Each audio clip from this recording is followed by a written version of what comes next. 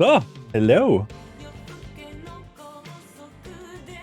Kaiserlein, einen wunderschönen Samstag, ja, Nachmittag fast schon. Ist noch Mittag, oder? Ist noch Mittag. Ich brauche noch ein bisschen Kaffee. Ich habe gerade eben noch unser Essen, das wir bestellt haben, in mich reingestopft. Sehr, sehr lecker. Deswegen hat es gerade noch ein bisschen gedauert mit Stream-Anfang. Bin seit 5 wach, also Nachmittag passt. Eieiei, warum bist du so früh wach? Schlafrhythmus oder hattest du was zu tun?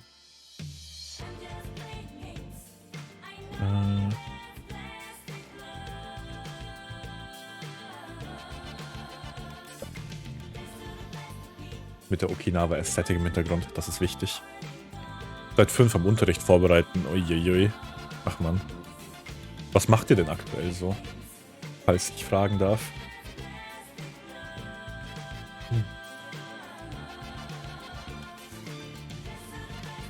Ich mag gleich Sound an.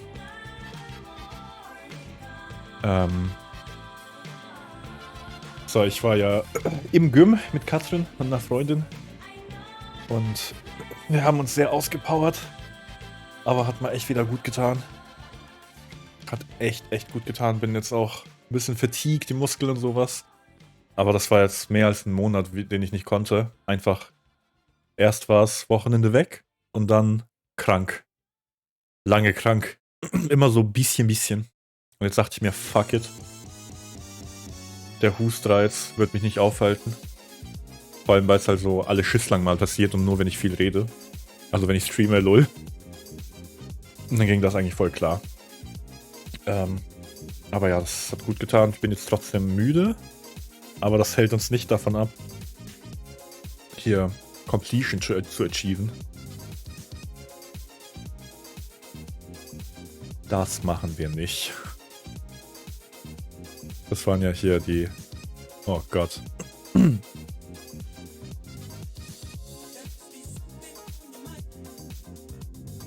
Das mache ich irgendwann alleine. Nicht mit dem Yakuza 3 Combat, ey. Aber ja.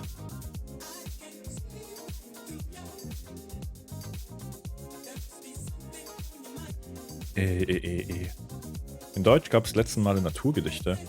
Ab Montag dann Beschreibungen. Was sind Beschreibungen? Da ich in 1,5 Wochen eine Lehrprobe habe, ist das gerade alles noch etwas mehr Arbeit als üblich. Eieiei. Das ist echt dumm gehandelt. Ich hoffe, also ich finde es echt doof, wie übertrieben viel Arbeit das ist. Das ist ja... Also was soll das denn bringen? Personen- und Gegenstandsbeschreibungen. Wie das hier gemacht? Ich erinnere mich gerade nicht. Katrin? Hattest du mal in der Schule im Deutschunterricht Personen- und Gegenstandsbeschreibungen? Ja, okay. Vielleicht erinnere ich mich einfach nicht mehr.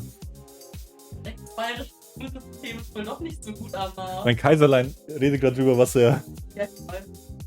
Aber bei dir nur nicht so. Ach so. Bayern, Bildungselite. Ja. So sieht's aus. Weiß nicht, was mir eine Person beschreibt. Ja. Peinlichermaßen. Ja. Alter, was kam denn da gerade aus dir raus? Heilige Scheiße. Da war irgendwas repressed.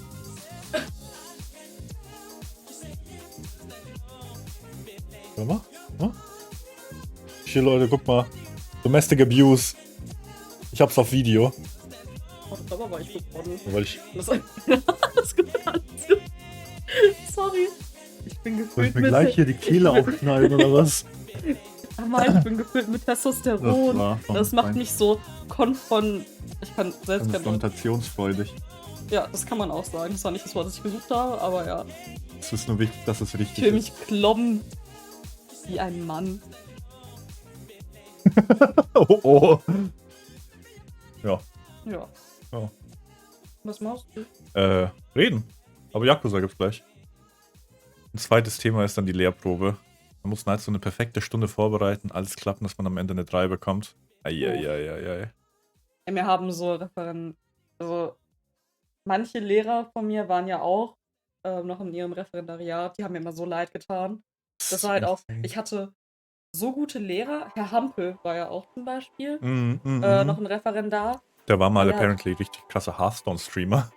Ja, der war zweitbester Hearthstone-Spieler in Europa. Voll heftig. Und der war so ein guter Lehrer, aber wenn die Lehrproben waren, hat er so ganz anderen Unterricht machen müssen. Ja. Und man hat es so richtig gemerkt, sonst war der immer so richtig locker. Und also man hat ihm das übel angemerkt, dass der halt so fast zerbrochen wäre daran, so, weil er gar nicht drauf klarkam. Das ist halt so dumm, was soll das denn bringen? Das ist genau die Scheiße wie bei dir mit der Ausbildung in der IHK. Ja. Dass die IHK denkt, was wichtig ist und was actually wichtig ist. Nee, also, keine Ahnung. Er hatte auch danach für die Stunde war richtig, richtig gut, fanden wir alle. Und dann hat er darauf auch irgendwie eine schlechte Note bekommen. Und wir haben uns alle so aufgeregt, ne? Wir waren so, wir schreiben diese Wichser an und sagen denen, dass er einer der besten Lehrer an der Schule ist. Das sind halt irgendwelche alten Säcke, die ihre veralteten Methoden denken. Die denken safe noch so, der hat die Kinder nicht geschlagen, das gibt einen Abflug. Safe. Also Kaiserlein, alle Kinder schlagen, dann gibt es 1A Sternchen. Ja. Ja, aber keine Ahnung, das ist halt... Oh ja, apropos, gibt bestimmt Wrestling-Kategorie. Let's go! Oh. Wir können uns so einen kleinen Pool machen und den dann mit Schlamm füllen. Dann machen wir Schlamm-Wrestling. Also allein, weil du dann im Schlamm bist, gibt es hier irgendwie so dann 50 Viewer. Ne? Let's go. Du wolltest doch damit Geld verdienen. Easy. Hashtag Sellout. Dankeschön. Kann ich nachvollziehen, mir geht's ähnlich. Man muss die Stunde sogar noch 15 Seiten wissenschaftliche Ausführung machen, oh Gott. In der man jede Erwägung ausführlichst beschreiben muss. Man. Ja, wenn es wenigstens quasi nur das wäre, und man dann halt auch eine gescheite Stunde machen kann und nicht so, wie die es wollen. Moment, das ist sogar offiziell. Reibungslose Stunde ohne jeglichen Fehler ist offiziell eine 3. Hast du es gehört, Katrin? Offiziell. Eine reibungslose Stunde ohne Fehler ist eine 3. Kann man das so bekommen? Keine Ahnung. Man muss sich safe beeindrucken. Keine Ahnung. Das ist übel boosted. Alright. Wir sind hier noch unterwegs. Ich muss mal kurz mich zurechtfinden, was wir noch brauchen. Oh, ich glaube, wir machen erstmal den größten Pain. Also wir haben 113 von 115 Substories. Das bedeutet, wir müssen noch 2 Substories hier erledigen. Welche wären das? Mangamania. Ah ja, stimmt, mit dem Manga-Typen, der seine Träume in den Fluss werfen wollte. Und Murdered Café Alps, das müssen wir noch investigaten. Und dann haben wir noch 4 Substories, die wir noch nicht gefunden haben. 4 Stück, das heißt, Moment. 3 sind es dann also, weil die 4. ist Ammon. Ich weiß, eine ist diese Schlägertypen, die Con-Menace. Habe ich letztes Mal nachgesehen. Die haben wir hier in Okinawa gefunden, die besiegt. Und jetzt sind die laut Lösung in Kamurocho wieder. Das heißt, da müssen wir die finden. Die zweite Substory ist von der Hostesse. Ich glaube nur noch die fehlt. Genau. Alter, wir haben schon so viel reingesteckt, aber nicht mal die Hälfte in der Completion-Liste abgeschlossen. 70 Stück im Kolosseum, okay. Ach, man muss einfach gegen die ganzen Gegner gewinnen, I see. Weapon Modding 6 von 76. Einfach so viel, was man einfach gar nicht braucht im Spiel. Irgendwann mache ich das noch. Irgendwann.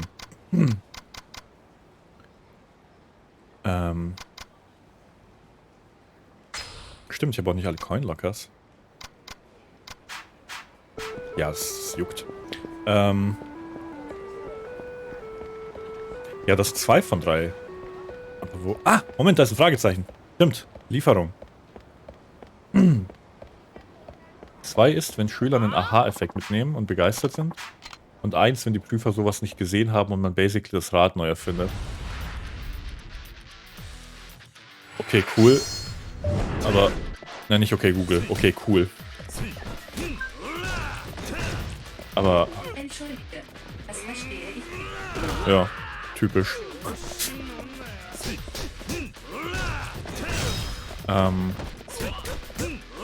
Aber ich meine, wie soll man, das heißt, basically niemand kann realistisch gesehen eine 1 schaffen. Vielleicht so 1% der Lehrer, die geprüft werden, weniger als 1%. Das ist ja echt lächerlich. Also juckt also einfach auf eine 3 hinarbeiten und fertig. So, was ist hier los? Idiot, how do you expect to deliver all those orders? I'm so sorry. Da braucht man halt einfach 3 Prüfer, die das System scheiße finden. Ah, okay, ja, und dann geht das schon. Okay. Das ergibt irgendwo Sinn. Ein bisschen Licht hier an. Da. I had no idea we had so many of them backed up like that. Do you honestly think you could deliver all these by yourself? No. Klingt, als bräuchten die unsere Hilfe. I didn't mean for you to see us like this. Something wrong? It's just that the Stumpville here took on far too many deliveries than he could handle. Einfach Bobbys Pizza. And it's not like we have anyone else on hand to help, either. Sorry I caused so much trouble. If only I had one more person to take on deliveries, that would be so much help. But where could I possibly find someone? That might be tough. Well, never mind about that. You're here for some of our delicious soba. Na, wir helfen, wir helfen. How about if I lend a hand? I'm sure you need all the help you can get. Why would you? It would be wonderful. We just don't have enough delivery people here. You'll have to visit 3 locations. Drugstore in Kariushi Arcade, das ist um die Ecke. Mahjong Parlor, okay, das ist über die Straße. Und das Infocenter in Hatsumachi.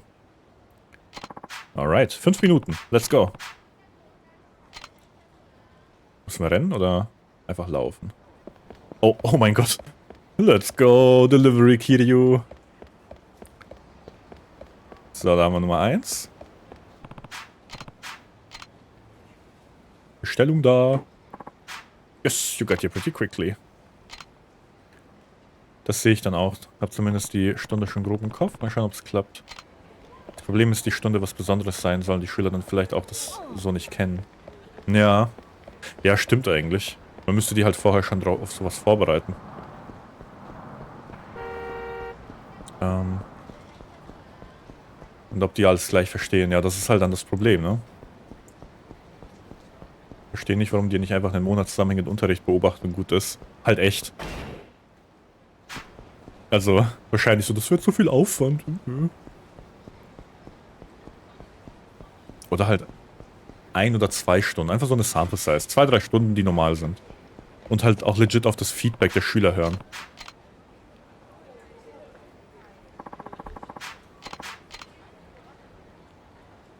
Aber nee, das würde ja Sinn ergeben. Alright, und der nächste ist direkt hier das Infocenter, ne? Oh, ich glaube, wir statten auch nochmal den Kolosseum einen Besuch ab. Einfach um mal da gewesen zu sein. Nee, das ist Karaoke kann. Wo ist Infocenter? Ah. Direkt hier.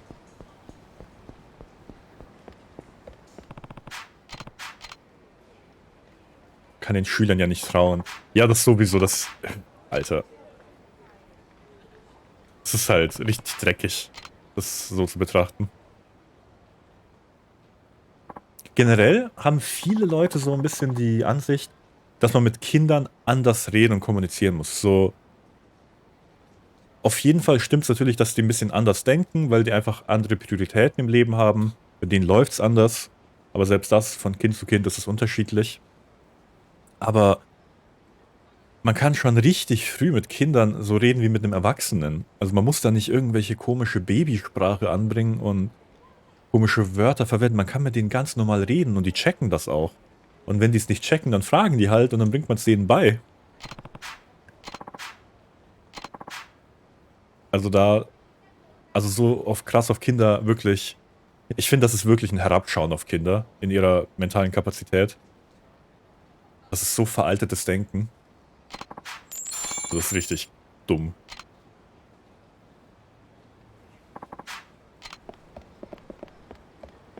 So. Also klar, wenn man denen Wissen vermitteln will.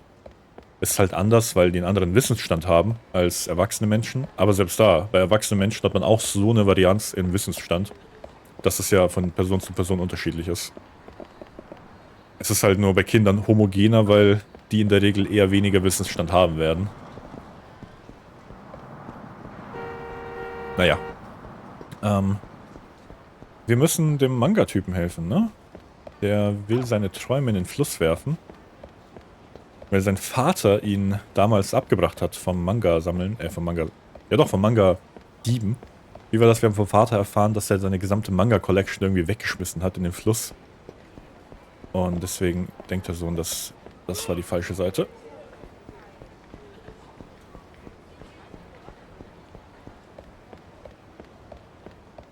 Da ist er. What are you doing? What are you buying? Oh, you're the guy who helped me in Kamurocho. Did you seriously come all the way to Okinawa just to throw the stuff in your backpack into this river? Wait, what are you talking about, Kiryu-san? What's he going to throw away? Hirano's backpack is packed full of copies of Shonen 5. What? Ah ja, stimmt, das war ja... Der hatte ja alle Copies so gekauft. Is that true, Hirano-san?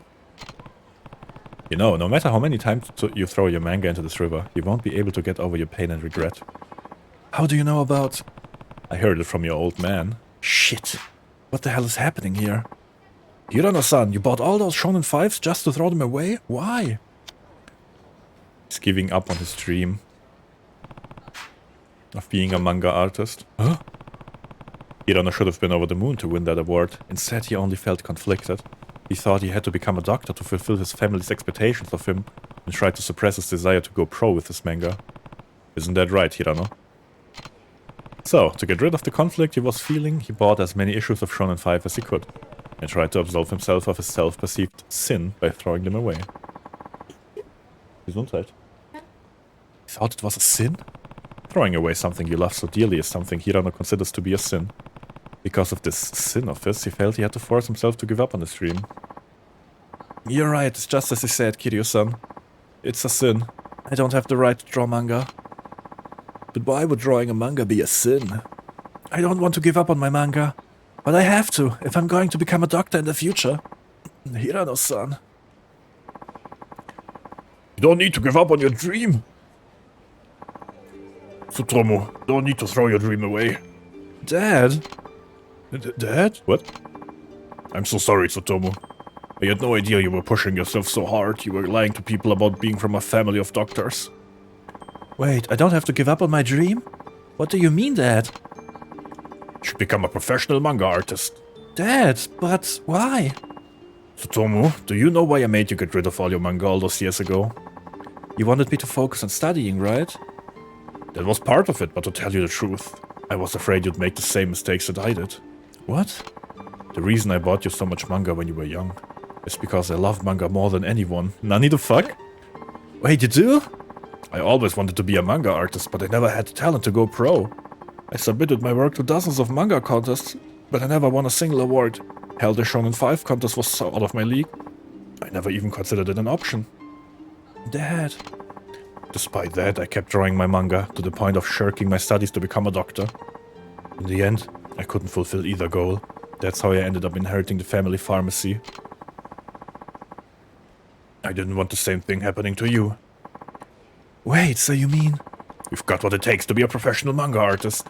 As someone who once dreamed of becoming just that, I know just how wasteful it would be to throw it all away. Wait, so you'll support Tsutomu-san's efforts to become a manga artist? Of course I will. If Tsutomu wants to be a manga artist, then it's my duty as his father to believe in him. You're an editor for Shonen 5, right? I trust you will help my son down the path he's chosen. Of course, I'll do my best. This is fantastic, Hirano-san. Now nothing's stopping you from making the manga you love. Let's get right to business and start talking about your new series. I'm sure it'll be your greatest work ever. Dad, thank you so much. You've chosen this path. Now give it your all, Tsutomu. I will. I swear I will. I'll make my debut as an artist in Shonen 5. Thank you so much, Kiryu-san. You've done so much for my son and our family. Don't mention it. Have my magazines. The manga I created is in this issue. Please read it and show it to everyone you know. 50. Let's go. Wir machen Werbung für ihn. Good luck with your career. Give it your all. Schön. Was ein Twist, dass der Vater auch so war. Ich wollte auch Manga-Artist werden, hab's nicht geschafft. Ja, hättest du mal mit ihm geredet. Ne? Da sind wir wieder beim Thema. Haben wir hier noch was? Ich glaube, wir haben noch die Hitman-Missions hier, oder? Ich schau mal kurz. Die müssen wir auch noch erledigen. Vielleicht ist der Mahjong-Parler waren die, ne? Das sehe ich genauso, red mit denen immer auf einer Augenhöhe. Mal schauen, ob es klappt, werde meinen ganzen Merch, Funkos etc. mitnehmen und jeder darf dann was anderes beschreiben. Hey, wie cool. Ja, das ist ja übel nice. Ja, viel Glück auf jeden Fall. Das klingt eigentlich nach einem richtig nicen Konzept. So, okay, nee, Mahjong war das Falsche. Shogi, da waren die. Das war doch irgendwo an der Brücke. Also in der Nähe vom Fluss. Genau. Und zwar... Oder? Ja, this one. Da. Müssen die anderen auch nur noch sehen, so sehen. Also wenn die Unterrichtsstunde flawless ist, dann ist ja schon mal mindestens eine 3. Und das ist ja was komplett Neues, finde ich. Also gerade so die Funko-Pop-Figuren. Und Merch. Also ich habe das noch nicht gesehen. Sagen wir es mal so. Und wenn es dann auch noch exceptional ist, dann umso besser. Ich glaube, den Schülern wird es eh gefallen. So, das ist der Hitman we're pursuing now. Isen, Master the Art of Killing. Cited at Public Market. So, wie viel haben wir da eigentlich noch? Gibt, glaube ich, 20 Hitman-Missionen. 1, 2, 3, 4, 5, 12, 13, 14, 15, 16, 17. Okay, das heißt danach noch 3. Irgendwann lerne ich Shogi auch noch. Aber davor sollte ich vielleicht mal Schach lernen. Lol, imagine Schach lernen. Public Market. Also müssen wir gen Süden. Wie machen wir es denn? So. Ich erledige mal alles, was hier in Okinawa noch zu tun ist. Ich glaube, das sind actually wirklich nur noch diese Sachen. Also die Hitmen. Okay, der will kämpfen. Okay, an dem kam ich auch nicht vorbei. Genau, die Hitmen erledigen wir noch. Dann gucken wir nach Kamurocho. Nicht. Oh, fuck. Erstmal den hier erledigen. Ich glaube, in Kamurocho mache ich mal direkt die Hostesse, damit das geschafft ist.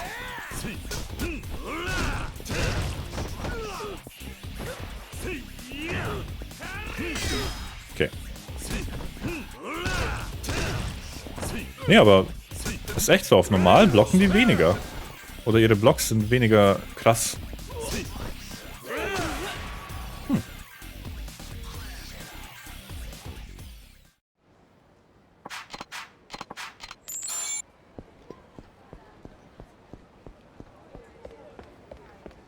Und ich denke, wir gucken uns, wie gesagt, mal das Kolosseum noch an. Und ich will IF6 nochmal eine Chance geben. Also dem Lau Ka Long Fight. Da hinten ist er. Oder da oben? Hello? Lady Woman. Welcome, sir, to X Tiger, the House of Extras. A location wherein someone from your world may exist in this one. What? Can offer you special game modes. Ah, bei der gibt's diese Game Modes. Ja, stimmt, das gibt's ja hier auch noch. Nee, das machen wir nicht. Aber voll krass, wie viele Modi es hier einfach gibt. Aha. Are you Ethan? Our master's a member of the Reapers. He hasn't done anything to deserve getting hunted down. You'll have to leave. Nope, no can do. I'm looking for the leader of the Reapers. So you do know something. I'm going to make you talk. Okay, erstmal die beiden Goonies hier erledigen und dann kümmern wir uns um Master Ethan.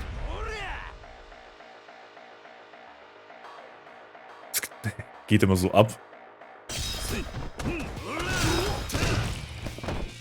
Komm her.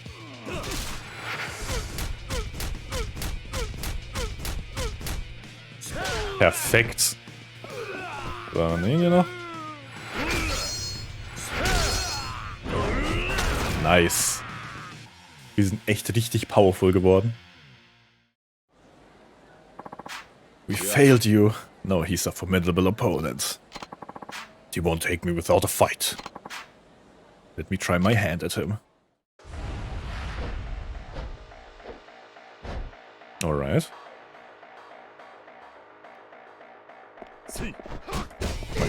Oh mein Gott. So, ich hab doch noch unser Parry, ne? Das darf ich nicht vergessen. Okay, der Dude ist so einer. Oh mein Gott. Oh mein Gott. Okay. What the fuck?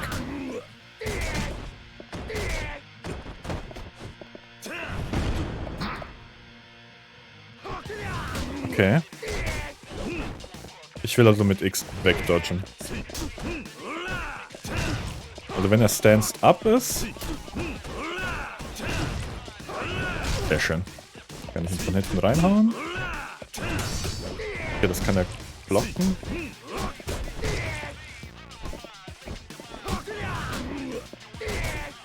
Okay, ich will hier auf jeden Fall dann X spammen. Genau. Das kriege ich hin.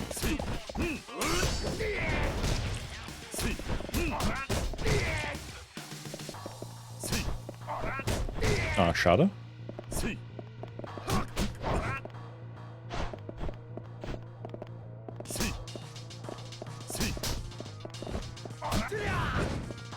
Moment, machen wir mal. Das hier, vielleicht hilft das ja. Nee. Blockt er einfach nur weg. Oh. Werfen. Yes!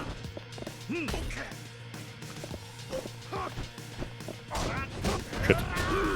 Okay, also ich will auf jeden Fall X spammen, wenn er mich wegschlägt, damit ich hier ausweichen kann.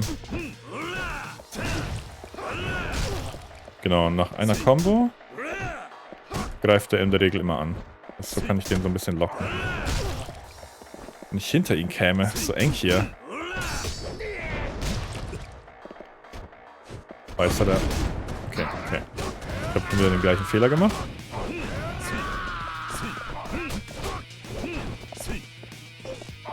Okay, werfen, werfen. Yes!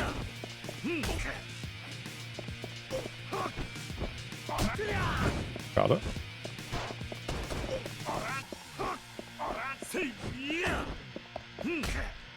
Chip Damage. Einfach nur Chip Damage. Oh shit.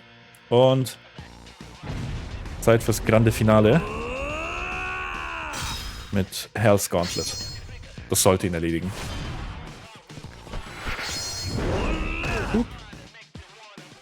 Dann als nächstes Kreis. Next up. 3. 4. Und einer noch. Nice. Bald können wir wieder was aufleveln. Das wäre ganz praktisch. An old injury of mine never healed up right. I can't fight like I used to anymore. Oh, der ist eigentlich noch stärker. Kotaro. He's your student. Oh, he lost his way for a while, but he started to clean up his act. I'm the one who confronted him, but the HLA did the rest. They felt a student of mine, I should go thank them. I don't know many details about the Reapers, though. I've only ever talked to a man who has some sort of scout for them. Okay, ein Recruiter, einfach LinkedIn. Shinzaki. So, the Shinzaki guy is the point of contact for all the Hitmen. Das ist actually echt valuable. Wenn wir den finden, könnten wir den Boss finden.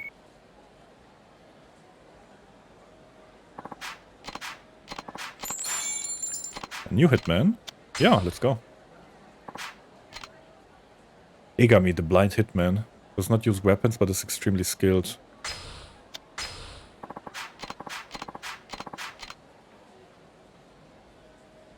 Den kriegen wir auch noch. Ah, down.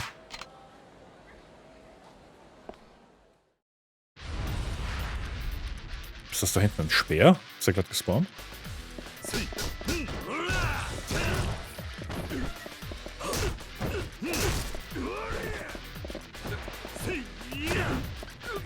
Gib mal hier den Stove.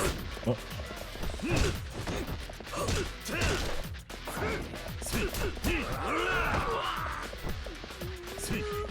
Rope. Kann man damit was Cooles machen? Nice. Oder? Werfen? Ja.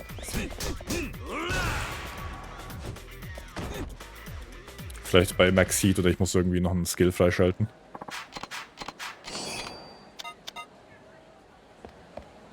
Kann man hier irgendwo essen? Nee, aber draußen können wir essen. Wir sind ein bisschen low on life. Der war schon stark. Da ist der Ausgang. Gut, wo war jetzt der nächste? Irgendwo in Downtown Ryukyu Boulevard oder so. Das ist... Ach, hier drüben bei dem Convenience Store. Wartet mal, könnt ihr auch die Soba-Nudeln essen?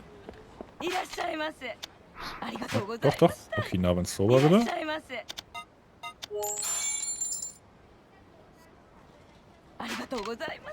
Okay, ich glaube, Kiryu hat noch... Oh, Kamera. Okay, Kiryu hat noch ein bisschen Platz. Haben wir beim Boba Store alles? Yes. Oh, er will kämpfen. Auf den habe ich aber keine Lust. Kann ich den outsmarten? Aha. Geht doch. Hier drüben gibt es noch einen Store. Da waren wir, glaube ich, noch nie drin. Ach doch, das ist Eiscreme. Das ist hier das Live-Cooking-Ding. Eat now.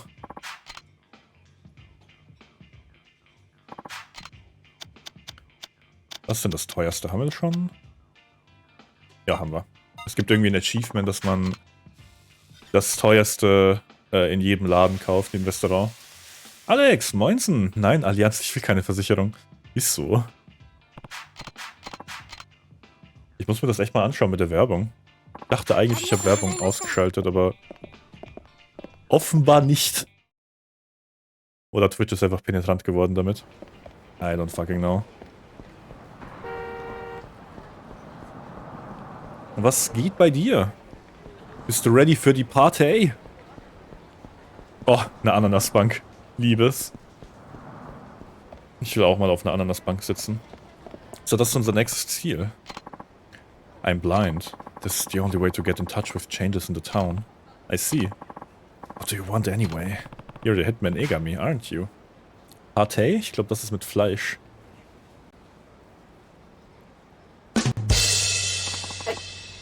And what if I am? I'd like you to come with me to the HLA. The HLA, huh? And what might your name be? Kiryu? Kiryu-kun, you lied to me. Lied? Said I'd like you to come with me, but I could tell you're already prepared to fight me if need be. You're ready to start trading punches. That's why you're so wound up. Isn't that right? Was ist ein anderes Wort für Zahnarzt?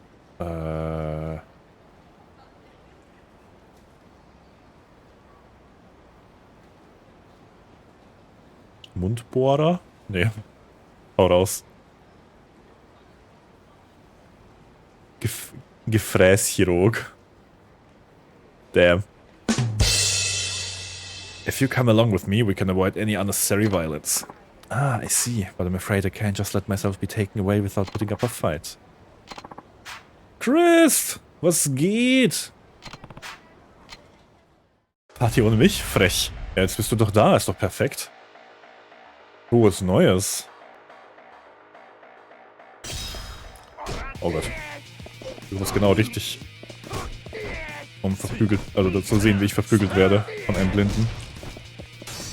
Oh Gott. Okay, das ist ein Strong Move. Den kann ich aber parieren. Sehr schön, sehr schön.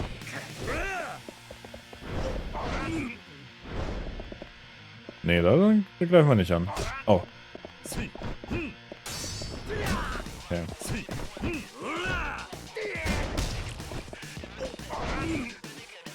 Vielleicht lieber hier ausweichen ein bisschen. Das Parryen scheint nicht so gut zu klappen.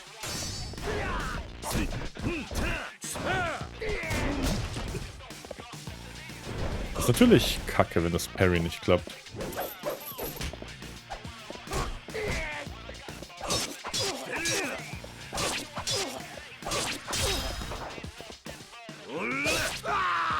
So. Manchmal muss man einfach damit rauskommen. Haben wir irgendwas mit Heat? There we go. Oh, ich dachte, der macht jetzt einen großen Move. Ach, vielleicht kann er das mit dem Radiant Sword einfach nicht.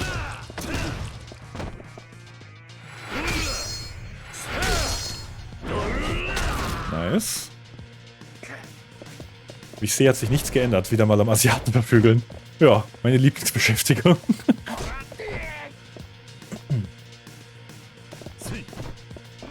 Oh, shit.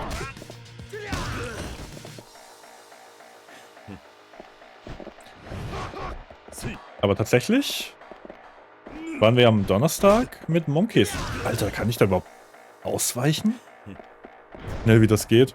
Am Donnerstag waren wir noch mit Affen unterwegs. Im Affenland. Im Eselaffenland, streng genommen. Und bald... Oh Gott. Machen wir hier neue Projekte. Ja, Alter, da habe ich ja gar keine Gelegenheit zu mashen. Harry ist eine Stadt in Oklahoma, die sind sehr gut im Verteidigen. True.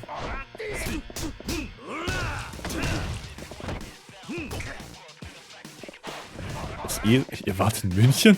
What? Das hat München mit Eselaffen zu tun.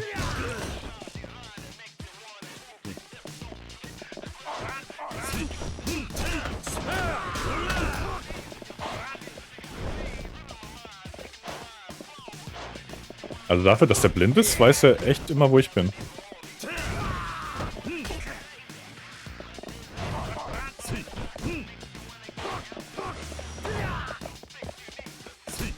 Oh. Hell's Kitchen, Hell's Gauntlet. Grüne Hose mit blauem Hemd ist schon Pain in the Eyes. Oh! Das war. Den ersten 30 Sekunden links kann man ohne Sub nicht ausschalten. Ah, okay. Das wusste ich nicht. Ich weiß Bescheid über Twitch.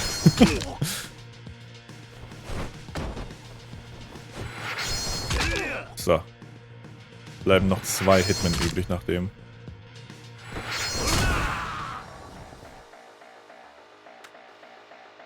Yay, wir haben einen blinden Mann verprügelt. How can you react so quickly when you can't see? I use the air. The air? How? I can feel how the air is moving about that serves as my eyes. By sensing the direction the air is flowing in, I can pick up on even my opponent's state of mind. Er ist also ein Airbender. In some ways, it's superior to conventional sight. Why is someone like you involved with the Reapers? I was looking for the man who made me blind. When I lost my sight, I lost my livelihood as well, you see. But now in hindsight, I realize being blind made me aware of so much more than when I could see. Not everything can be seen with the eyes. Maybe I should actually be grateful he took my sight. Nee. I see. Well, a promise is a promise. Let's go to the HLA. Alright, let's go. So, als nächstes kommt dann wahrscheinlich dieser Typ, der Recruiter für die HLA, für die Reaper. Just got a call from Ibuki. Genau, Shinzaki, der Scout. Der ist dann wahrscheinlich in Kamurocho. Nice. Binding German Suplex into Armbar into Bulldog Choke. Ach nice. Ja, das Hell's Gauntlet ist übel geil. So. Dann haben wir hier, glaube ich, echt nichts mehr und können nach Kamurocho. Yes. Ich glaube, dann machen wir direkt hier Hostage Grind, um das einfach hinter uns zu bringen. Okinawa. Ich öffne mal direkt hier. Was die letzte Hostesse am ehesten mag. Das ist Reimi Hanayama in Stein. Alright. So. Haben wir hier direkt Fragezeichen? Nee. Also hier irgendwo sind auf jeden Fall nochmal die... Genau, wir haben nochmal die 2 Reaper.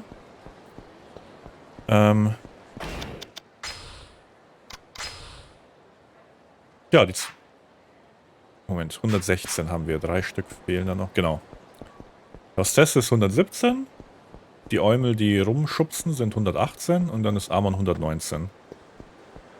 Und um an die Hostesse zu kommen, müssen wir noch den Grind halt erledigen. Alright, das ist machbar. Das kriegen wir hin. Und einen Abstecher ins Kolosseum machen wir auch noch.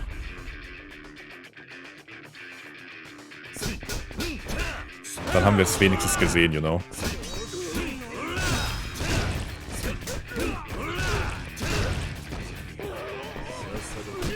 Aua.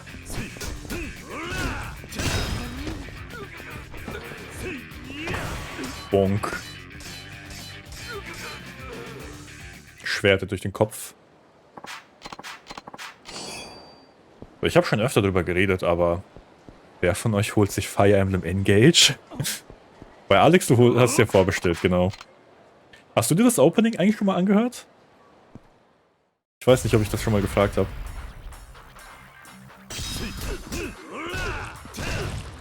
Aber so gefühlt meine ganze Timeline ist gerade voll davon. Stimmt, du hast sogar die Divine Edition. Bam. Nice. Aua. Ja.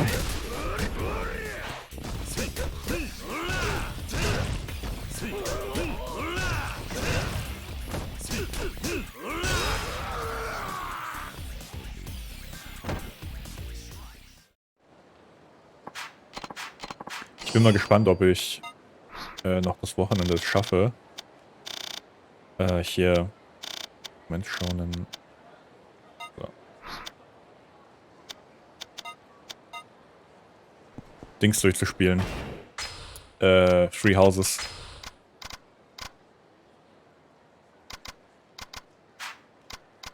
Achso, nee, passt. Genau, hier ist Shine, oder? Ja. Gut. Dann haben wir Reimi Hanayama. Hallo Reimi.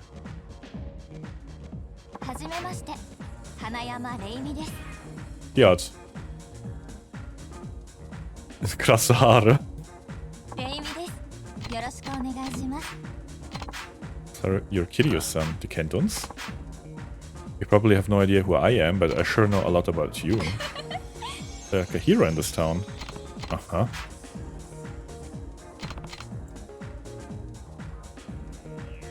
Die hat ein bisschen was von Luna Freya. Wegen der Frisur und einfach der Haarfarbe. Sie mag.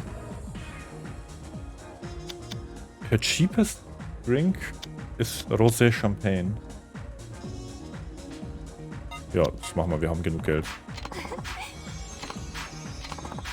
Und Chicken Basket.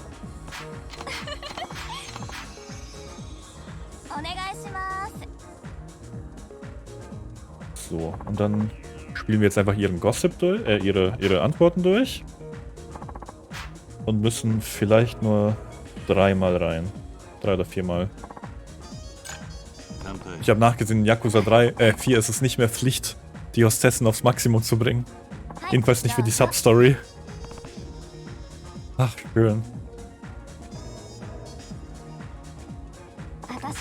Okay, this place sure has changed. I haven't told you I used to work here 3 years ago. I decided to try working in Roppongi for a bit. Guess they want me to turn this place around. They must really trust you here. Guess there's a lot riding in this decision after all.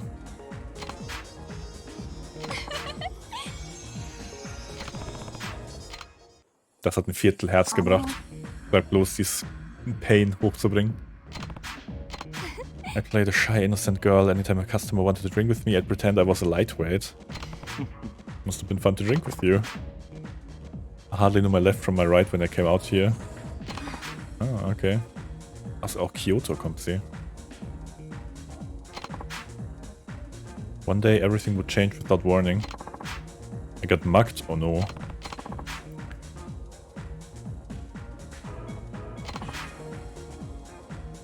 Okay. You got chased down by a paperboy. Einfach eher ein Paperboy. Knocked a couple teeth out. Even the paperboy was impressed. Nice going!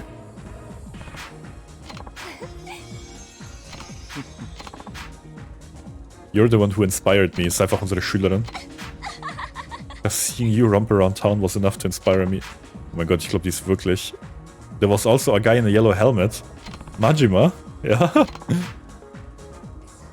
Einfach größter Fan. I didn't have to be a character to please people. Huh.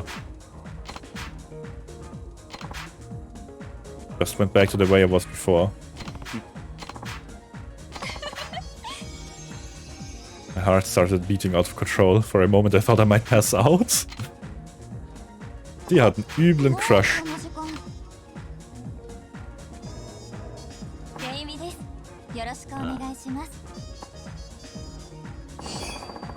Alright.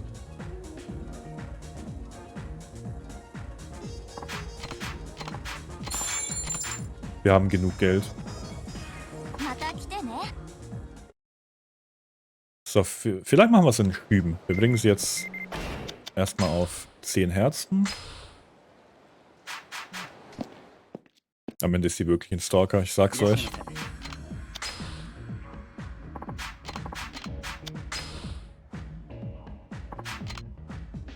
Zum Glück habe ich hier diese Antworten. Imagine, ich wähle dann die falschen Antworten. Da muss man noch länger machen. Okay. Nochmal der Rosé. Und Chicken Basket.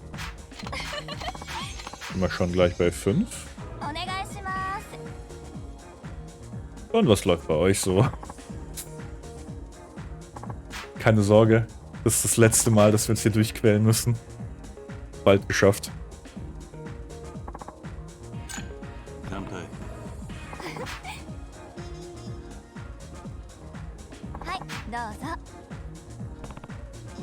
Oh, ich spüre echt noch, dass die Muskeln jetzt richtig schwach werden.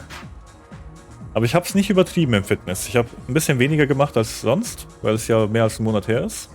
Und dann ging es eigentlich klar. Aber willst du eine Massage? I also run a company on the side. Bitte was? On the side? Sie arbeitet einfach die ganze Zeit. Einfach Workaholic. It's a company that handles anything and everything a girl would need to make herself as cute as humanly possible. Like a fashion company. Alright. Und dann vermitteln die Leute. Also wenn sie es hinbekommen, machen sie es und ansonsten vermitteln die. Still, that's impressive. Richtige Businesswoman. Oh, hallo 10. Ja, Moment. Ein bisschen strecken muss sein. Machen wir hier den hier.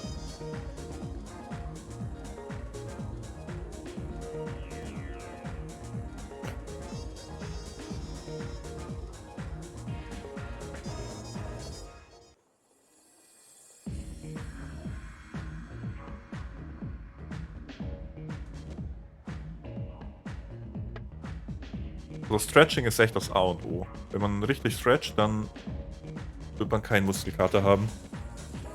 Und irgendwann komme ich an meine 10.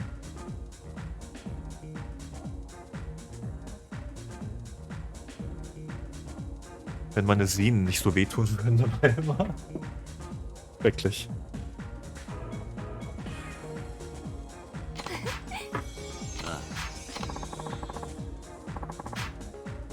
Be more grateful to everyone around me. So that's this guy I've been going out with. Acting pretty strange. Everything he does is super shady. He never picks up my calls or replies to my texts, at least not immediately. Whenever I call him out for it, he says it's cause of work. He works at my company, so any extra work would have to gone through me. Oh. Das ist schon sehr suspicious. Maybe you should trick him? What do you suggest? You can say one of your friends saw him walking with another girl and get him confess.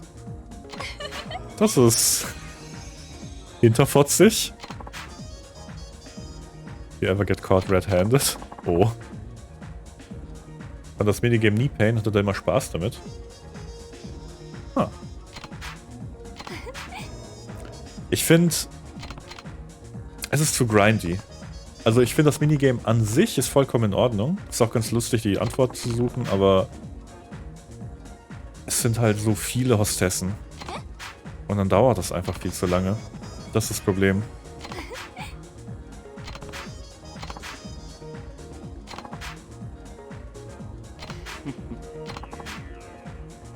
Guys want a more girly girl instead.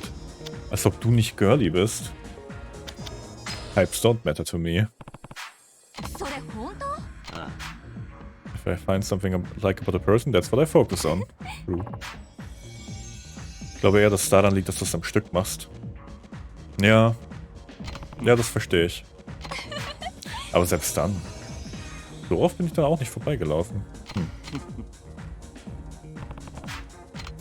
So, Extend Session. Können wir nochmal ein Rosé. Und Jing Basket.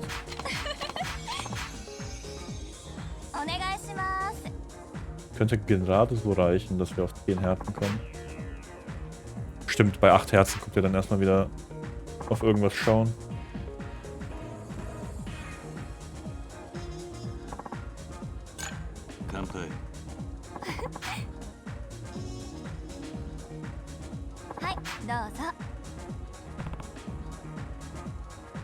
Vielleicht liegt es mir auch einfach nicht. Das ist schon ein sehr spezifisches Type of Game.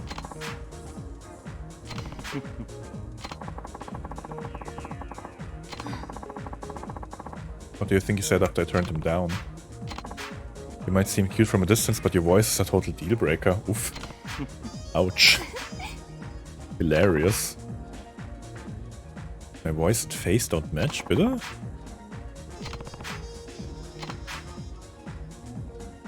Danke, Japan.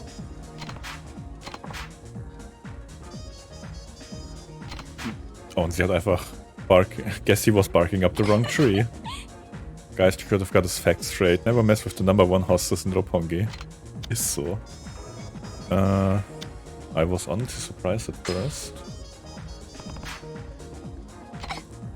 I bet you were. Can you take a look at me? Would you prefer a more feminine voice?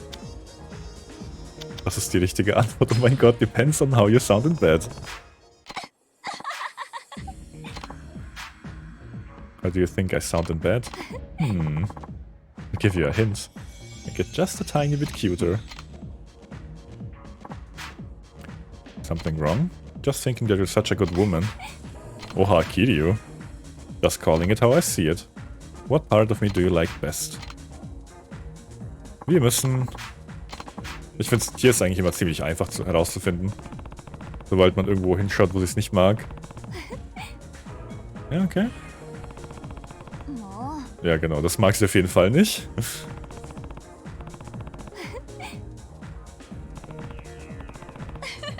Genau, da hat sie wesentlich mehr gelacht als bei den anderen Körperteilen.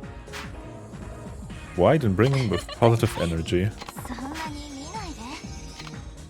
Aber voll süß, dass sie so ein krasser Fan von Kiryu ist.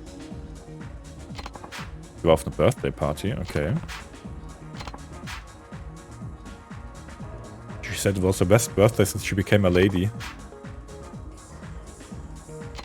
Ja, krass. Earth Angel war mal genau. You know her? Natürlich. That's the one.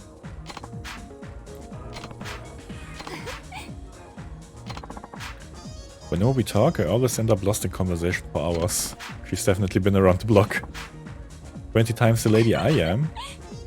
She touches the lives of everyone she meets. Maybe she's a real angel after all. Einfach Catherine. You're pretty angelic yourself.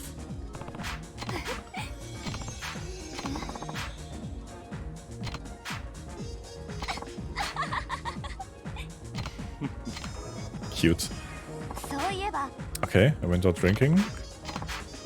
Horrible, every time I spoke up they thought I was angry. The fuck? But then when I didn't speak up they said I looked bored. And that's totally not how it was. I was just trying to express myself. Getting exhausted just thinking about it. Sounds like you had a pretty rough night. If this is how socializing's supposed to be, I might as well cut off all human contact and be done with it. Well, there's just who you are. Ist so. Du sollst akzeptieren.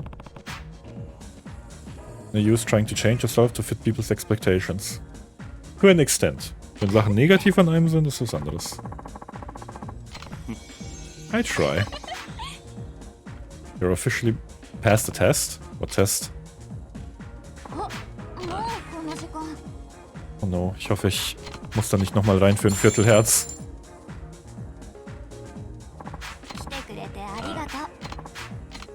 Es sei denn, das könnte ja das First Date sein, ne? Warten wir mal ein bisschen, vielleicht kriegen wir noch einen Anruf von ihr dann. Thanks again. I had so much fun talking with you today. Also es ist schon ganz cool, wenn man es, wie gesagt, auch nebenher macht. Hast schon recht. Immer mal wieder. Aber ich finde trotzdem... Oh, es ist sehr viel auf einmal. Ah, okay. What's going on? If you don't mind, do you wanna go out right now? Let's meet up at Gelateria Kamuro.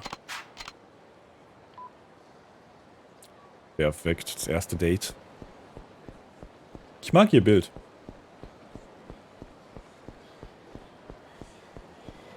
Aber ich werde nie Erwartungen an Frauen von Japan verstehen.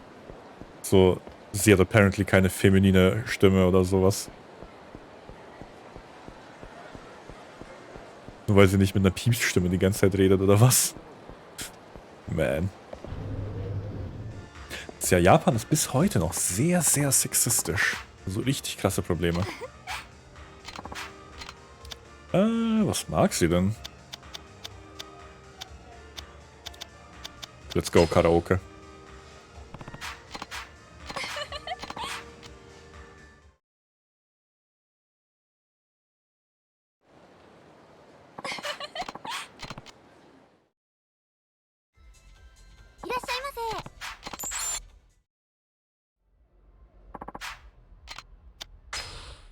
Ich glaube, wir haben aber alle Lieder.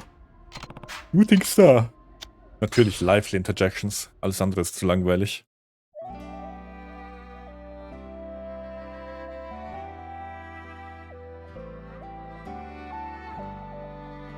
Einfach der Windows-Hintergrund da im Fernseher.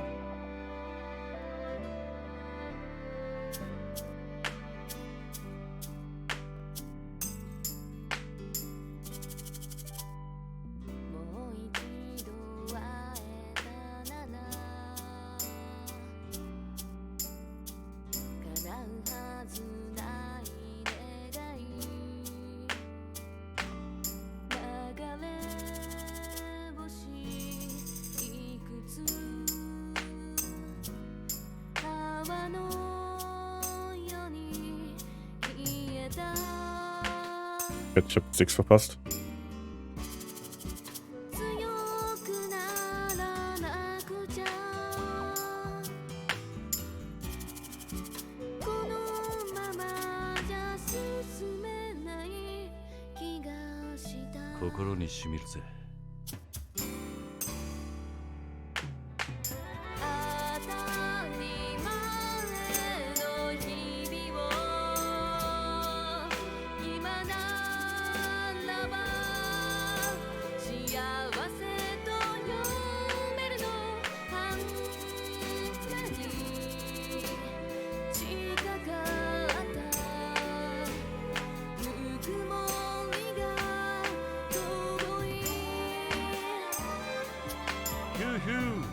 Juhu.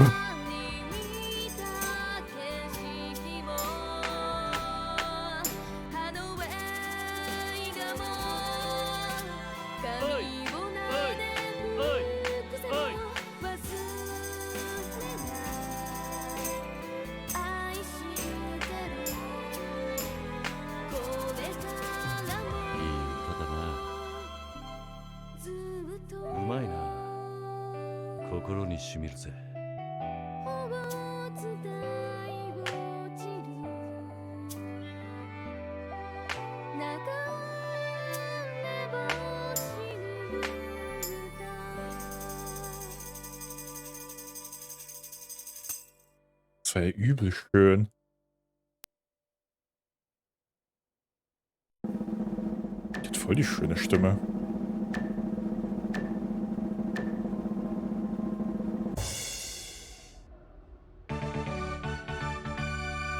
Der eine Fehler, der war's. Sonst hätten wir einen perfekten Score.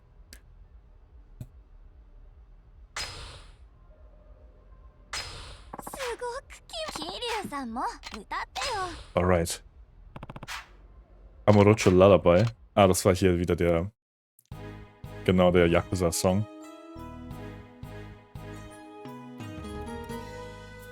Ich glaube, das ist der einzige Song, den Kiryu in dem Teil gesungen hat. Ich vermisse Bakamita, ey.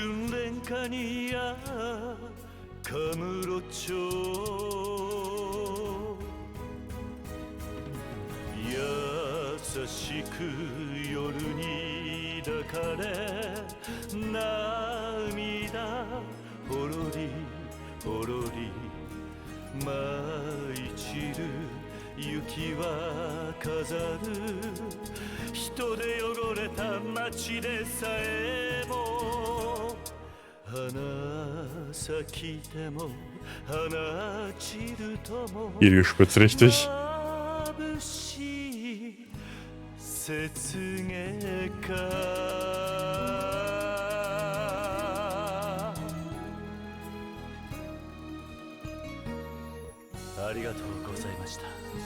Voll süß irgendwie.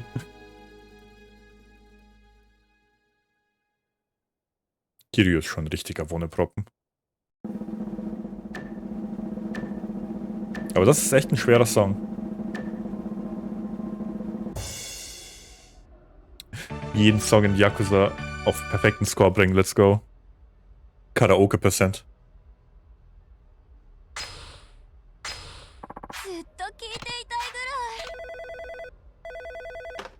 Nice. Schönes erstes Date mit der.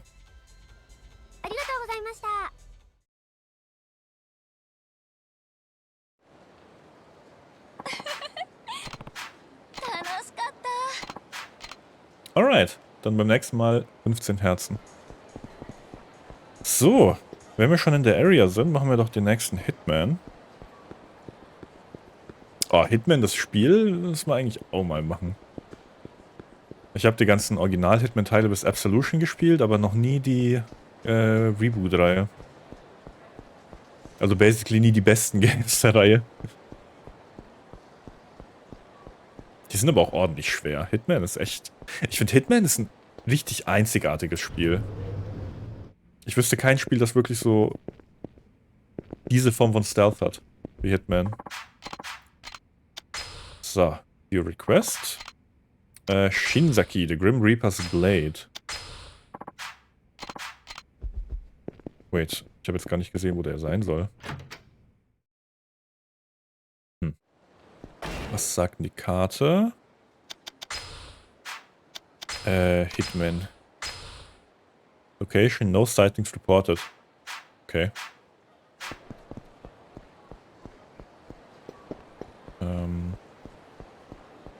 Vielleicht weiß der Typ beim Millennium Tower. Am Ende ist der Typ das. Oh. Wait, den frage ich jetzt mal. Der war doch dieser Gitarrenspieler, der uns schon mal Informationen geben konnte. Hello. Hideki, wait till the end. What?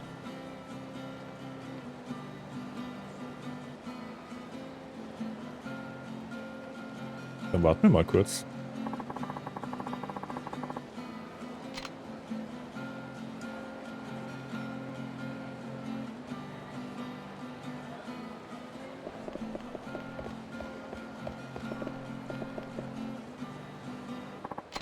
Ah. Oh, for crying out loud. Now that you caused all this havoc, I'm gonna have to do something about it. What do you mean? You're looking for Reapers, right? Huh? I'm in the information business these days. I get bored of fighting. If you sit here long enough, you'll know all the things that are going on in Kamurocho. It's the perfect observation point. Thanks to you, I can't afford to be singing here anymore. That was my last street performance.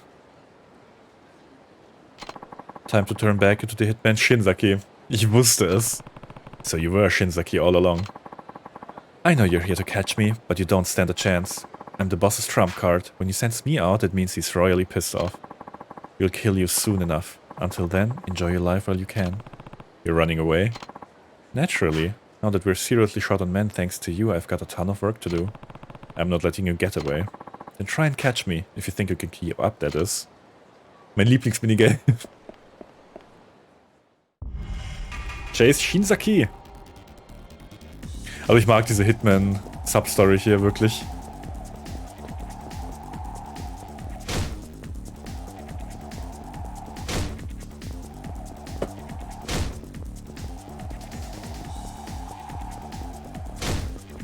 Erstmal die arme Frau richtig weggestoßen.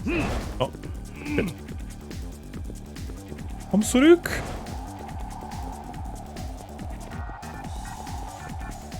Oh, wir haben ihn aber gleich. Aha. Und... oh, schade. Und ein Stück. Noch ein Stück. So, jetzt noch einmal. Bam.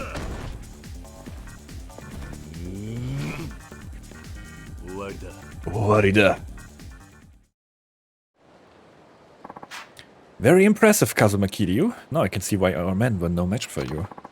I was gonna do this later, but here there's been a change in plans. I'm finishing you off right now. Pretty sure of yourself, aren't you? It's not that I can't lose or that I don't wanna lose. It's simply that I don't lose. It's just a fact. Now, let me show you what a real Hitman can do. Hideki Shinzaki, Scythe of the Grim Reaper. Das ist schon ein cooler Name.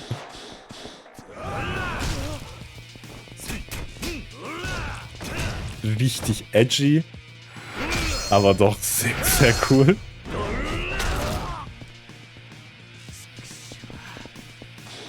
Shit. Okay, okay. Er hat Blade Attacks. Man muss ein bisschen warten.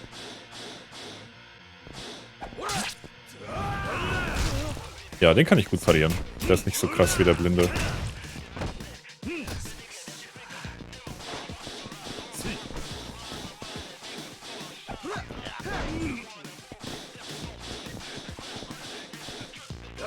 Zum Parieren muss ich aber ein bisschen näher an ihm ran sein. Ah, shit, okay.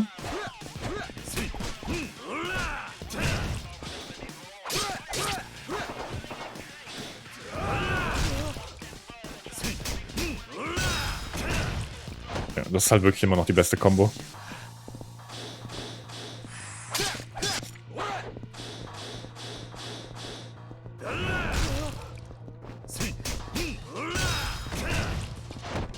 Ich glaube, ich gönne mir mal Stamina Royal.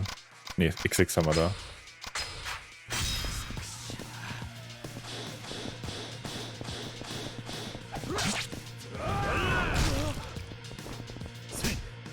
Oh, okay. Let's go, Hell's Gauntlet.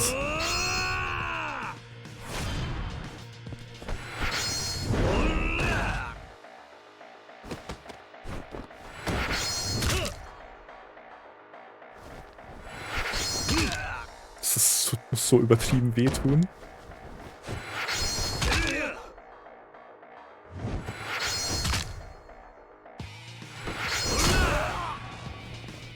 Oh, 108, bald können wir wieder was aufleveln.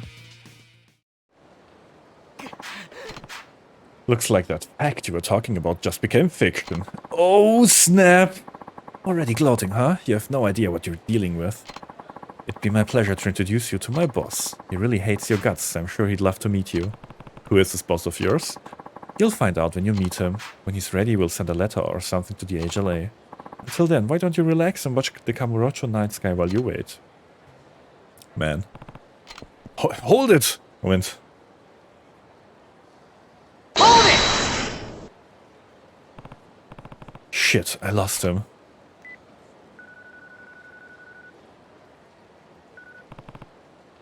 Sorry, Shinzaki got away. Did you get any leads?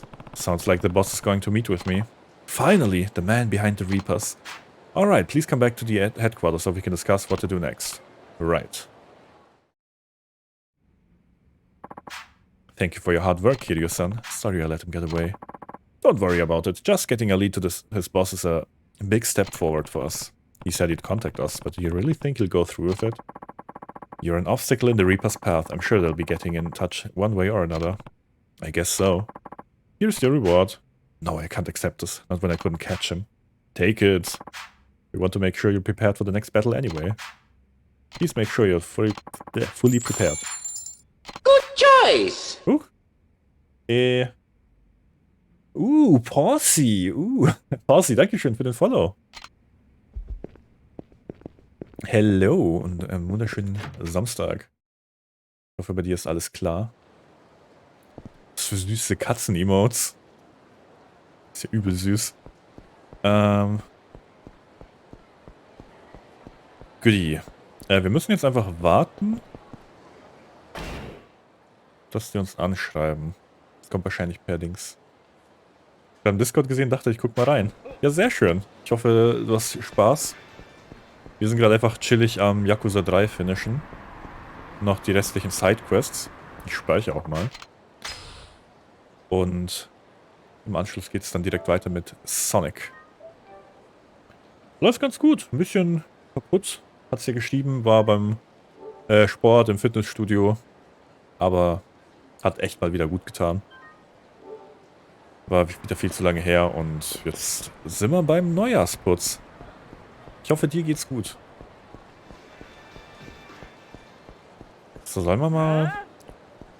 Ja, komm, mach mal nicht. Ich wollte sagen, sollen wir mal zu Shine rein und die Hostesse noch weiter grinden. Oh Gott, der hat wieder links hier. Wie heißt das Ding? Ein Taser. Mit dir hängst leider. Sad. Aber vielleicht geht's dann bald wieder nach dem Download.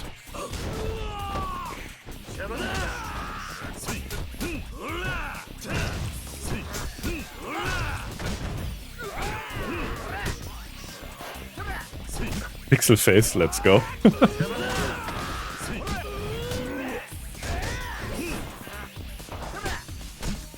Ah! Alter, was geht bei denen? Es ist echt immer so randomly, ist dann bei den normalen Gegnern einfach ein richtig kranker Typ dabei.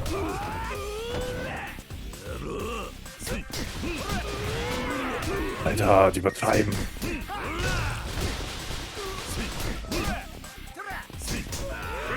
So.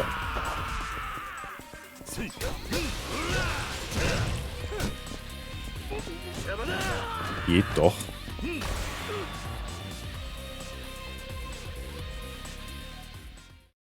Alright. Die Tastatur ist auch halb tot.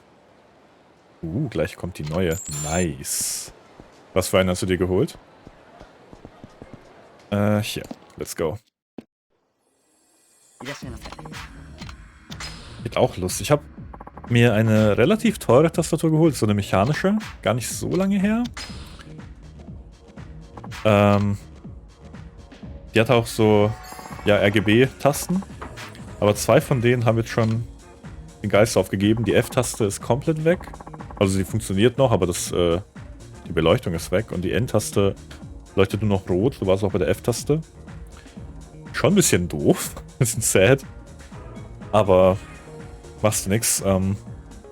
Ich mag halt das Klacken sehr. Es ist sehr, sehr angenehm, auf der zu tippen.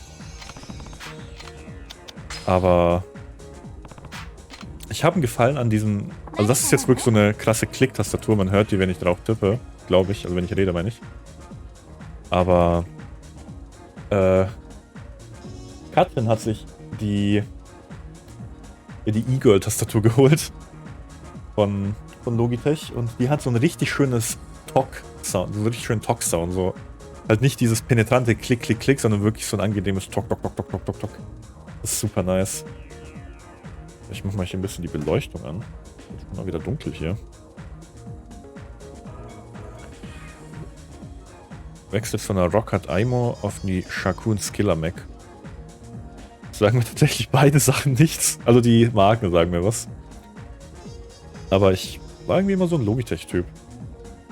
So Streaming-Equipment hole ich mir immer von Elgato. Und alles, was für PC ist, Logitech. Aber vielleicht sollte ich da mal wechseln.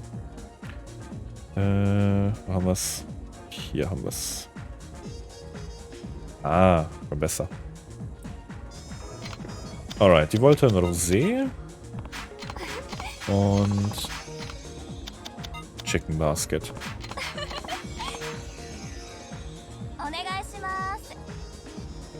Gut. Dann, ich gucke ganz unauffällig hier rüber. Nee, ihr wisst es ja schon. Wir brauchen die richtigen Auswahlmöglichkeiten.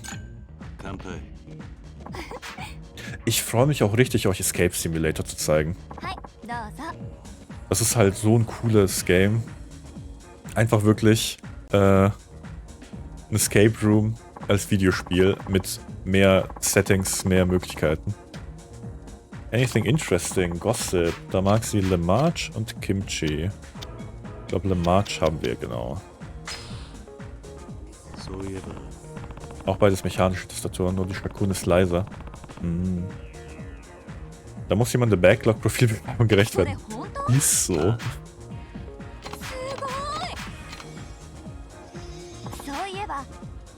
Oh, remember how my boyfriend was acting super shady? Turns out he was cheating on me. Man. I had to do some serious legwork too, calling about his friends, intimidating confessions out of them. Only to discover the worst had come true. Was sind das für Freunde, die das geheim halten? Das ist nicht okay. What did your boyfriend have to say for himself? Not much. I had to verbally assault him until he finally came clean. It's like, why would you even do me like that? I gave him my heart, I gave him my trust, I even gave him a spot in my company, and this is how he treats me? Anyway, he eventually started apologizing, told me he couldn't live without me and all that, and sure enough, I ended up forgiving him like the fool I am. I swear, sometimes I think the world is better off without men. Well.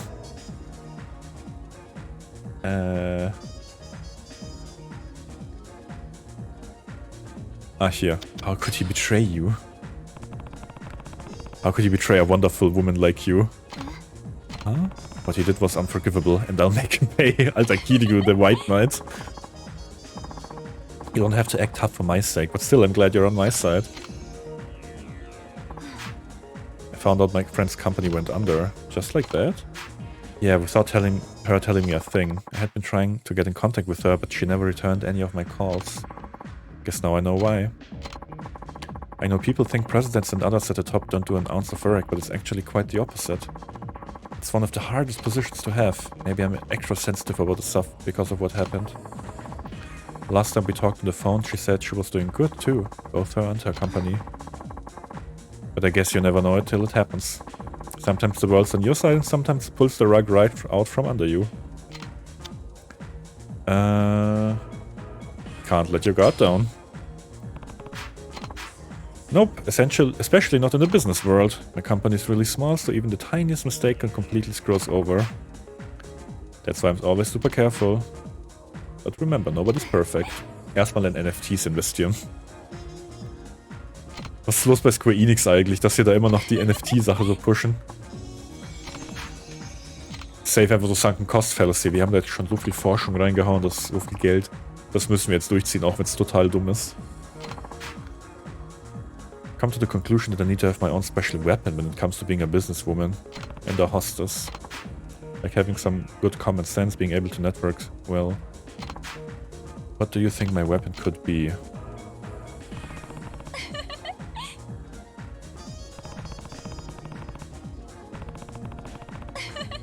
Okay, okay. Mal gucken, wo sie am stärksten lacht.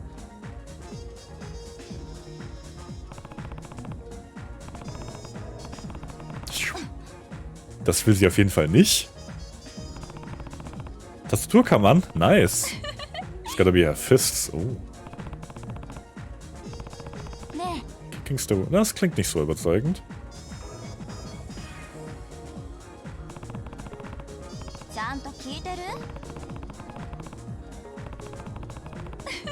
Ja, das nehmen wir doch Herren-Make-up.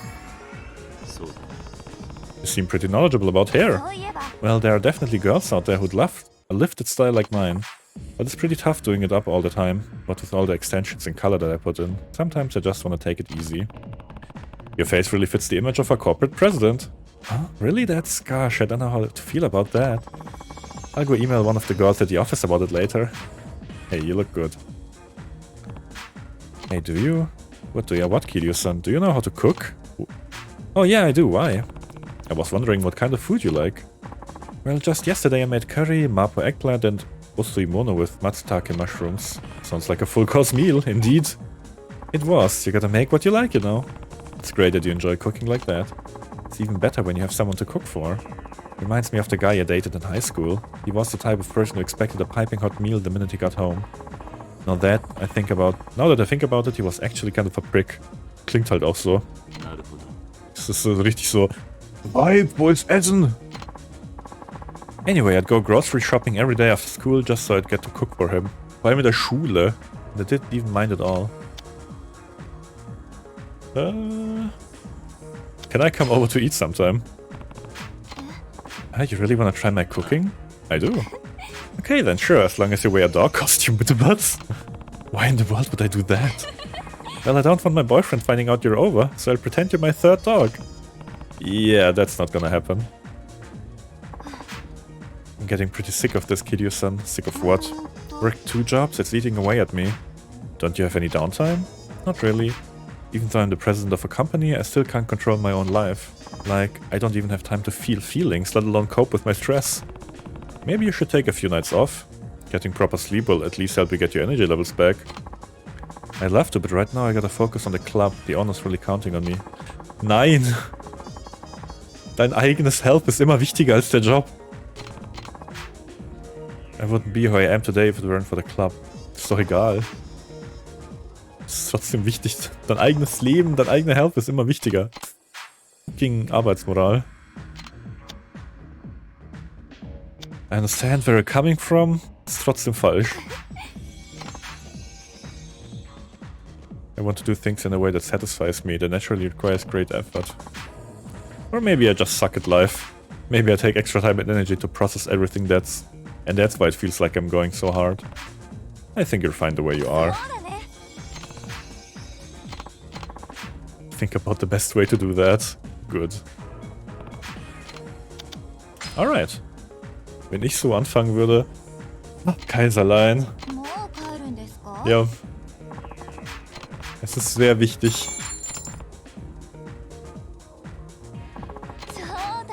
Aber was will man machen, ne? Muss jeder selber wissen. Hat ja auch jeder eine andere Ansicht da.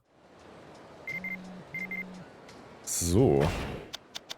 Das war doch produktiv. My skin's been awful lately. Maybe I've been working too hard. Ja. Stress ist auch Gift für die Haut. So. Oh. Stimmt, direkt nächstes Date. Can you come to the club? Oh. To the club, okay. Achso, nevermind. Wie immer, Gelateria Camoro. Wenn ich da jetzt 2 Jahre nicht durchkämpfe, wäre mehr oder weniger alles umsonst. Ja. Ja, das ist halt dann auch wirklich das Feld. Man. Da muss halt dann auch noch viel, viel mehr passieren, dass es da besser wird, aber es ist halt trotzdem nicht schön. Ich finde es auch krass, dass du da selber die Schule nicht wählen konntest. So, da ist sie wieder. Dann... Oh, the figures just haven't been matching up. I mean, I know my boyfriend's on top of it, so there's nothing I should be worried about. In other news, a bunch of customers just cancelled on me, one after another. Oh, that doesn't sound good. Sorry for bringing up something so depressing. Let's go do something fun. Yakiniku. Nice.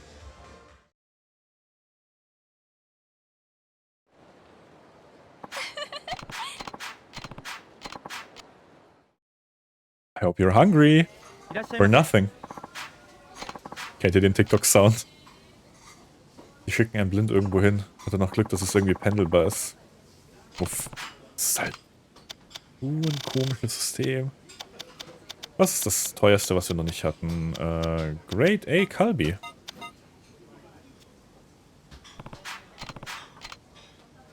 Hat es mir Leben gegeben?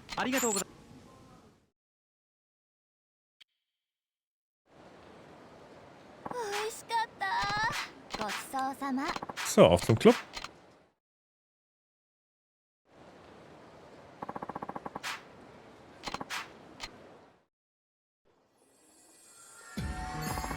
Thanks for showing me around. Oh, sagt sie... Cheat. Okay, ich glaube, wir würden einmal die Session extenden müssen. Normalerweise, wenn es anfängt... Also, wenn es nicht nach dem Date ist, ist sie so wegen den Ringern. Oh, du siehst gut aus. Test, Test. Anschlag viel leichter als bei der alten. Hey, nice. Dann Glückwunsch zur neuen Tastatur.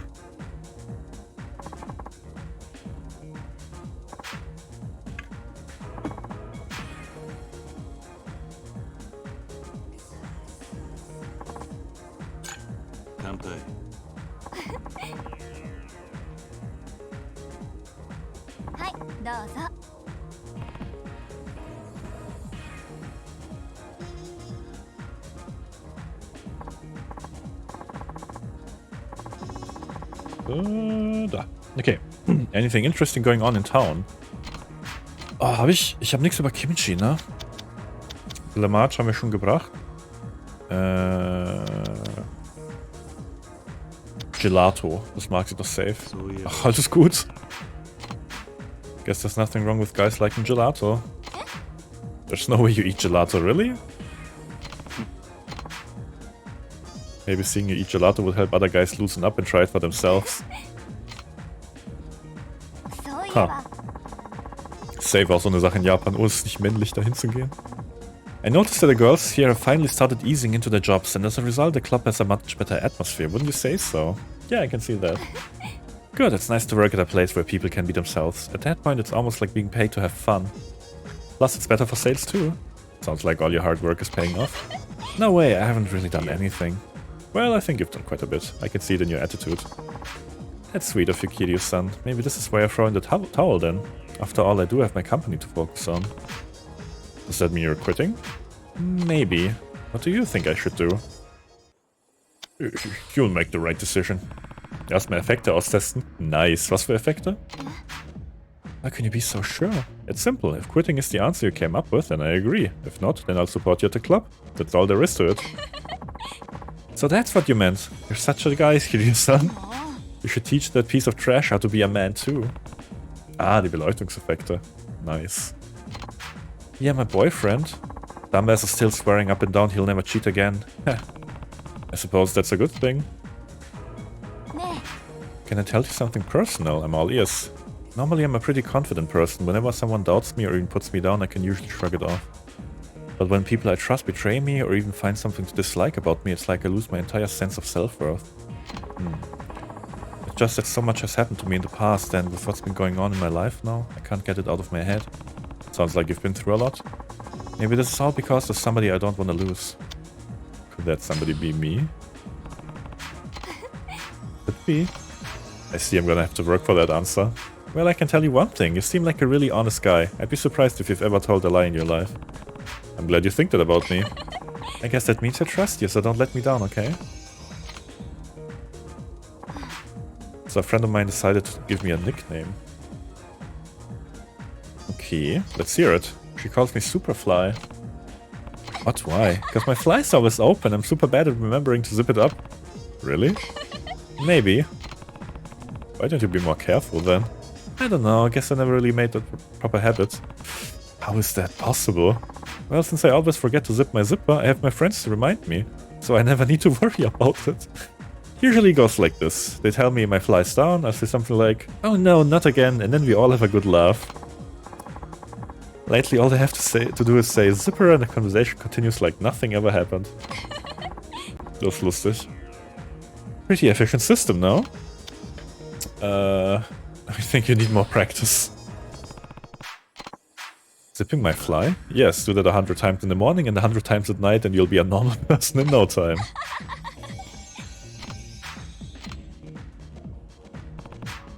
So, extend session. Dann nochmal ein Rosé. Und ein Chicken Basket.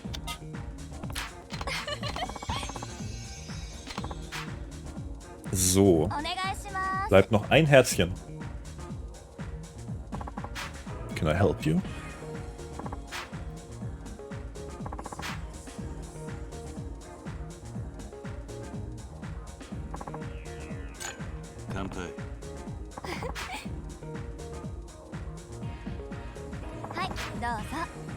So. Ich muss mal wieder Japanisch lernen.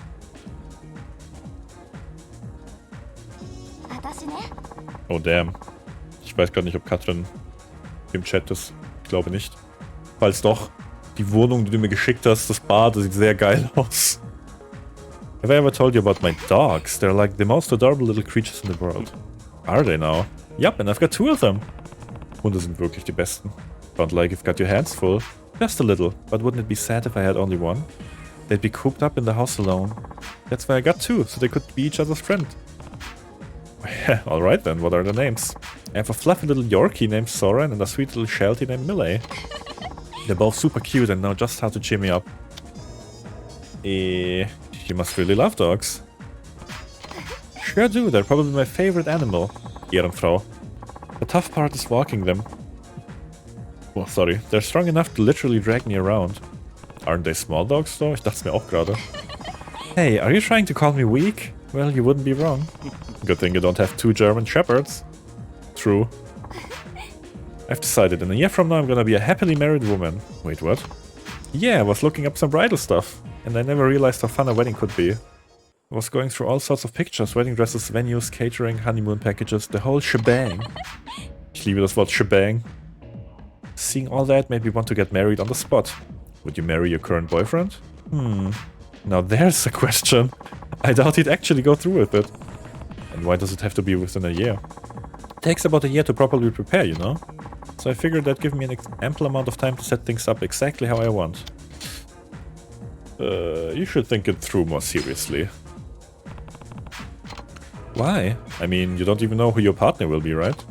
Well, no. Is that all you have to say? Then why don't you marry me and we'll be done with it?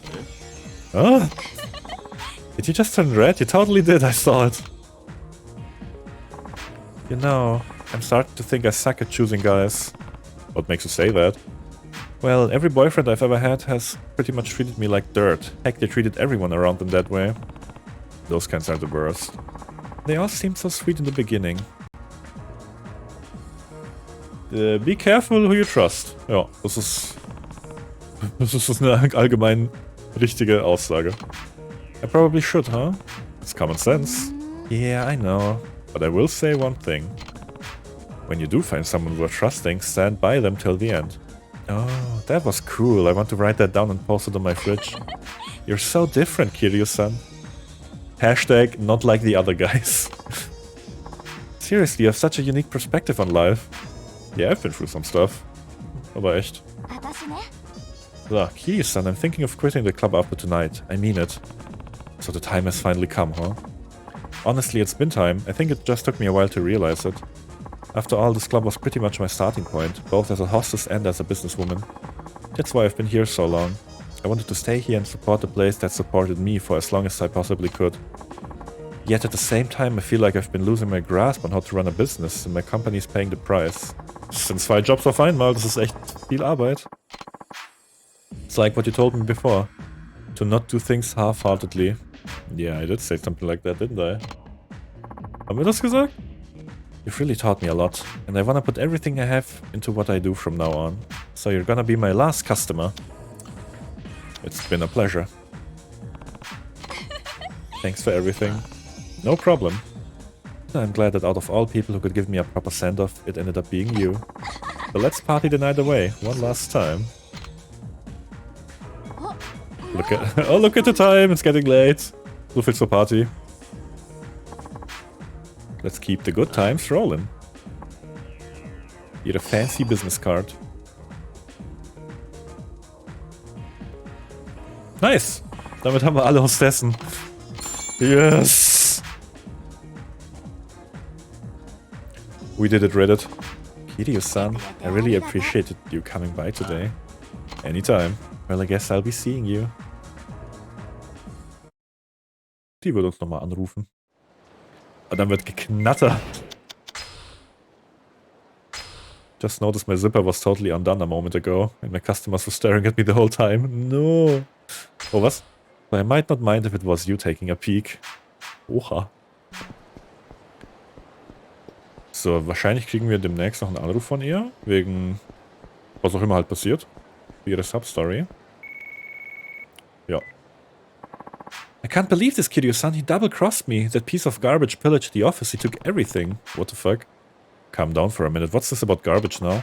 How can I calm down when my whole company just disappeared?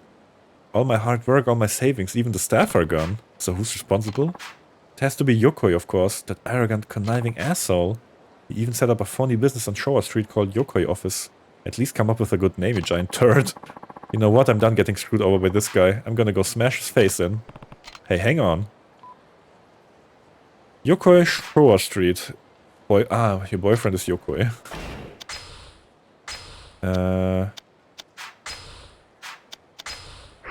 Wo ist nochmal Showa Street? Pink Street, Senryo Avenue, Kamichi, Nakamichi, Tenkaichi, Suppon, West Taihei Boulevard Theater, Ichifuku, Park Boulevard, Park Alley. The fuck, wo ist Showa Street? Ah, ganz unten. Ja, das ist nicht so geil, wenn die eigene Company plötzlich weg ist. Wie hat er das denn hinbekommen, dass auch alle Mitarbeiter und alle Sachen weg sind? What the fuck? Aha, not today. Es war nur Shore Street, das heißt wahrscheinlich hier lang.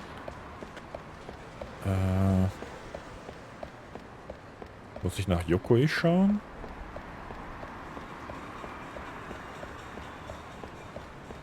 Da chillt jemand. Hello? Yokoi Office, don't know. Maybe you should try Pink Street. Hä?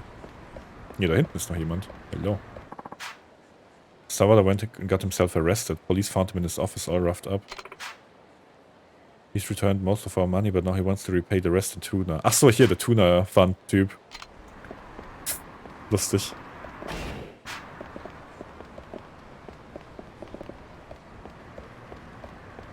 Okay, dann gehen wir nochmal ein Stückchen weiter.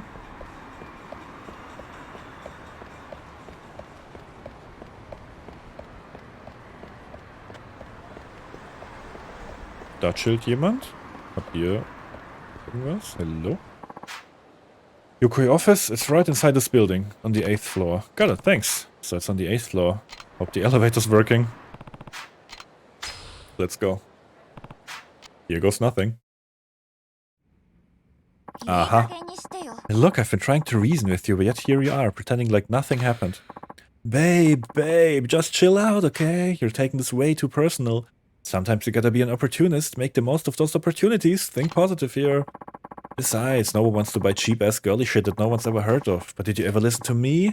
No, you just went full speed ahead, and now your ship has sunk. Real shame, I know, but you brought this on yourself. And generous guy that I am, I've decided to let your business live on through me. Well, at least your business assets. What the fuck? Now I see why you were always begging me to let you run the accounting side of things. You were planning this from the very beginning, weren't you? Look, I don't have to listen to any more of your bullshit, okay? In fact, we're done, right here, right now. You can't run a business to save your life and you're far from wife material, so consider yourself dumped. Just like that, after all you put me through, that's how you're gonna end it? Was ein Hurensohn. Well, save your sob story for your hostess buddies. Maybe they'll offer you a shoulder to cry on.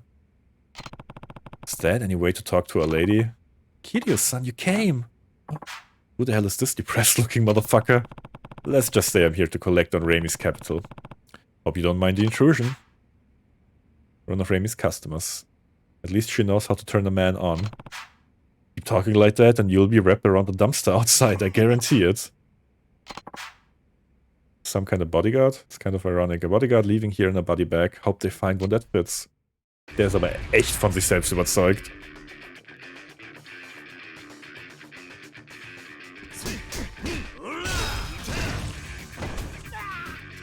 So, fuck you, Yokoi.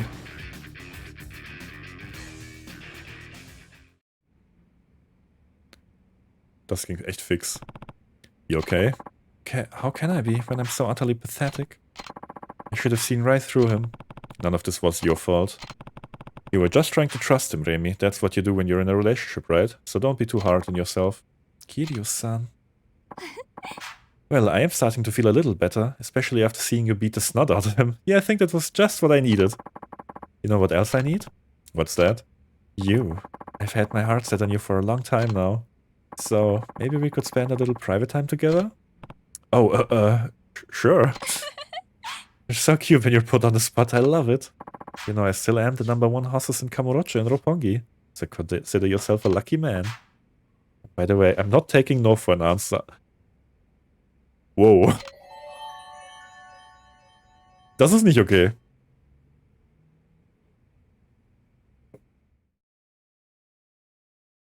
Aber da hat sich Kiryu wieder gegönnt. Katrin? Ich hab die Wohnung noch nicht ganz gesehen, aber das Bad sieht 1A aus. War direkt das Thumbnail. Haben da rein. Und gerade hier. Ah. Ah, okay. Sieht trotzdem 1A aus. Preislich?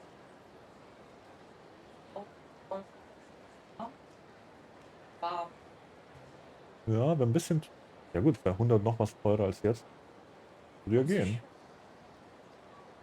Ja, doch. Du musst nur besichtigen. Ja, ich auch. Mach dann einfach direkt Kontakt mit unserer Copypasta und dann perfekt. Ach, Kirios Herz auch, Pounding. Du wirst mal was essen und Anime gucken? Alles klar, dann einen guten, viel Spaß und danke fürs Vorbeischauen. Dankeschön. Come on, Kiryu-san, do you really think I'd do that? Well, the time you gave me is definitely worth bragging about, that's for sure. In all seriousness, though, I want to say thank you for everything. Believe me, it's been a pleasure on my end, too. I don't want to let you go just yet, but I've got a business to rebuild. Hope you can understand. Of course, you be careful, okay? I will, and before I go, I should let you know how much I love you, Kiryu-san. 30.000 XP, nice. Das war auf jeden Fall worth it. Und wir brauchen noch echt scheiß viel XP, um das zu maxen. Cool. Jetzt haben wir es. Alle Hostessen. Voll nice. So, meine Freunde. Als nächstes auf dem Plan steht... Was steht denn auf dem Plan? Murdered Café Alps. Und wo sind denn... Genau, die Hitmen. Da werde ich einfach mal mit der HLA reden. Vielleicht kommt da ja noch was. Vielleicht muss ich einfach mit dem Haupttypen reden.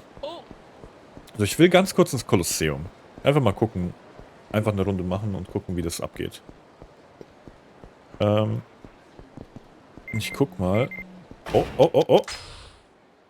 Achso, Remy. I really wish I could spend all day with you, Kiryu-san. I know we'll meet again soon. Cute. Und zwar...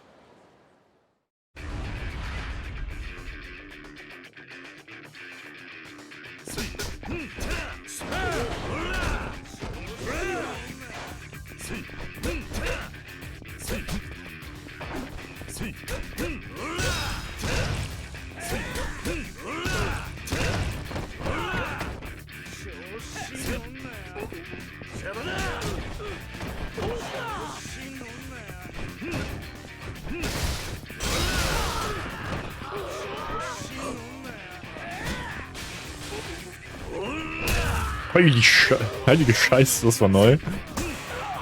Das war richtig brutal. Hier. Oh cool, Stamina Royale, danke. Apparently sind die Conmen bei Bantam herum.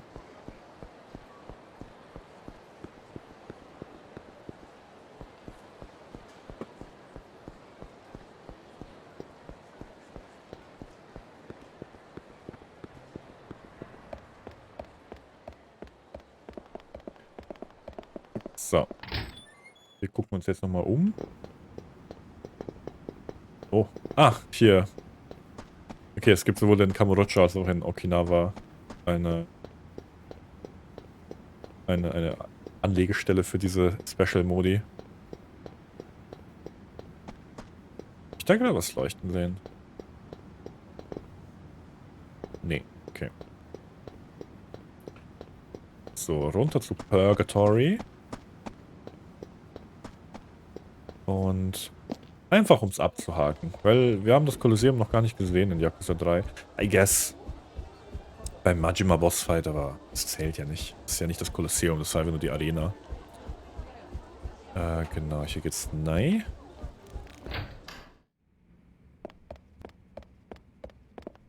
Hello.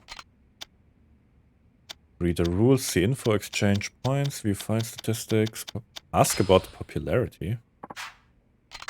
Hoppala. Ask about tag matches.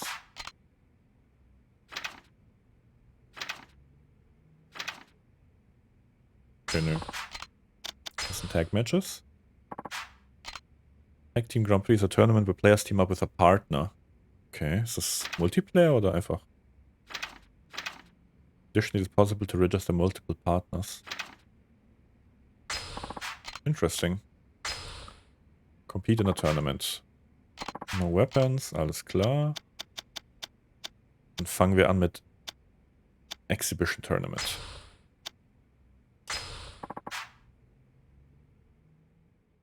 Also immer wieder krass, wie krank viel Content diese Yakuza Games haben.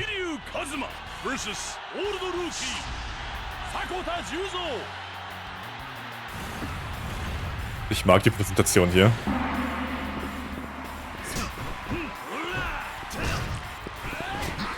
Shit.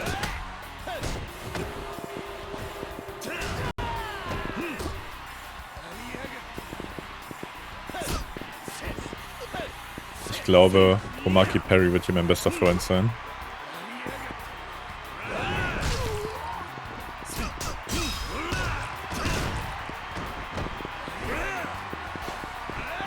Ah, shit. Oh Gott. Oh, really?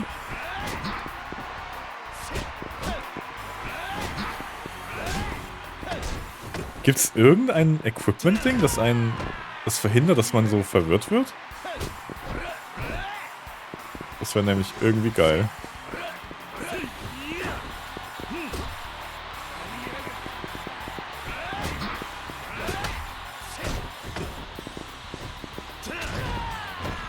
Weil dieser Zustand ist legit der schlimmste, den die in irgendeinem Yakuza eingeführt haben.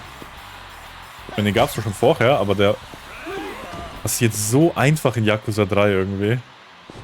Das ist auch nochmal ein großer Punkt, warum ich den Combat hier nicht so sehr mag. Einfach schon ein halbes Leben verloren. So, next up.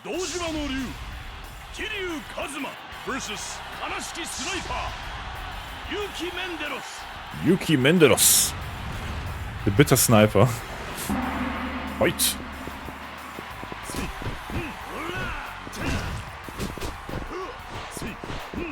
Yes, das ist seine Rolle. Genau.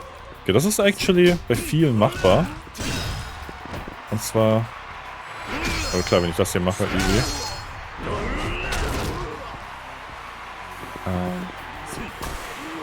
Und zwar so eine Dreier-Kombo, die sie aber wirklich blocken.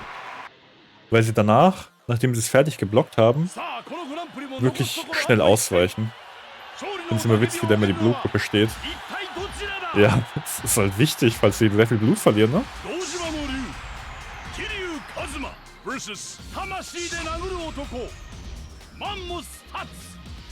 Mammoth Tatz.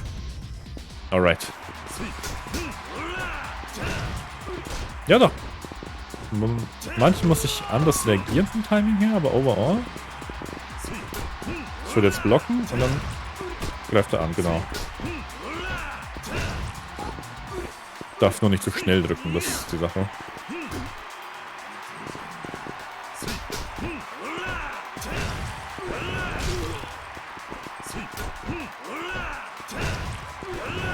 Ja, das klappt wirklich gut.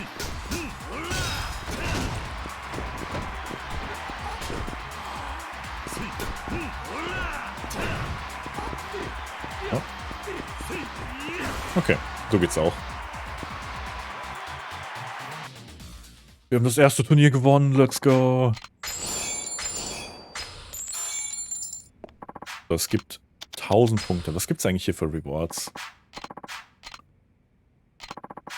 Was? I can't carry any more stuff. Dann benutzen wir halt was. We don't need to use it right now. Dann discarden wir das halt. Ich will doch nur sehen, was es hier gibt. Toughness Infinity, Stamina Spark. Ganz viele Equipment-Sachen. Golden Gem. Okay, so viel gibt's hier gar nicht. Eine Safebox neben dir. Das wird zu einfach. Habe ich jetzt aber echt gar nicht dran gedacht. Hoppala. So, dann können wir mal hier ein paar Sachen loswerden. Ich gönn mir mal schon mal Sachen für den Kampf gegen Ammon. Ja, das hat irgendwie nie so viel Schaden gemacht, deswegen lassen wir das mal. Stamina Royal und Spark. Ja, ich glaube, an Heilung haben wir mehr als genug.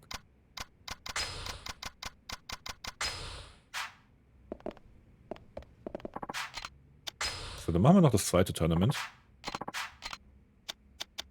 Wie kriegen wir die anderen? Wahrscheinlich, wenn wir hier den gewonnen haben einfach. Ach, das zeigt einem auch, wenn da neue Gegner dabei sind. Das ist cool. Das ist ein cooles Feature, wenn man das completen will.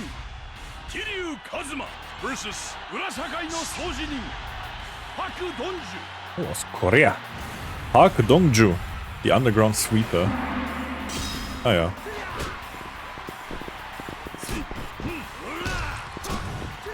Okay, es klappt nicht bei allen. Es gibt Leute, die dann einfach... Oh.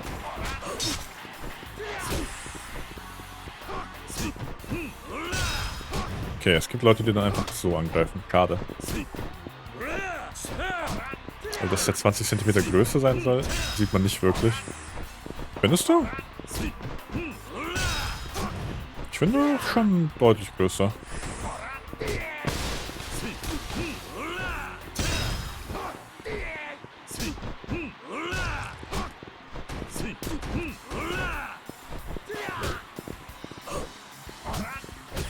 Oh, der macht mir gerade echt Probleme.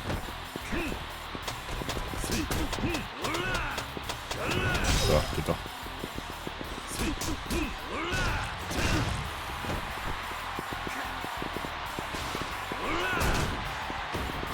Stimmt. Oder?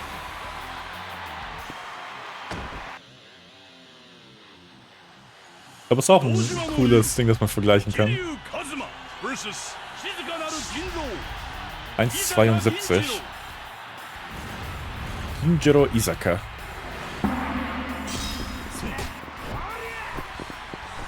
Ups.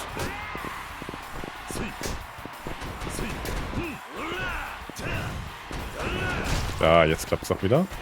Nehmen wir mal. Das war das falsche Item. Das hier wollte ich. Das hier wollte ich nicht.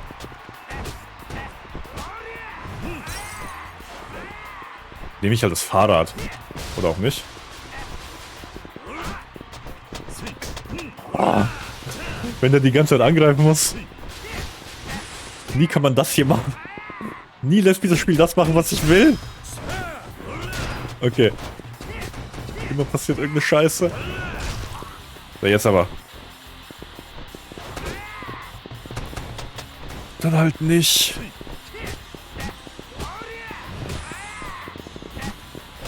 Oh Gott, ist der nervig.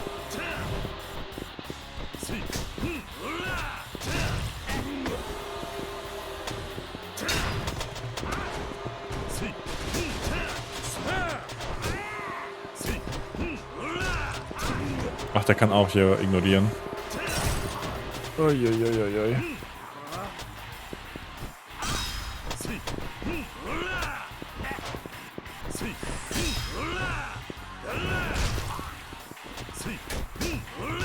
So. Das sieht nach mehr als 10 cm Unterschied aus. True, der war schon sehr viel kleiner. Waren ja auch 12. Eieiei, war der nervig mit seinen Schlägen. Alright. Kyosuke Muguruma, the Black Belt Traitor. Ich frage mich, wen er verraten hat. Was war da?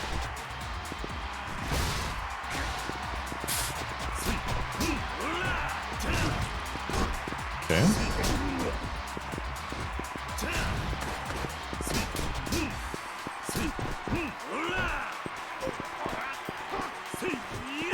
Das ist besser, genau. Komm in die Mitte.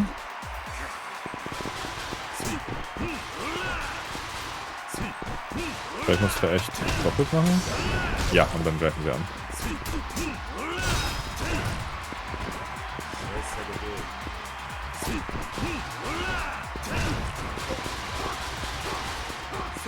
Und da haben wir ihn. Der hat das Ende von Karate Kid gespoilert. Das ist wirklich schlimm. Was für ein hot fucking Traitor.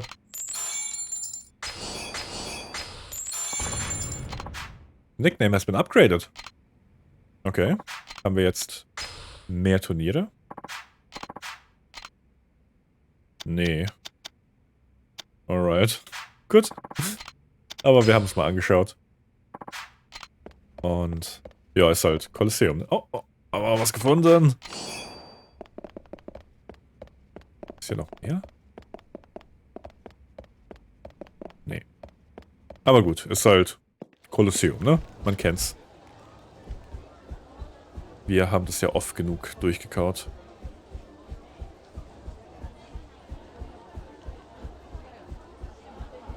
Ich bin da auch gespannt. Ich weiß ja, Yakuza 4 hat dann 4 Charaktere. Jeder mit seinem eigenen Fighting-Style. Und ich bin gespannt, wie das dann gehandhabt wird mit dem Kolosseum dort. Gibt es dann Turniere für jeden? Hm. Hat sich doch schon gelohnt. Ja, fand ich aber auch. War ganz lustig, da mal reinzuschauen. Okay, was haben wir jetzt noch? Wir haben eine Mail. Aha. Kaoru Sayama. What? Hostess list complete. Congratulations. Looks like you've romanced all the hostesses. Bet you like all that attention, you playboy. I would have pegged you for a fan of hostess clubs, though. Anyway, I have a gift for you. Bob Tsunomiya is holding onto it for you, so go find him when you want to pick it up. He's somewhere around town. Don't worry if you lose it. Lul, warum schickt das Kaoru? Technisch gesehen ist sie dann immer noch im Spiel. Meinte wegen des Keys. Ah. Touché. Aber ja, auch auf jeden Fall wegen dem Key hat sich's gelohnt. So, dann reparieren wir noch ein paar Waffen. Oder kann ich noch was modden? Gauntlets können wir modden. So Springy Arm Guards. Ja, machen wir einfach mal. Mod Weapons, das wäre jetzt nochmal interessanter.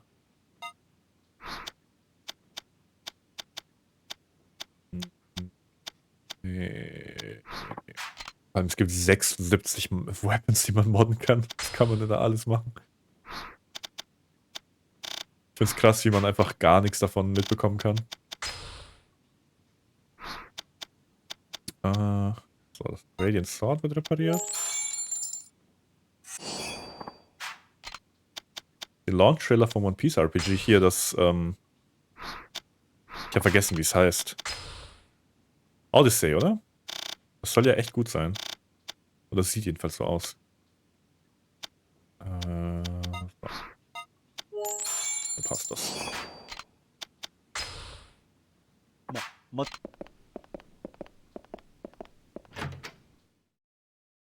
Goodie.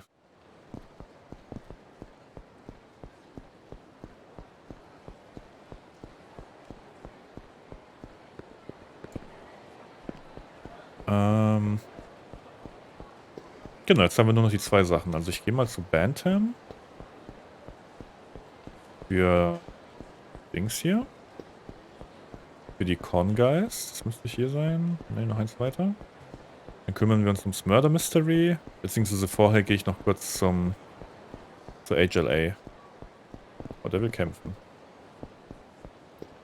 Das dürften die sein, oder? Nee. Muss ich zu Bantam rein? Der Dragon Quest-esque. Mal was anderes als die immer ewig gleichen Musou-Games. Hatten die nicht auch zwischendurch so Open-World-Exploration-Games?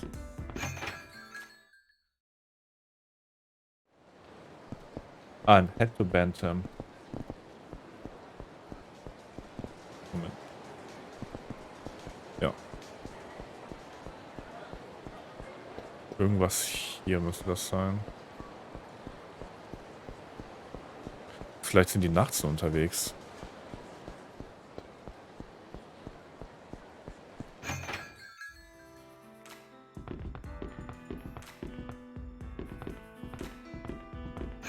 Ich mach's mal zur Nacht.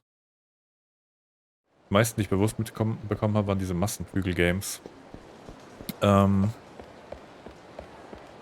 Ich meine, es gab irgendeins namens World oder so. Das war auch so eine Art eben Open World Exploration. Frage ich mich echt, wo Annie Pong ist. Ja, vielleicht muss es einfach Nacht sein.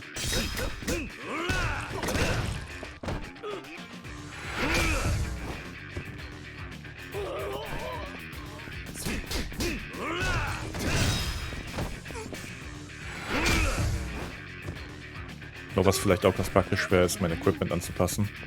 Ich habe ja gerade noch die ganzen Charmringe und sowas.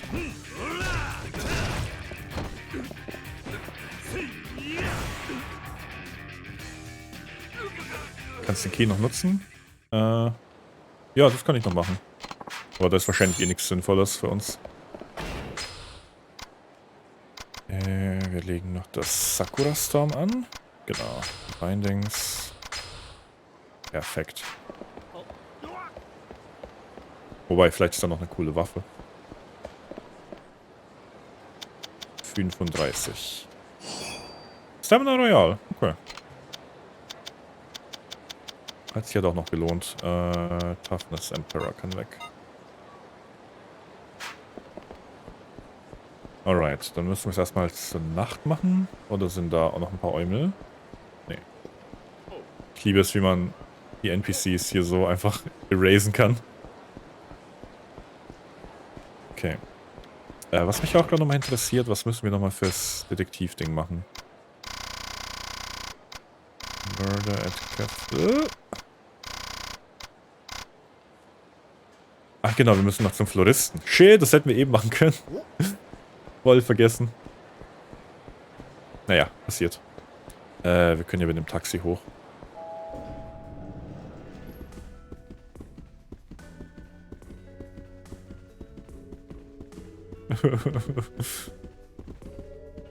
Mit wem muss ich denn? Mit dir? Nee. Vielleicht bei Datte? Oh. Nee, der hat keine Ahnung. Mama-san? Yes, rest until dusk. Ich finde es spannend, wenn man sich nach 1 bis 2 Games zumindest grob in Kamurocho auskennt. Ja, das ist echt cool. Man weiß halt echt ungefähr, wo irgendwas alles ist. Ich freue mich auf Pachinko. Das gibt's ja hier nicht. Das hier existiert nur das Gebäude. Aber in 4 oder 5 ist es ja ein Minigame, hat's ja gemeint, Kaiserlein. Stop? Warum Stop?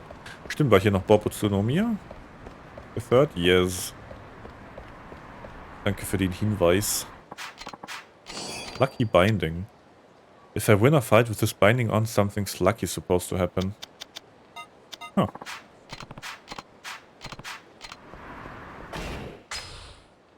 Legen wir das doch mal an.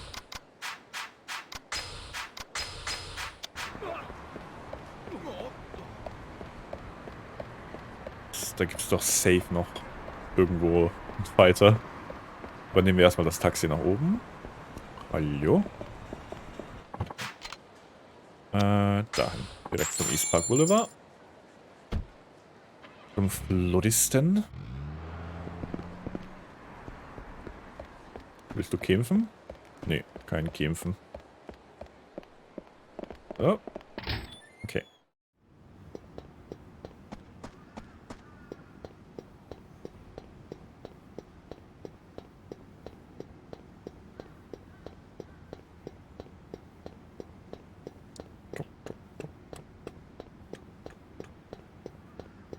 Irgendwie sehr beruhigend, Geräusche von Kirios laufen zu hören. Examen? Ach so. Lustig, wie aus dem Park eine Baustelle wird. Ja. Und eine Baustelle, die nie fertig wird. Ich bin echt gespannt, ob irgendwann Kamurocho Hills fertig sein wird.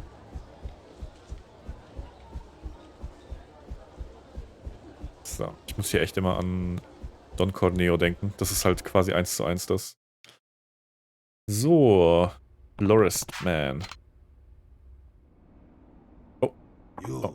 Hey, Kirio, here looking into the Cafe Alps murder. How'd you hear about that? Don't underestimate my information network. Do you know anything about the murder? Majima constructions. Murder weapon. Same type of ashtray was found all over the cafe, but there was one significant difference between those and the murder weapon. The weaponized ashtray had a chipped edge. Das ist krass chipped. The day of the murder, a customer knocked the ashtray off the table onto the floor, chipping it. Akechi noticed it while it was cleaning up at closing time and decided to bring it out to the dumpster. Throw it away. That's when he passed by the locker room and saw his girlfriend cheating.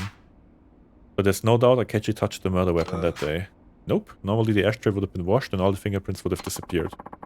But Akechi noticed that that particular ashtray had been chipped, so instead of washing it, he decided to throw it out. And by that twist of fate, everyone who touched it that day still had the prints all over it.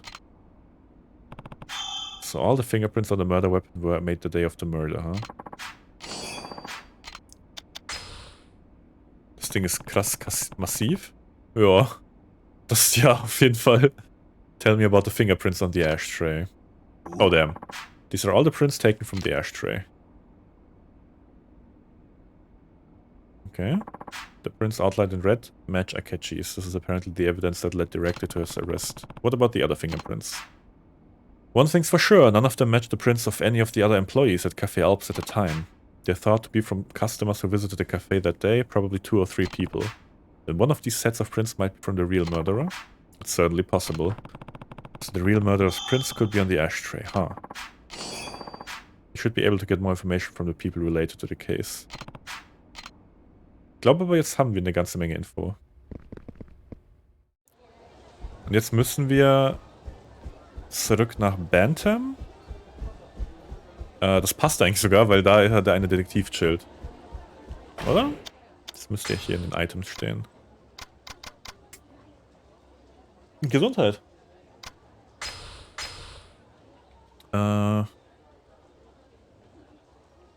Maida.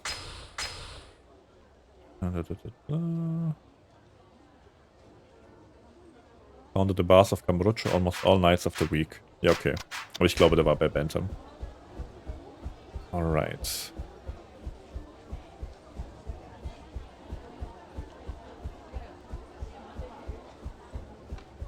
Also diese Substory mag ich sehr. Und da, also das lässt mich schon sehr auf Judgment und Lost Judgment freuen. Bei denen ich mir aber immer noch nicht hundertprozentig sicher bin, ob ich die streamen möchte. Mal gucken. Aber hier auf die Games freue ich mich auf jeden Fall auch schon sehr, weil halt cool Detektiv-Game. I've talked to everybody related to the case, but it doesn't look like it's gonna be easy to prove Yuichi Akechi's innocence. I should meet up with Wakazu at Café Alps. Okay. Café Alps chillt er. Aber dann gehen wir erstmal zu Bantam. Bis du da angekommen bist, dauert es eh noch. Die Sache ist, wenn ich es nicht streame, könnte ich es ja jetzt schon anfangen. Kommen ja allein 2 Games dieses Jahr. Ja gut, aber Judgment und Lost Judgment würden wir ja trotzdem weiterhin in Reihenfolge spielen. Die beiden Games kommen wir dann später. Es sei denn, das Ishin-Game, oder wie das heißt, machen wir zwischendrin. Denn das ist ja komplett losgelöst. Das ist ja einfach What if Kiryu was in the past.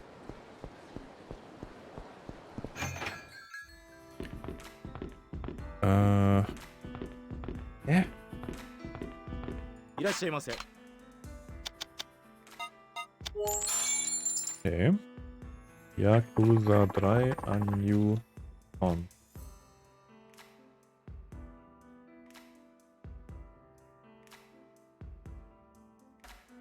Oder haben wir das schon?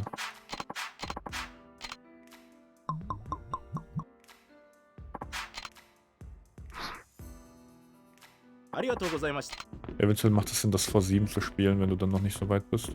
Ja, gucken wir einfach mal. Alles chillig. Hat ja auch alles keine...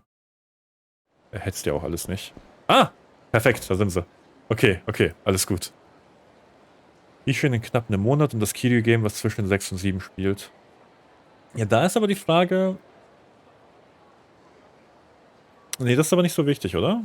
Ich glaube, das ist ja, warum... Erklärt ja so ein bisschen, was zwischen 7 und 8 passiert, dachte ich. Also warum Kiryu dann in 8 wieder da ist. It hurts. Watch where you're going, jackass. Don't I know you from downtown Ryukyu? What? Oh shit, it's you. Yeah, you're the guys who kept bumping into me. What are you doing in Kamurocho? Ich weiß nicht, wann es spielt. Ich dachte aber, in 7 kommt Kiryu nicht vor. Aber vielleicht habe ich mich da vertan. We couldn't pull the bump scam in Ryukyu anymore, so we're seeking greener pace just up here in Tokyo. We thought it would be easy pickings on account of there being more people to bump into.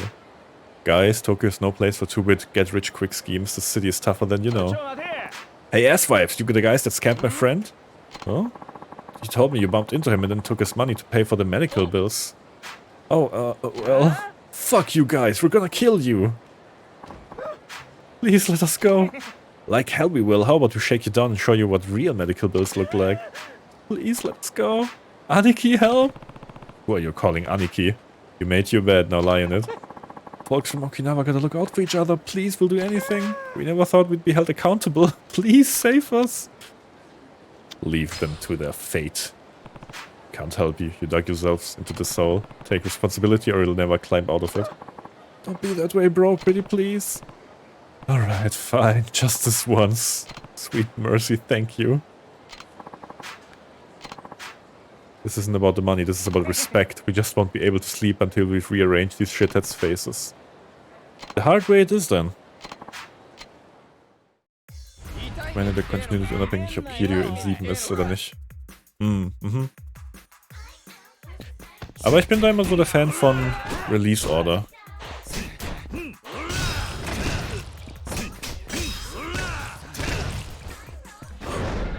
Jo.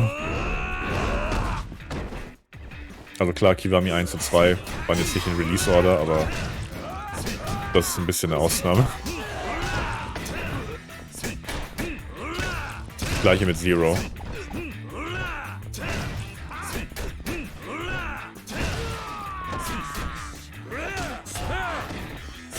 Aber gucken wir einfach mal. Also erstmal Yakuza 4, ne? Und dann der Behemoth, der Yakuza 5 ist.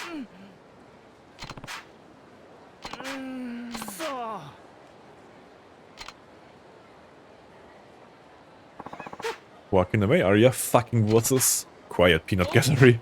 Oh, okay. Whether you're in Okinawa or Tokyo, these half-ass schemes of yours just aren't gonna work. Yeah, okay, we're sorry. If you really get it, then you'll change your ways and start living an honest life. We get it, we get it. Here, this is for scaring us straight. Wir haben jetzt echt viel Geld. Hope they've learned a lesson. Ja, ich glaube ja nicht. So, jetzt ist es Zeit, das Murder Mystery zu klären. Also, was ich denke. Wir wissen ja, der Typ, also Akechi, hat ja herausgefunden, wie seine Freundin ihn betrügt mit einem anderen Mitarbeiter. Der andere Mitarbeiter hat aber auch eine Freundin.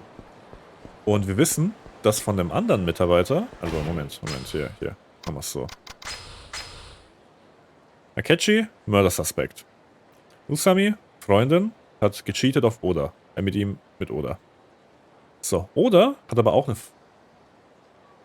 genau, Oda hatte auch eine Freundin. Und wir wissen, dass an dem Tag von Asai, wissen wir, der hat von Imagawa gestohlen. So. Er hat aber 2 andere Sachen gestohlen.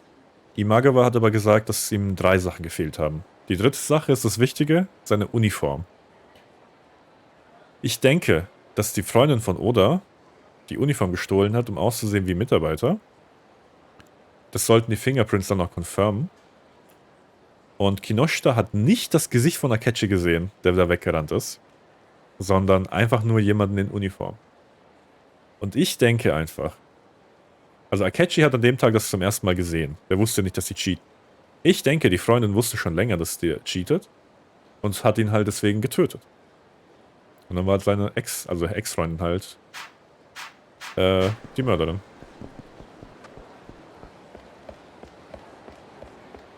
Und das müssen wir jetzt nur noch irgendwie beweisen. Funny seeing you here, what's up? I'm taking one of my clients out on the town. We were in the area, so I thought I'd drop in and see you. Taking a client out on the town? Don't you mean you're going to one of those host clubs? My client just happens to like host clubs. Really, it's just a coincidence. Speaking of which, isn't your perfume a bit strong tonight? Oh really? I didn't think so, but... Oh, look at the time. Okay, I've got to go. Yuko, das ist doch safe. Oder das Ex. That Yuko. Who was that woman talking to Kinoshita? That's Kinoshita-san's wife, Yuko-san. Oh. Kinoshita's wife. How did you know that? She actually used to work here. That's how I know her. She worked here? Is that so? That's right. She'd already quit by the time the murder happened, so... And she wasn't on the security tapes of the dining area, so she definitely wasn't at the cafe that day. I see. It doesn't sound like Kinoshita's wife Yuko is involved in the case, but maybe I should look into her anyway. Neue Informationen. Reden wir da mit ihm? Ich glaube, von dem hatten wir eigentlich alles, ne?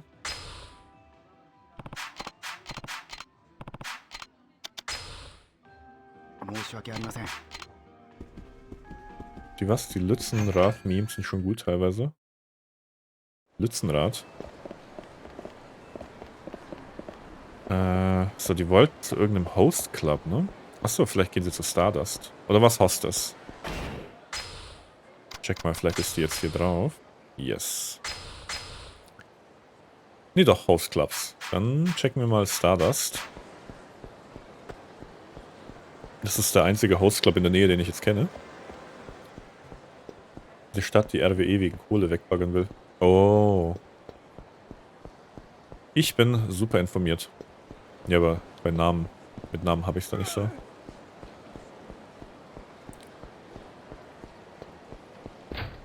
Wo übel Agro ist in NRW.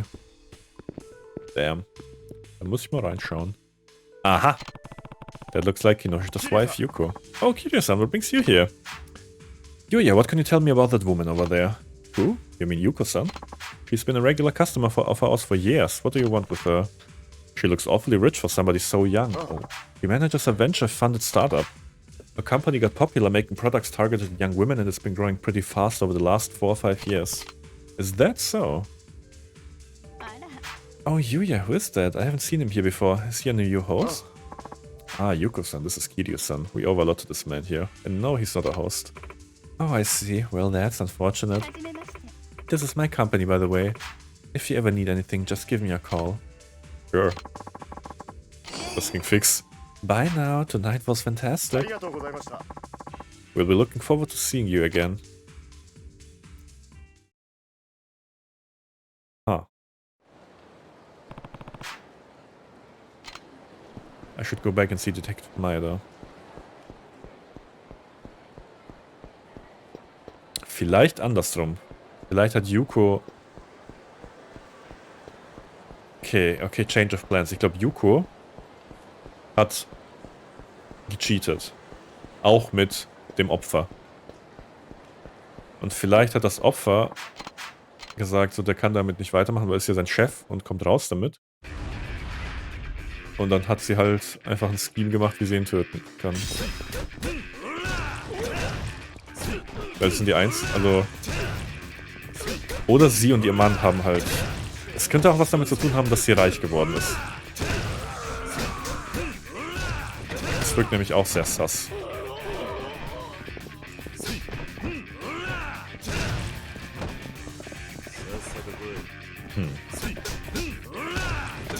Reden wir erstmal mit dem Detective und sehen wir weiter.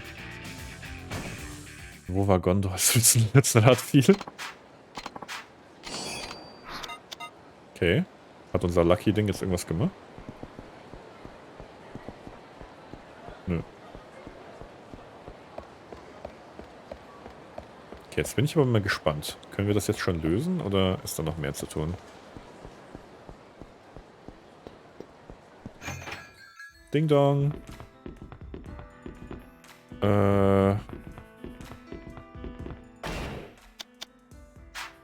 Ach, Moment, das Problem ist, es ist Dusk. Muss Night sein.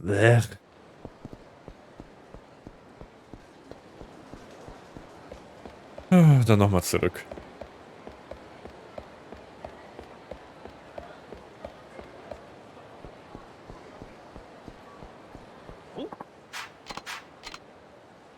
Wir haben es bald. Und ich frage mich gerade echt hier wegen... Oh Gott, chill mal. Ach, das ist dieser Hurensohn. Der ist so übertrieben stark.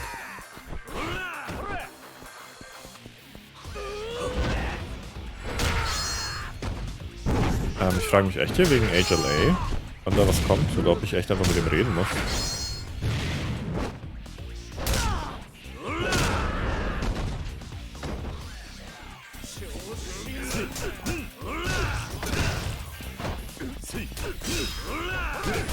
Oh mein Gott, oh mein Gott.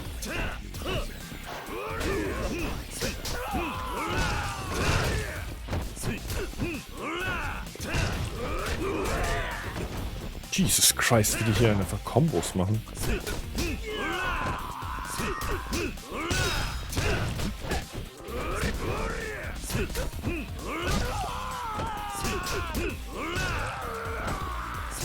Okay, wir haben's. Eieiei.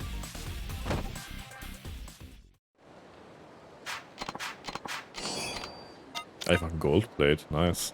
Ah, kann es sein, dass man seltenere Items von denen bekommt? Das ist natürlich cool.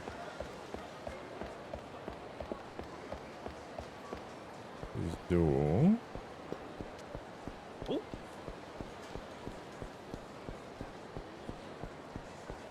New Serena. Ding dong. Ja, the rest until evening. Das war das Problem.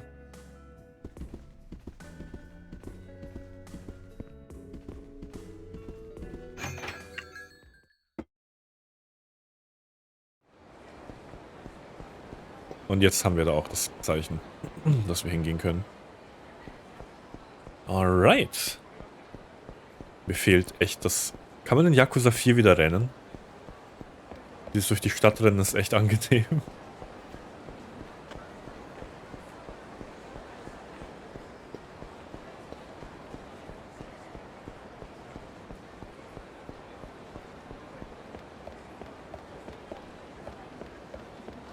So, aber jetzt ist es Zeit zur Aufklärung.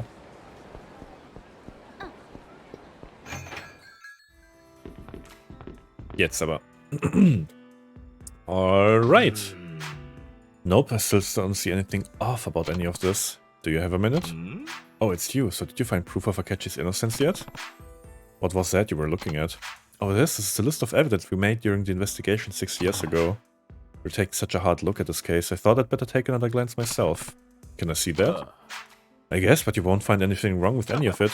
I honestly can't figure out why you think Akechi is innocent. Wait a minute, what's this? What's what?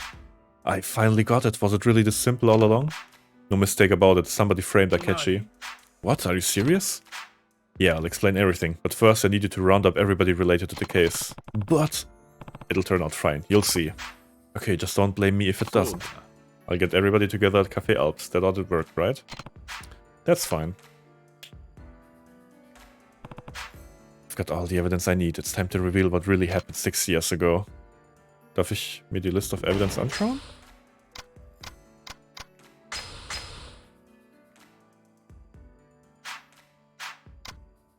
Da. Never mind. Okay. Vielleicht muss ich auch gar nichts machen. Aber wenn ich was machen muss, wäre es schon nice, wenn ich wissen dürfte, was auf der Evidence-Liste ist.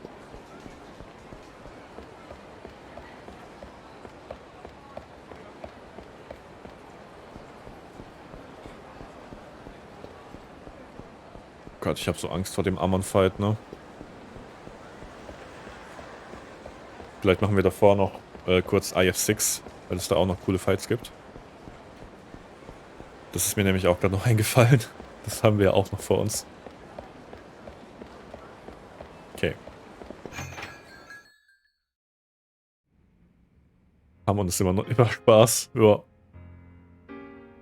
Alright. Well, I did as you asked, Detective. I closed the cafe and kicked everyone out. Now what's this all about? Kiryu-san and his friend here would like to talk to all of you. I have you here for one reason and one reason alone. I'm sure you all remember the murder that took place here 6 years ago. The victim was Kazuo Oda-san, the manager of this cafe at the time. One of the employees, oh god, Yuichi Akechi-san, was arrested for his murder. Oh wait, Kaneda hat das mit seiner Wife geplant, damit sie Manager werden. But did Akechi-san really kill Oda-san?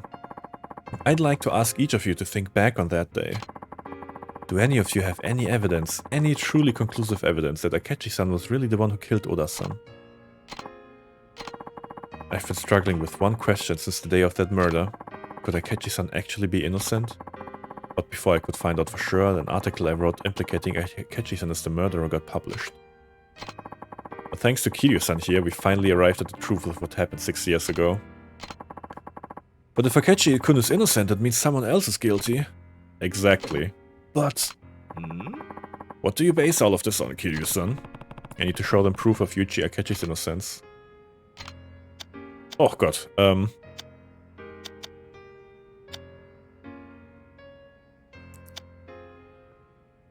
Also erstmal Kinoshita saw the criminal flee but didn't see his face. Alright. Poke a hole in the charges. Okay.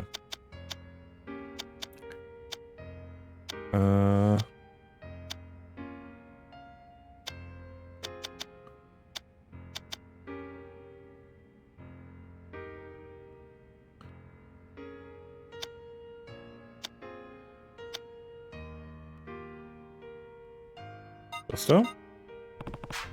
Yeah, Usami was the one who saw Akechi and Oda fight the day of the murder, isn't that right? Yeah, but I left in the middle of it. In other words, she didn't actually see Akechi-san kill Oda-san. Exactly, and only Usami saw Oda and Akechi fighting. So we can't conclude Yuji Akechi killed Oda, which means the charges against him could be false. It's einfach grad Ace Attorney. Sorry, but that doesn't hold water. What do you mean? Akechi's prints were on the weapon used to kill Oda. That's solid evidence to prove Akechi did it. Is that all you have to say? Huh? What do you mean? This was your case. You ought to know Akechi's fingerprints on the murder weapon alone weren't enough to convict him. I don't follow you. Spell it out for us, will ya? There's evidence? Yes. Das ist halt echt so. Du hast deine Fingerabdrücke. Da, wo du arbeitest. Jetzt muss ich noch kurz gucken. Sind das die Fingerprints? Piamas, florist's testimony. That doesn't prove anything? Bitte? Achso, warte. Dass da mehrere sind. Okay. Das ist wirklich wie Ace Attorney. Man weiß nicht, was man zeigen soll. The ashtray used as a murder weapon hadn't been washed because it was supposed to be thrown out. Akechi's prints weren't the only ones on it. That means you can't prove his guilt from the fingerprints alone. Detective, is that true? Yes, it's just as he says. So you admit it might not have been my brother? Yeah. But that's still not enough to prove somebody else did it. Somebody witnessed Akechi fleeing the scene. That's another piece of solid evidence. Think about it. You'd think the person actively fleeing the scene of a crime is the culprit, wouldn't you? Why'd they run away if they didn't do anything? What do you have to say about that? Do you have any information? Yes. Und zwar... He didn't get a look at his face. You saw Akechi fleeing the scene, right? Yes, I did. Are you sure? I'm not lying, I'm sure I saw him. But you didn't see the face of the person fleeing the scene. You said that? Right. Yeah, I only saw his back. So then it's possible you saw somebody else. Is that all you got? So the police wouldn't have arrested Akechi on just any old vague evidence, you know? There was also something to prove the person Kinoshita-san saw was in fact Akechi. And what was that? The man Kinoshita-san saw leaving the scene of the crime was wearing a Café Alps waiter's uniform. The detective is so ein Hurensohn. The only waiters employed by Café Alps at the time were Kinoshita-san, Asai, Imagawa and Akechi. The security tapes show Kinoshita-san and Asai-san out front at the time of the murder. We've also confirmed that Imagawa-san was at home. Therefore, by process of elimination, the only waiter Kinoshita-san could have seen was Akechi. It's absolutely possible that the person Kinoshita saw was not Akechi. I have a statement to prove it. Und zwar...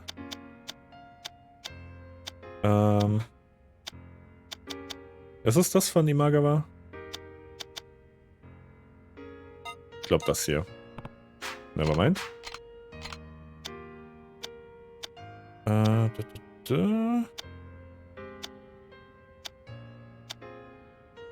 Something was stolen? Yeah, okay. There was actually another crime committed at this cafe the day of the murder 6 years ago. Another crime? That's the first I've heard of it. Imagawa's uniform disappeared from his locker in the Café Alps locker room on that day.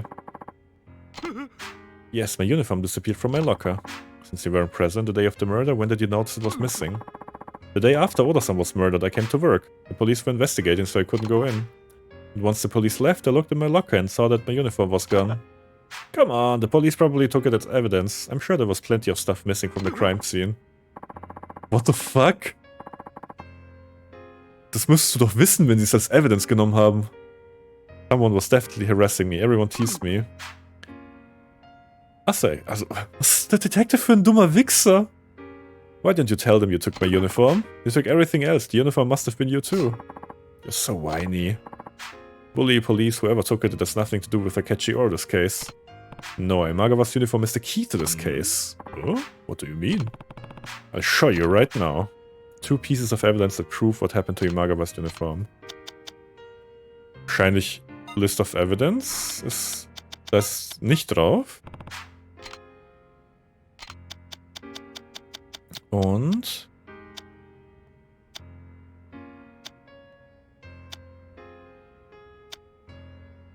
das hier, oder? Look at the list of evidence I borrowed from you. There's no waiter's uniform on it. Let's see, you're right, I don't see any waiter's uniform listed. In other words, the uniform disappeared before the police showed up. The police didn't confiscate it, who could have taken it? It was Asai, could right? No, not Asai. He did steal things from you, true. But he wasn't doing it to harass you, he was just after some cash. Your wallet and CDs make sense, but your uniform wouldn't have been worth anything. Well then, who did it?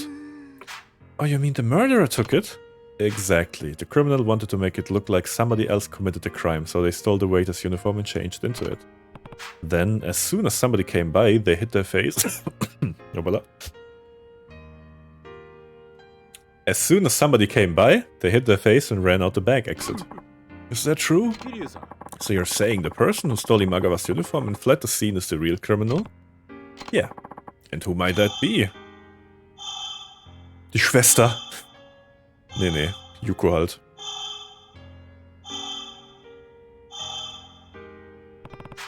The real criminal is Yuko.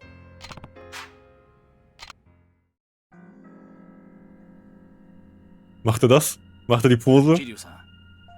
それではその人物の名前を教えてください。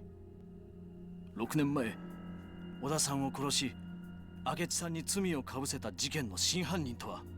6 Jahre, ey. 犯人は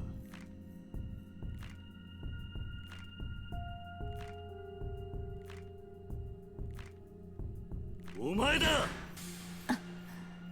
木下優子、お前が小田を殺した Hat's 真 gemacht. 犯人だ。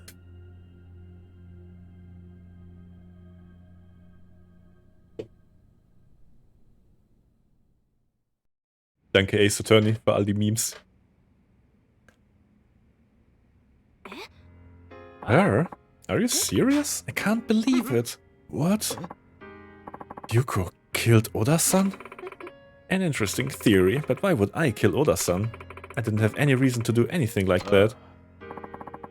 Yeah, Yuichi Akechi's motive was Usami-san's relationship with Oda-san. Exactly how are Yuko-san and Oda-san connected?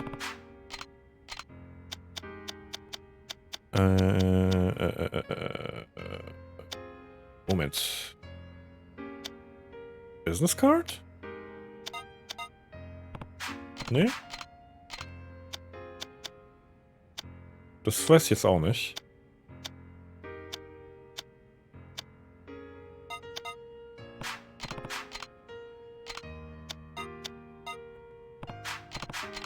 Achso, wenn halt ihre Fingertips da drauf sind, ne? Nee?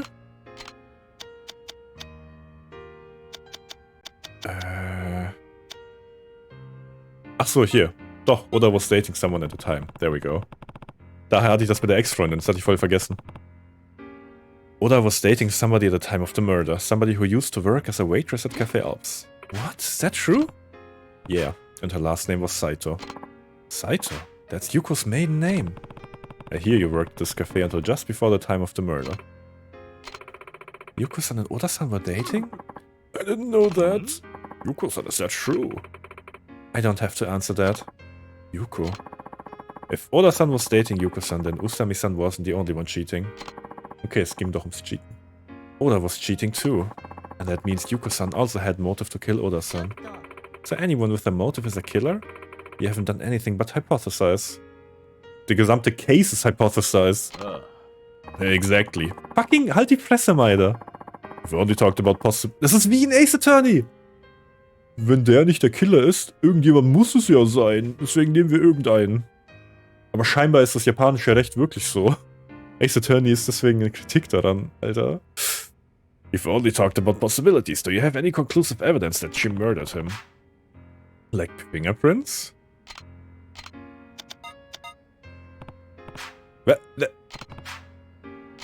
Das sind literally ihre Fingerprints.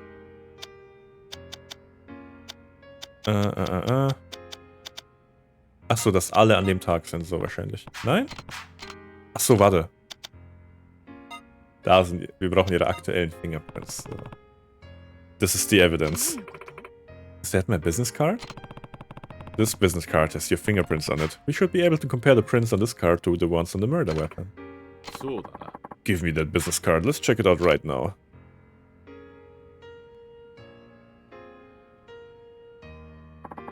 We finished analyzing the prints on the card. These are Yuko Kinoshita's prints.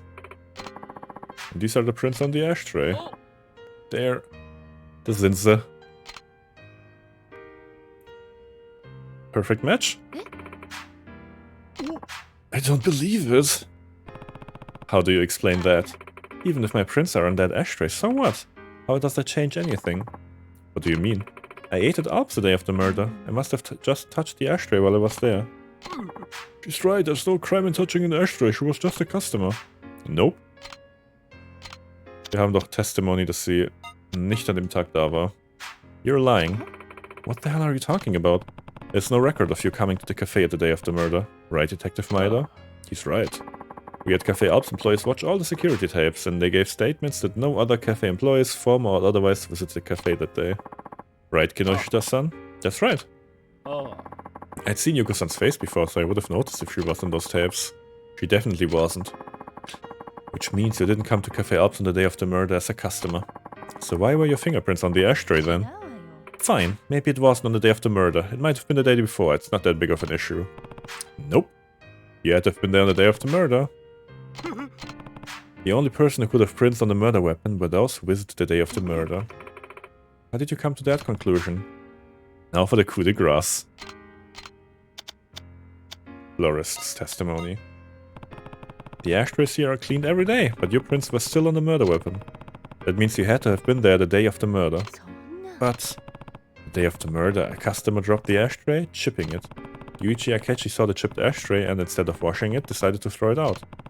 Since you couldn't have come to the cafe as a customer that day, there's only one time you could have left your prints on the ashtray.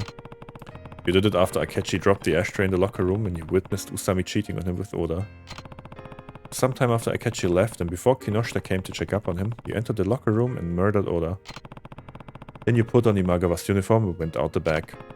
Isn't that right? Yuko-san, is what Kiryu-san says true? It'll only get worse if you stay quiet. Shut up, I told you I didn't do it. I give up. Yuko, I'm putting an end to this. What? Do you know something, Kinoshita-san? I knew you came to the cafe that day, Yuko. What? How? I could smell you. It was very faint, but I could smell your perfume all around the crime scene. No way. Why didn't you say this earlier? I'd been in love with Yuko ever since we worked together. That's why I knew the scent of her perfume the minute I smelled it. Sometime after the murder, I happened to run into her again. Eventually, we started dating. One day, I brought up the murder and her face went white. She felt quiet and avoided commenting on anything. That's when I was sure Yuko had been here the day of the crime. Well, I'll be.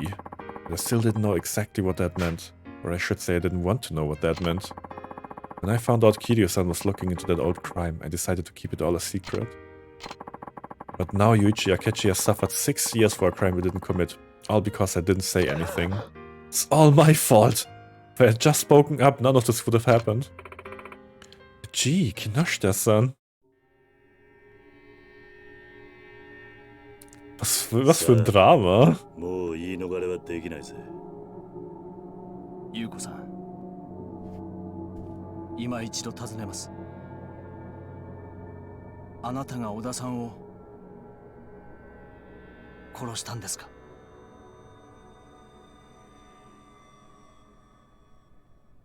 そうよ。私がやったのよ。このYukoだ。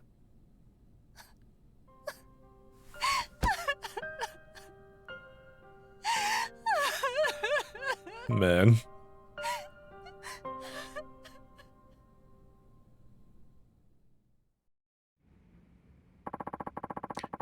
you give a statement that Yuichi Akechi is innocent? Yes, Akechi-san had nothing to do with the murder. Yuko, how could you have done such a thing? Was it really just because Oda-san was cheating? Of course, that's what it was about. He said he was going to marry me.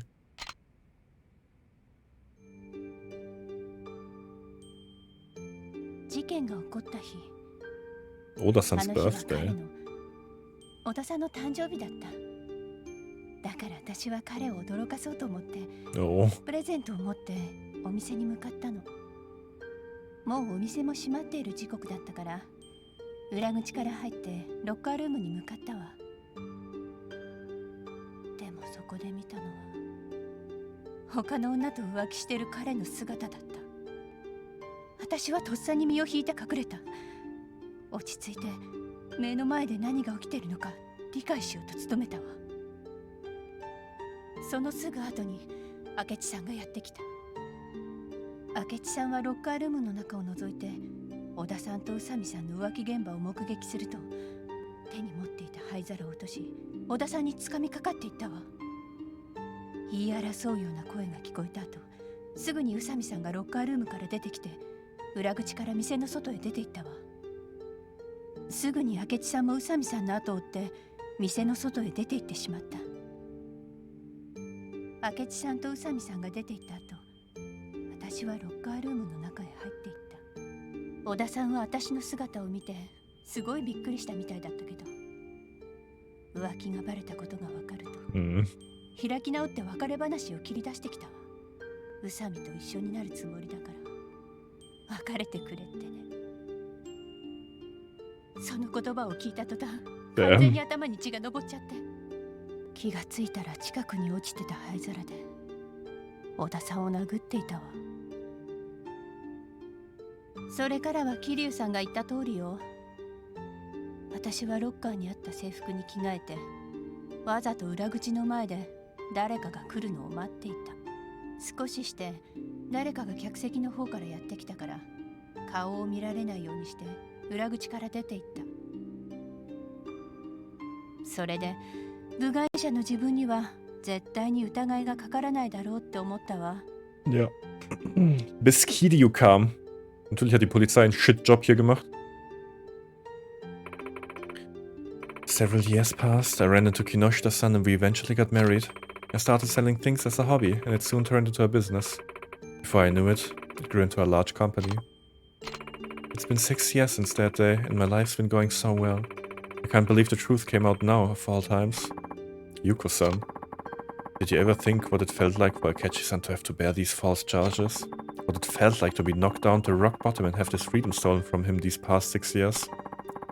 And think what would have happened if we hadn't revealed the truth just now. How many more years would you have suffered? Only the person who took Akechi-san's freedom away can give it back. You need to turn yourself in. Testify in front of a court, pay for your crimes. Can I escort you to the station? Yes. Yuko, I'll be right here waiting for you when you get back. Masaru. Thank you. Alter. Das war heftig. Extra, extra! Guilty criminal of 6-year-old murder turns himself in. The man originally accused of the crime now stands to be acquitted at a new trial. I was wrong about the media. I thought you just ran from one person to the next looking for gossip. I didn't think you cared about the people in your articles. I figured you just forgot about them the second they left your pages. But you've been worrying about my brother this whole time. You even proved his innocence. There are decent people in the media. Thank you so much for helping him. Nozumi-san, I also have to apologize for the way I treated you. I want to give you a reward for helping me get a retrial for my brother. You don't owe me anything. As much as I had to admit it, I didn't do anything on this one. Proving your brother's innocence was all the work of Kiryu-san here. I certainly don't deserve any reward from you. You did what a real journalist is supposed to do. What do you mean?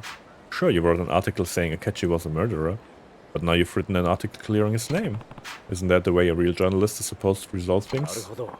Sure, but I won't let this be the end of it. I'll continue to follow the truth until the day I put down my pen.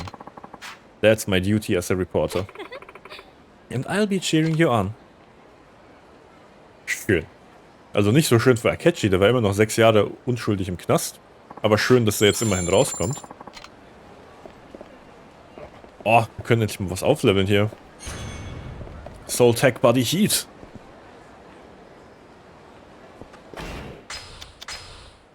Und zwar...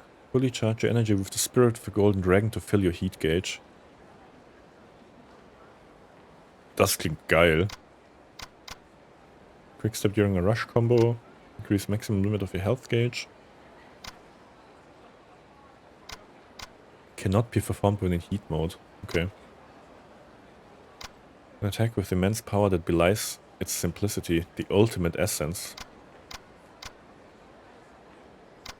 Nochmal das hier. Das klingt cool, dass ich einfach meine Heat komplett aufladen kann. Max. Sweet. So. Haben wir hier...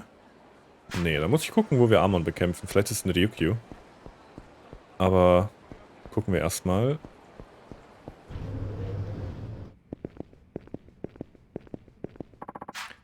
Shinsaki contacted us. He did. What did he have to say? Well...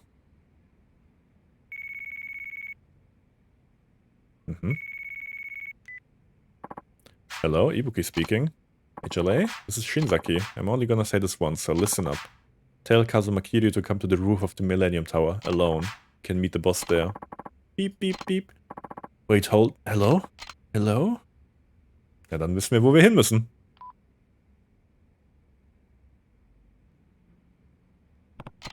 He wants me to go alone? Fine. Kiryu-san, it's obviously a trap. If you go alone, you'll play right into their hands. But if I lose out on this opportunity, it'll be hard to track them down again. I know, but... I've beaten the odds on my own before. Don't worry. I understand. You sure want to go ahead with this? Yeah, I'm sure. Let's end this thing once and for all. Reaper boss. Thank you very much. I'm sorry I can't come with you. I hope everything goes well. Whenever you want to go up the Millennium Tower roof, just talk to one of my men. Good luck. Ja, let's go, ne?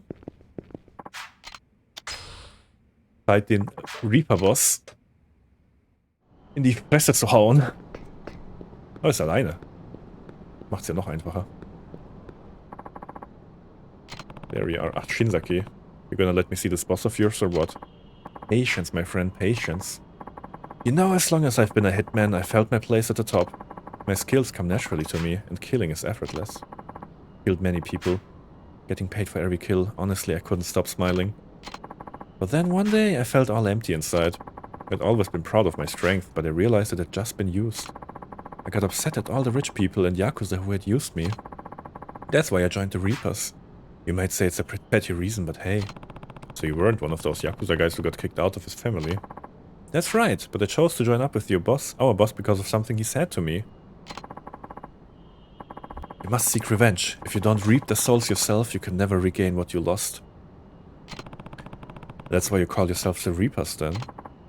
After all, a hitman can't support himself unless somebody hires him. Once I couldn't bear being used anymore, I lost my only means of making a living. I had no home, no pride, no friends. It all slipped out of my hands and disappeared. I've been fighting as a Reaper to take it all back again. And when I lost to you, I lost another precious thing. The pride of never losing to anyone. Is your pride that important? Yes. You have to get revenge on you to take back that pride. That's the real reason you asked me to come here, isn't it? Sorry, I guess you won't be meeting the boss after all. Because you're gonna be dead long before you get the chance. Also müssen wir erst ihn noch besiegen. Das sollte machbar sein.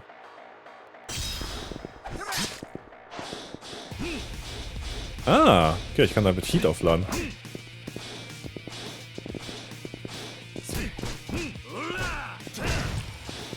Okay, der macht das nicht, der macht so einen Dodge.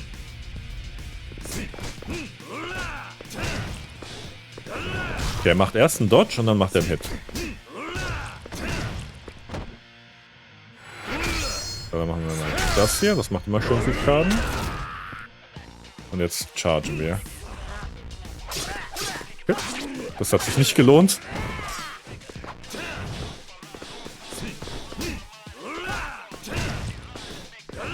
Okay, dann kriegen wir ihn so. Noch das hier.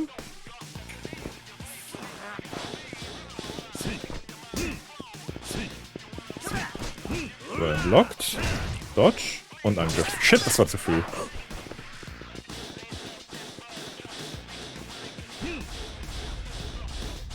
Ja, das ist okay.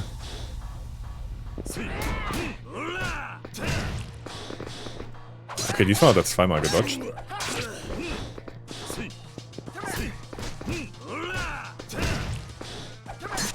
Okay. Nee, das ist nicht reliable. Das klappt nicht immer. Wir gönnen uns ein Stamina Royal. Wisst ihr was? Nehmen wir doch einfach.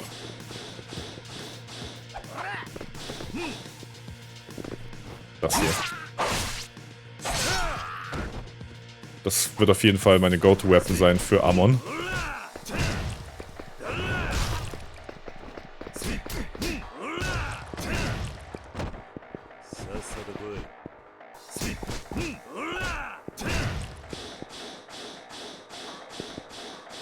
Right in the Pipi. Hey Bernd, was geht? Das geht right in the face. Oh, jetzt kommt's. Finisher? Ne, kein Finisher bei ihm. Ah, jetzt doch.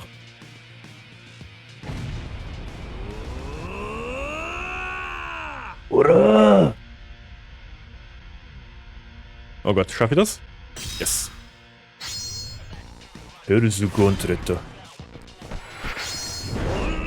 bin ich aber echt gespannt, wer der Reaper-Boss sein wird. Ob das auch so ein Amon-Guy wird?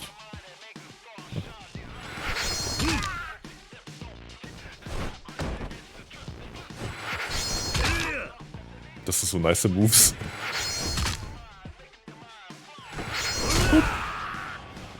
So, jetzt hat er zweimal verloren. How can this be happening? You can't beat me, you can see that now, right? Why? Why can't I win? Okay, menacing. Because you're fighting for revenge. Nothing good can come of revenge. You just don't realize it. Ugh. Stop fucking around, you moron.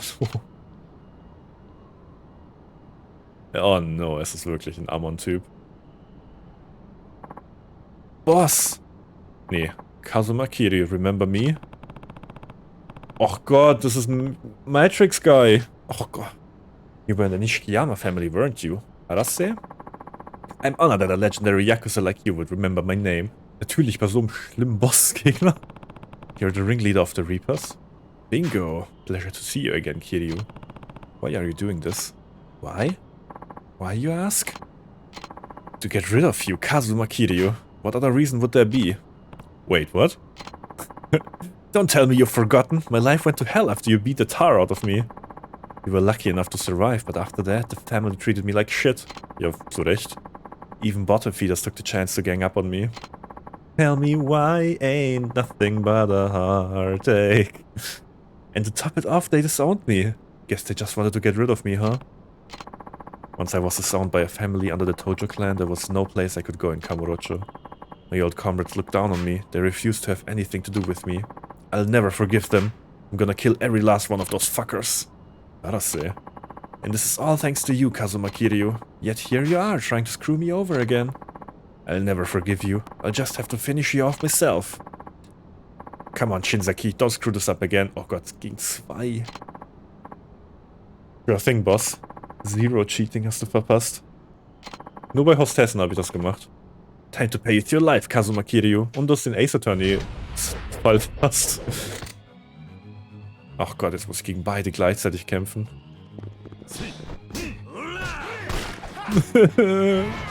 Okay, komm her, du Hurensohn. Oh Gott, das wird Bullshit.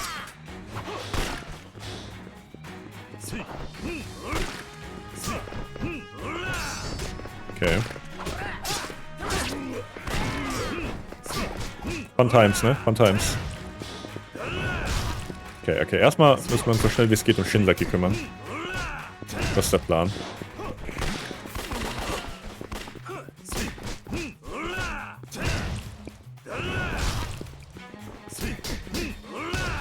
Immerhin coole Musik. Oh Gott.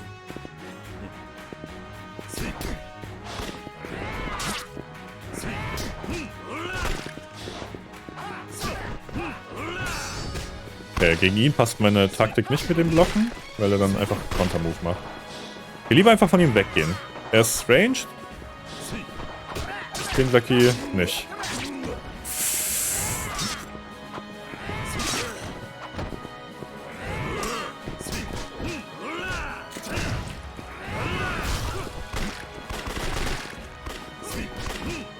Gut, dass ich viel Healing dabei habe.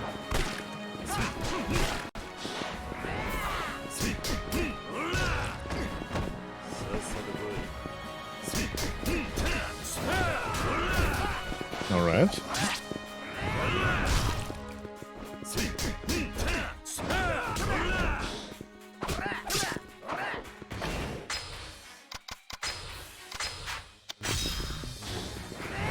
Oh, oh, oh, oh.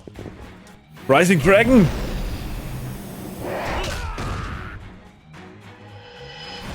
Das hat sehr wenig Schaden gemacht, heilige Scheiße. Okay, das läuft. Hell's Gauntlet. Das könnte den schon erledigen.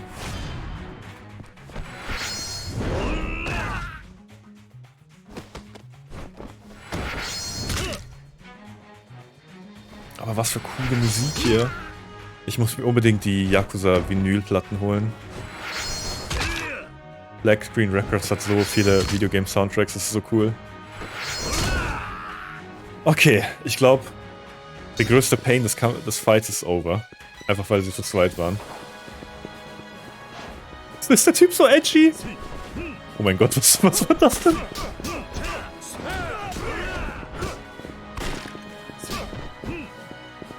Okay. Oh Gott, vielleicht fängt auch jetzt erst der richtige Fight an.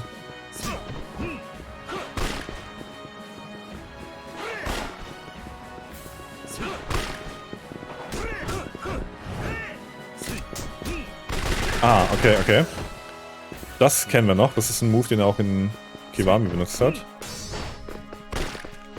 Okay, ich glaube, der Typ wird eher so ein Dodge-Fight sein. So, hinter ihn rennen. Wenn er sowas macht, okay. Immer in seiner Nähe bleiben da.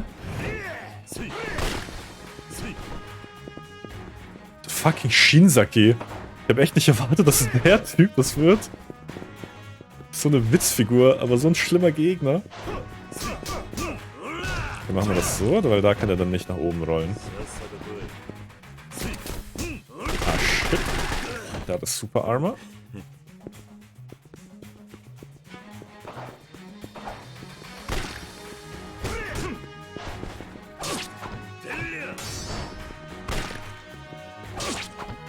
Nee, also Waffen eignen sich echt nur dafür, dass man einfach einen coolen Heat-Move macht.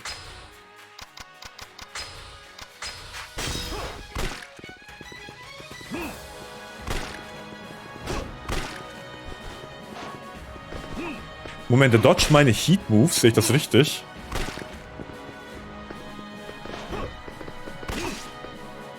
Das ist Bullshit. Okay. Okay.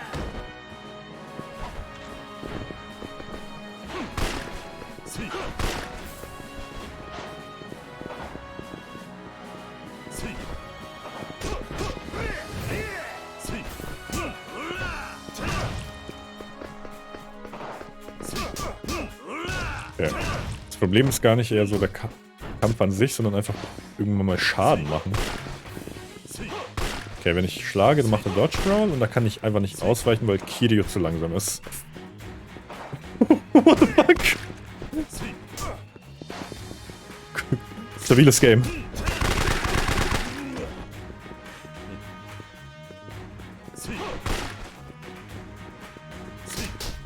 Okay. Ah, und da ist einfach zu langsam. Da bräuchte ich echt dieses Let's Play halt echt.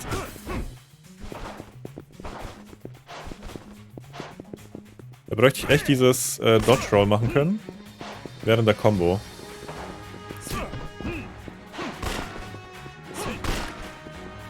Ich glaube, der Fight wurde nicht so sehr playtestet. Ah, gotcha, bitch. Oder auch nicht.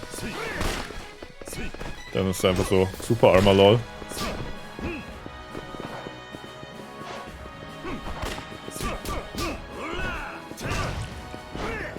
Kinda annoying ist gut. Das ist schrecklich.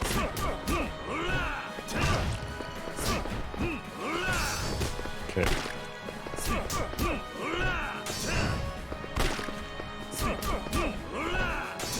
Ja, der ignoriert halt einfach. Ich kann keine Finisher-Combo machen. Und das kann ich auch nicht parieren, wie es aussieht. Nee, das ist halt so Bullshit. Man muss einfach Chip-Damage machen. Okay. Das ist so der Punkt, wo man am meisten Schaden hinbekommt, wenn man hinter ihm ist, wenn er das macht. Okay, feel the heat.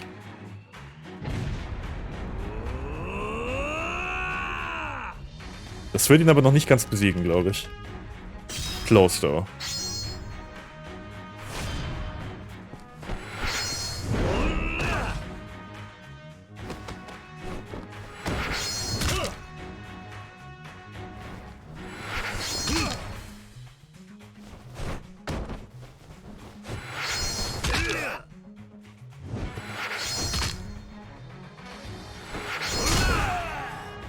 Nice.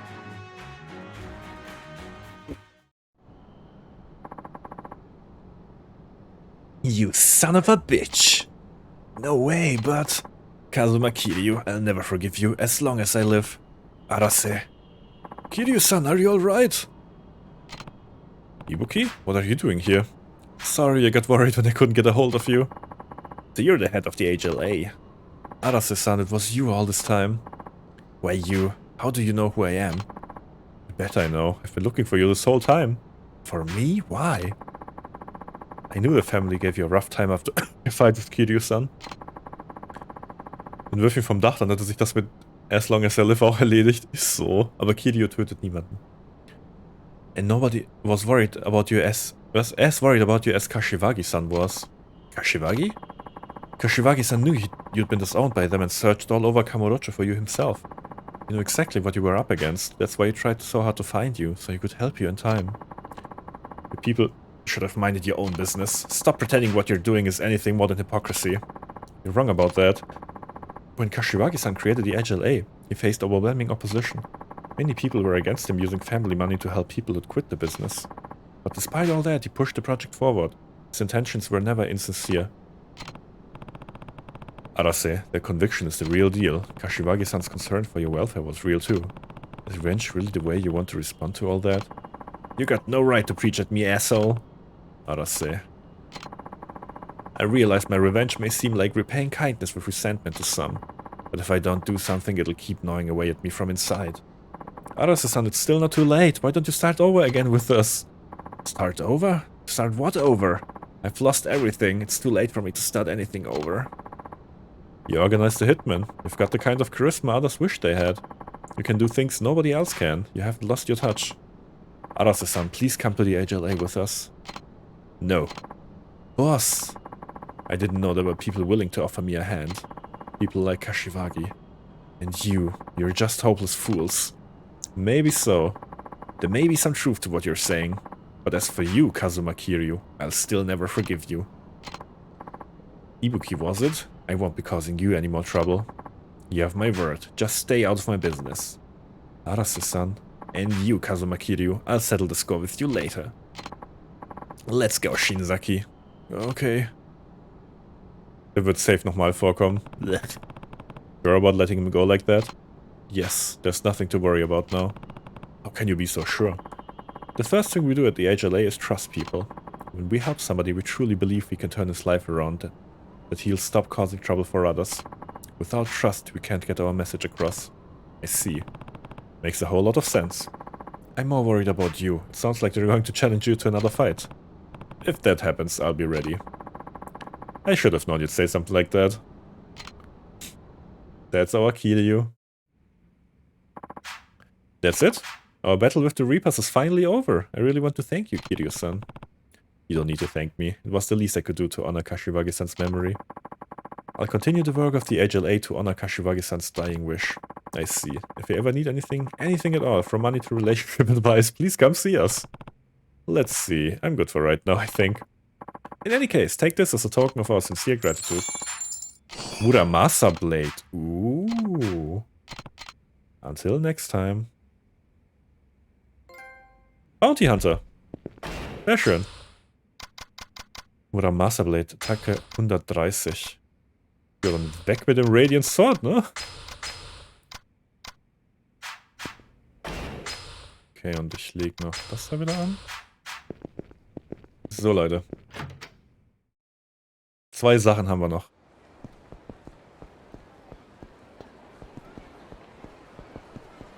Nummer 1. 3 Sachen. Nummer 1, Inventar ordnen und Nachschub kaufen für Ammon. Den wir irgendwie noch finden werden. Ich schaue gleich nach, wo es den gibt. Und Nummer 2, nochmal kurz IF6. Da haben wir auch noch den ein oder anderen Fight. Den Hammer braucht man nicht. Und Radiant Sword auch nicht. Wobei, vielleicht den Hammer mitnehmen. Die Twin Hangers sind nicht so stark. Ja, aber das hat echt viel. Okay.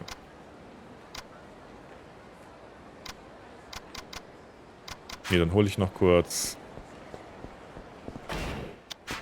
Erstmal essen.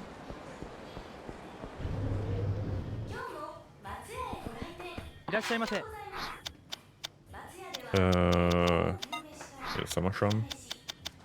Bibimbap.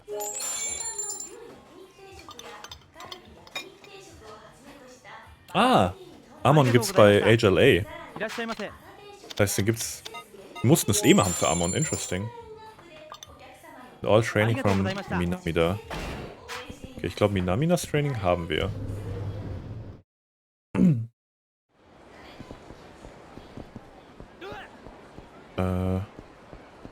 Das heißt aber unabhängig von IF6, glaube ich. Oder müssen wir doch IF6 noch machen?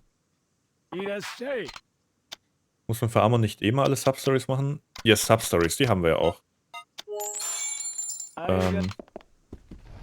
Aber hier muss man noch ein bisschen mehr machen im 3. Teil. Das mit den Reapern, das haben wir jetzt gerade gemacht. Okay, Moment. Minamida. Oh mein Gott. Scheiße, wir müssen das jetzt noch machen für Ammon. Oh Gott. Okay, jetzt müssen wir uns irgendwie durch den ersten Fight kämpfen. Ich hoffe, das klappt.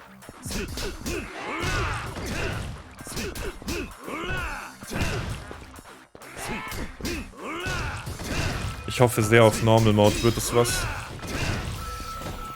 Ich meine, es war machbar. Nur die Zeit war halt Pain.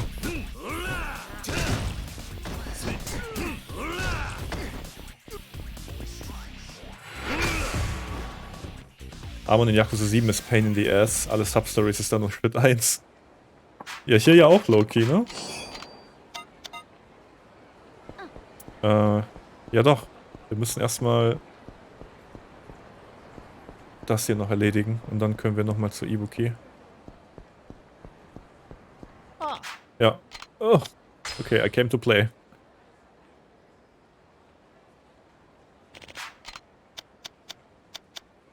Avenging Berserker. Fangen wir damit doch direkt an. Den schlimmsten zuerst, ne?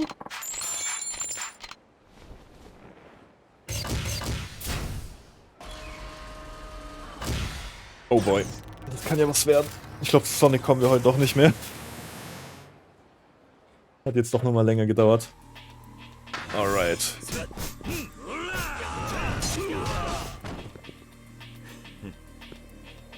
Oh stimmt, die konnte ich ja werfen, ne?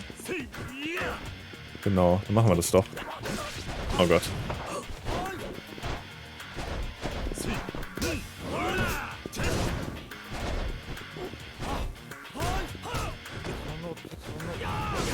Oh Gott. Es wird ein paar Versuche brauchen, glaube ich. Aber ich glaube, wir kriegen das hin.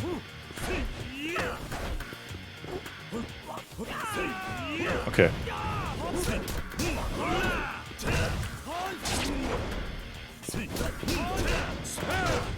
Nice, nice, nice, nice, nice. Das sieht doch gut aus. Ich glaube, wir schaffen das.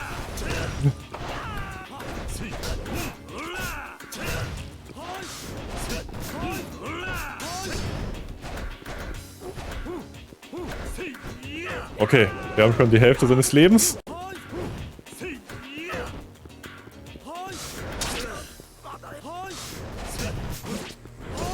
Immer schön wegbleiben von dem Typen, von dem Bärtypen. Vielleicht der schlimmste Part. Alter, chill.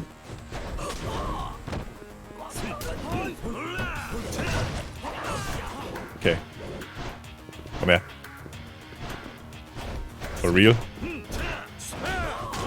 So. Chip Damage.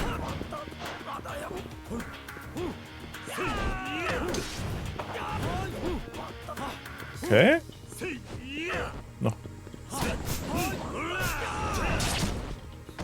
Wir haben noch mehr als genug Leben selber.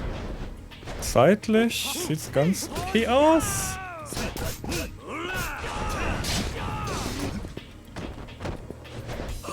Wird ein bisschen knapp, aber auf jeden Fall machbar. Ja! You win! Okay. Ich bin so froh. Ich bin so froh, dass es First Try geklappt hat. Ich hatte so Angst vor diesem Fight. You learned True Lotus Flare Fist. Adds a recharging effect to Lotus Flare Fist. He charges up while holding down triangle when using Lotus Flare Fist. Was ist Lotus Flare Fist? Easy peasy. Upgrades. Abilities.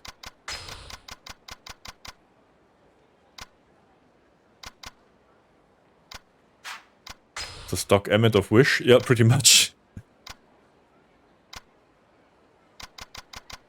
Da, Lotus Flare Fist. Hold triangle longer than a charge kick. Was? Oh, okay.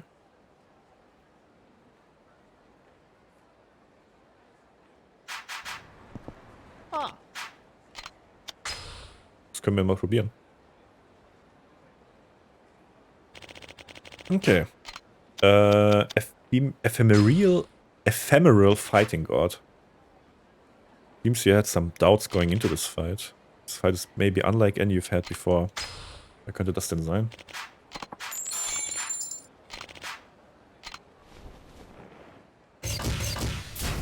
Hier ist mal so krank.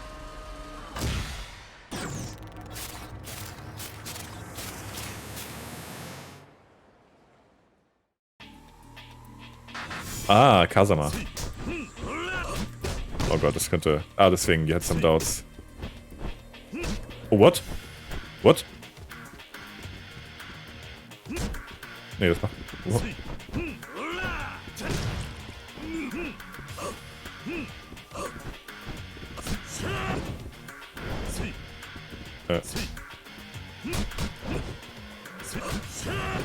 What the fuck? Ja. Der gute Joji. Oh, das hat guten Schaden gemacht. Okay, das macht sehr viel Schaden. Ich hatte Angst, dass es jetzt ein bisschen schwer wird wegen dem Schaden. Oh Gott. I guess, ich sollte ihn nicht angreifen, wenn wir so sind. Aber voll gemein, wenn er mich trifft, macht das trotzdem mir Schaden.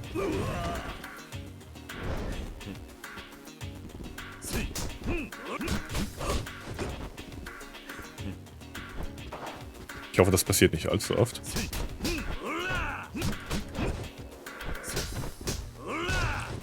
Okay, sehr schön. Ein Chip Damage.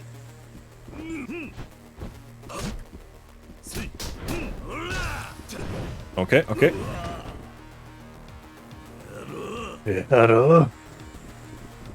So, noch eine Combo rein. Das sieht doch gut aus. Oh, schade, das ging voll in die Leere. Nice. You win. Klingt dann so, als wäre der 7 wohl nicht mehr dabei. Wieso das? Ach so, weil Dings 7 gespielt hat. Stimmt, stimmt. You won. Well done. I saw everything on the monitor. Did you get anything out of the experience? Felt like something was being burned into my brain. You learned Dragon God defense. Enables you to defend against enemies armed with blades using nothing but your bare hands. Das hätten wir vorher gebrauchen können. Okay. Ist dann der letzte dann Dings hier? Der Final Boss?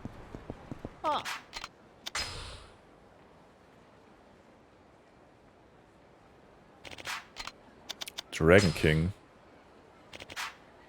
This character is based on your fight with your greatest, most fearsome opponent.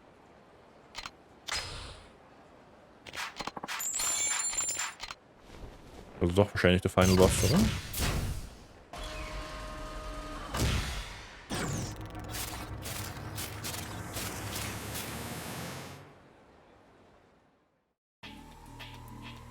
Oh. Kämpfen gegen uns selber. Das passt. Oh, nice. Das passt doch. Das heißt, meine Moves können alle easy geblockt werden.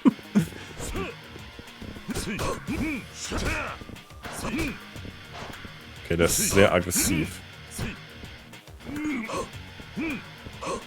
Interesting, though.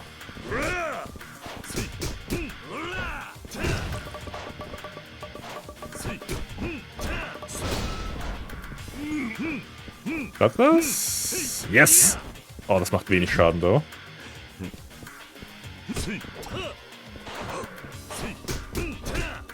Sehr schön, sehr, sehr schön.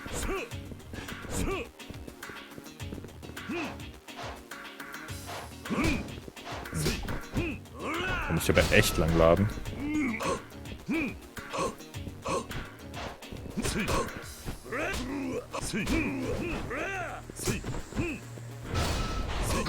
Oh, shit. So. Ich glaube, der Komaki Parry ist echt hier der Schlüssel zum Erfolg. Oh, what the fuck? Wait, ist das der Nishiki-Fight? Ich glaube, das ist der Fight gegen Nishiki und Kiwara, also aus Yakuza 1. Ah, fuck. Alter, wie schnell hätte ich da mashen sollen?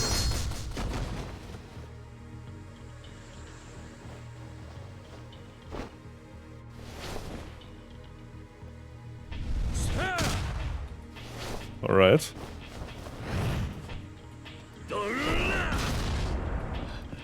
Hey, wie krass.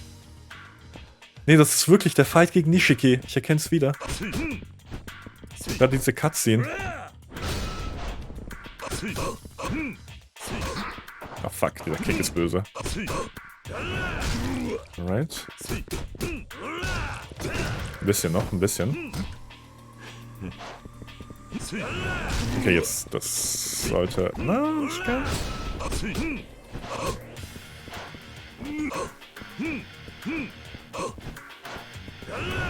Jetzt haben wir's. Sehr schön.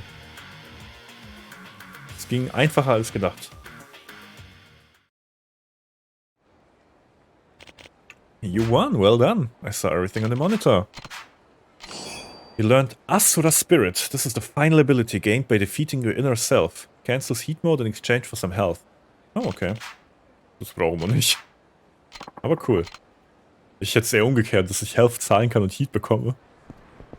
Also an Health habe ich nie Probleme. Ich habe immer nur Probleme mit Heat. Da hat er jetzt... Oh. Nee. Alright. So, dann müssten wir jetzt zu Ibuki gehen können. Und können die Final Challenge endlich angehen. Ich speichere lieber nochmal. Aber das ging gerade jetzt echt wesentlich smoother als gedacht. Normal Mode sei Dank. Der will kämpfen, ne? Aha, outsmarted.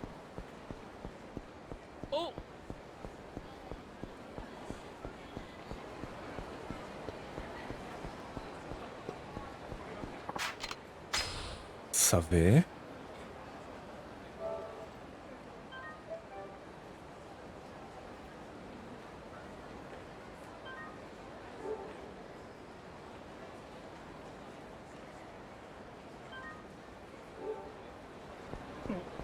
Gut. Und jetzt auf zu Ibuki. Voll doof, dass man da nicht irgendwie einfach eine Mail oder sowas bekommt, wenn man ready ist dafür. Sonst hat man ja echt keine Ahnung. Ah, shit. Lass mich in Ruhe, Mann. Ich will einfach nur zu Ibuki. Oh, fuck you. Wie die einfach nicht gönnen können.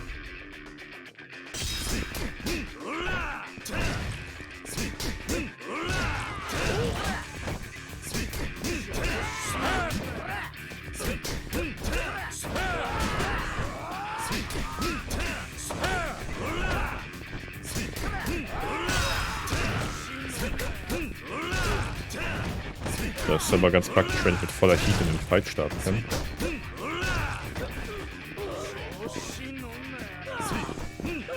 Leute, seid ihr auch schon ready nächste Woche für Persona? Persona 3 Release Date? Ich bin nicht ready, weil ich das Wochenende weg bin. Aber danach. Danach, ne? Sudele.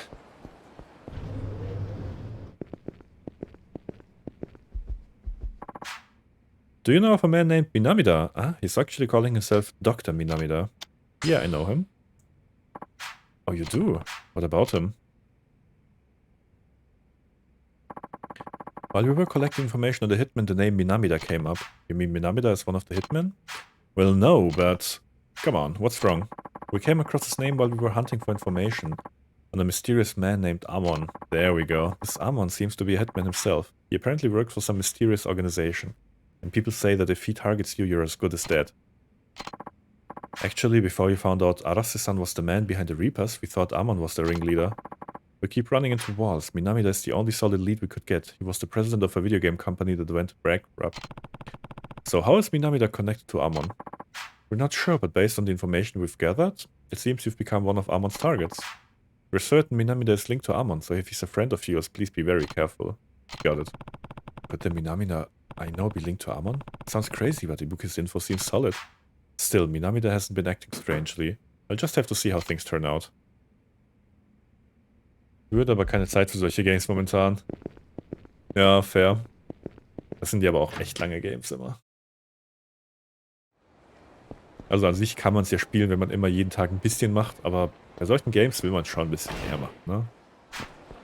So, I guess wir gehen jetzt zum Minamida und reden mal Klartext mit ihm.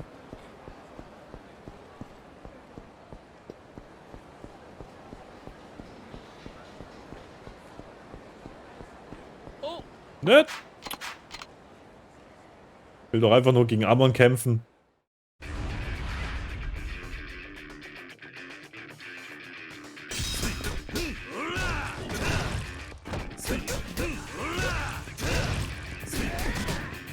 Als ob du nicht einfach... Ich kann nicht mehr reden. Ich wollte sagen, als ob der nicht einfach unten geblieben ist. So, ich habe als erste Idee, ich will nicht alles verbraten, safer. Wobei, vielleicht hat er, ich weiß nicht. Gucken wir einfach mal, ob er mehrere Phasen hat. Aber ich will nicht alle Waffen auf einmal verbraten. Here's your protection fee, old magazine. The fuck? Aber wer hätte gedacht, dass Minamida Kontakt hat zu Amon?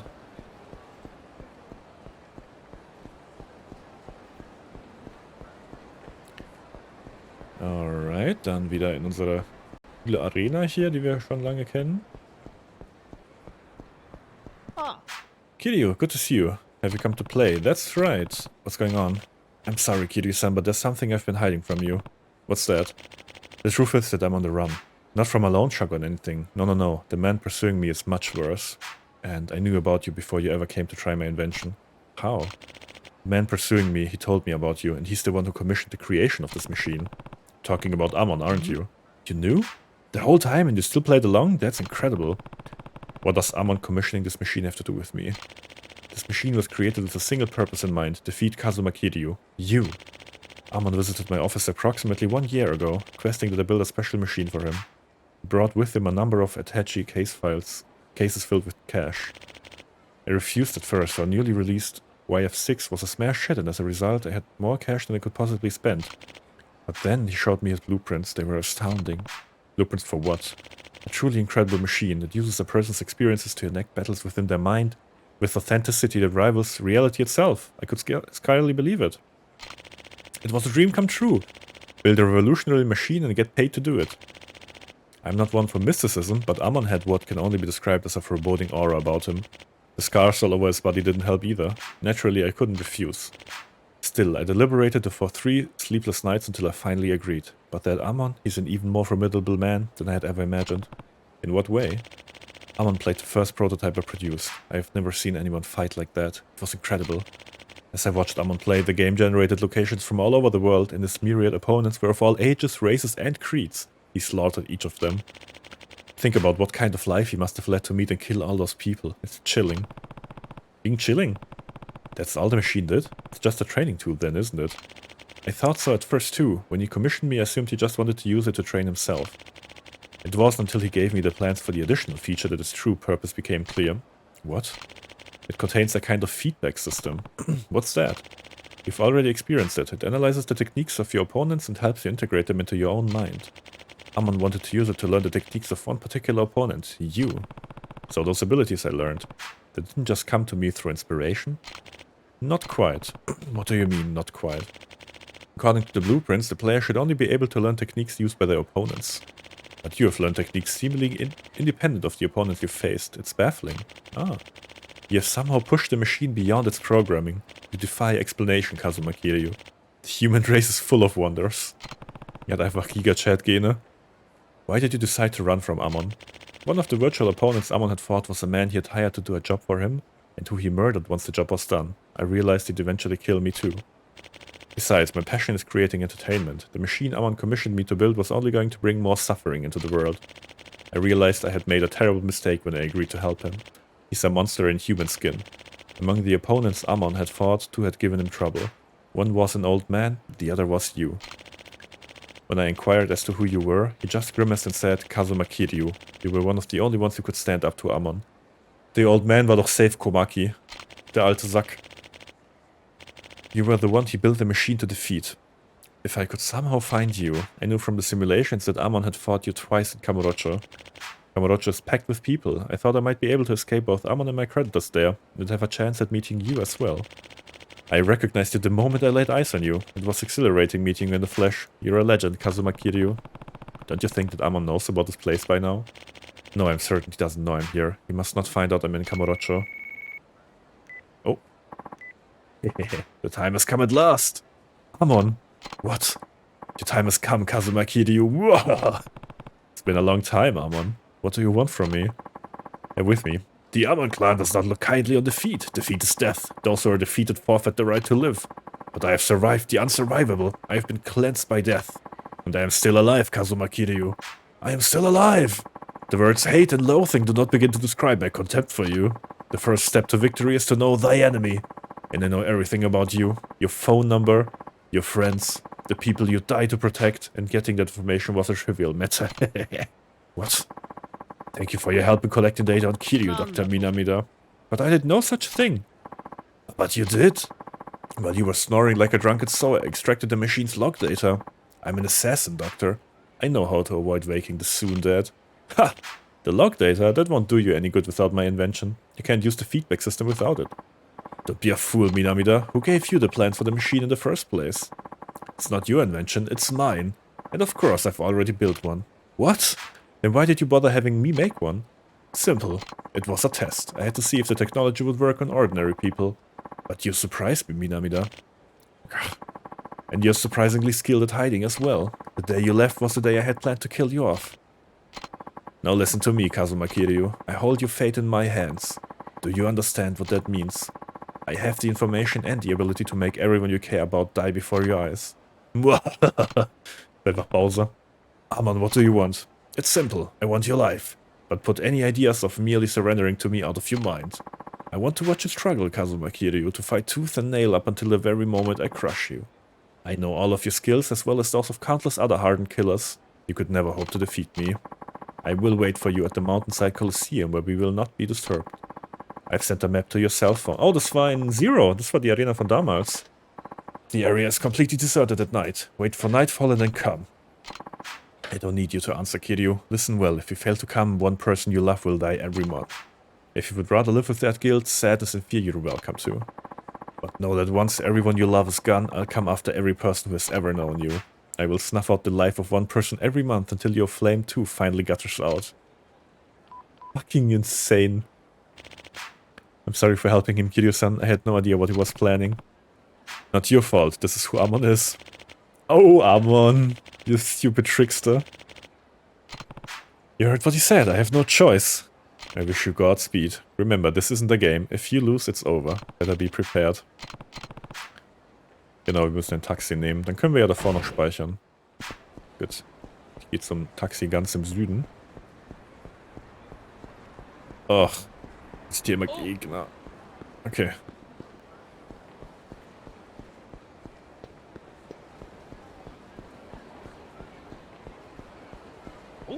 Ah, Mann! Warum sind die Gegner so scheiße annoying in 3?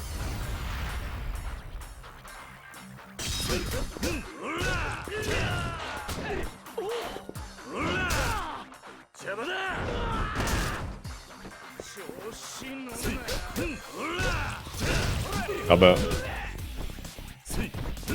im Prinzip heißt es ja, dass er die Maschine hat bauen lassen, einfach um an Kiryu ranzukommen.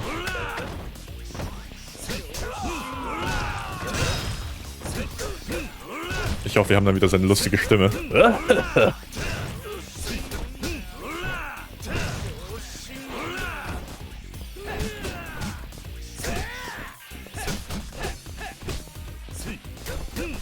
Jetzt muss ich essen gehen, um wieder full live zu sein, die dummen Wichser! Dumme fucking Hurensöhne!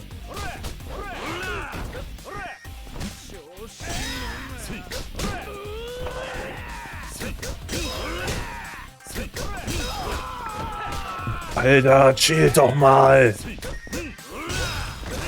Oh, heilige Scheiße, manchmal sind die normalen Gegner so annoying. Uiuiuiui.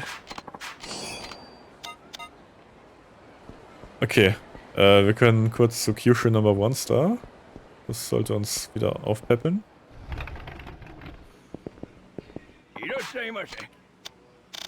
Egg.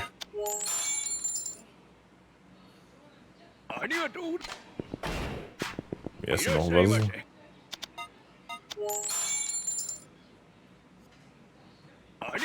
Arigato. Arigato. So. Oh mein Gott. Überall irgendwelche Gegner sind. Das gibt's doch nicht. Da chillt schon wieder einer. Oh wait, ich glaube, das war gar kein... Ja, das ist gar kein Gegner, der will mich einfach nur zum Club bringen. Okay. Ja, okay. Aber das ist ein Gegner.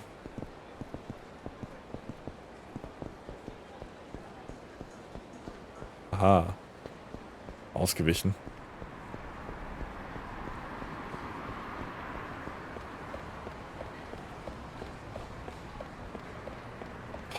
Oh boy. Aber wir haben Arase geschafft.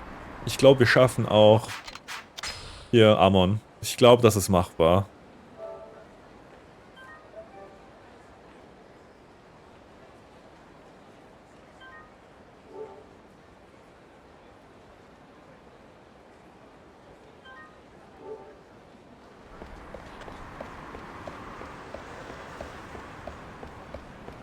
Okay, da vorne ist das Taxi. Die Kamu Road. Cleverer Name. Mountainside. Let's go, Leute. Wir haben heute eine Hostesse hochgegrindet, ein Murder Mystery. Und sehr viel gekämpft. Amon, show yourself. Danach nur noch 3 Games hinten dran. Welcome, Kazuma Kiryu. How was the trip here? Enjoy the scenery? Enough with the chatter. I have some questions for you. Oh.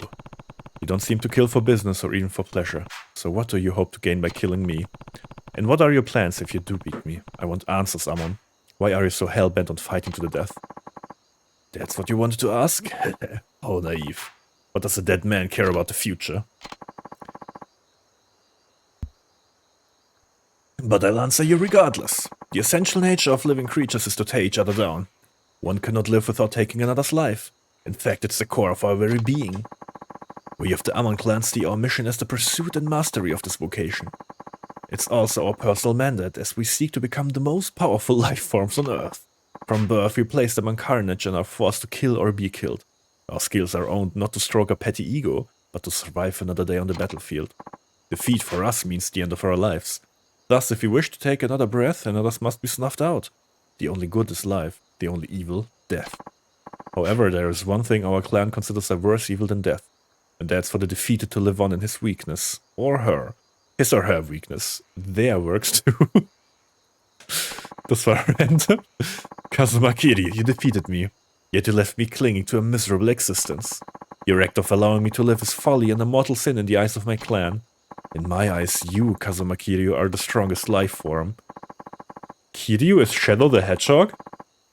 As long as you remain alive, I cannot truly be complete, and that is the answer to your questions. Alright, I think I understand, but I say your line of thinking is way off. What do you mean? You claim killing is your clan's mandate, but if that's your only motivation, someone else's ideology, then you're no better than an animal. What? You may insist on taking life, but I insist on protecting it, on living without running away. That's the mandate that was taught to me. I was wondering how you'd respond. Everything you've said is completely incomprehensible, but don't take it personally. I think we've done enough philosophizing. Words will not suffice here. Only the clashing of muscle and bone can determine our fate here. You won't escape me alive.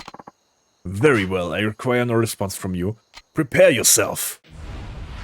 Alright! Joe Amon. Oh Gott, Photon Blades. Okay, er kann erstmal mich ignorieren. Fangen wir mal an mit Sakura Storm.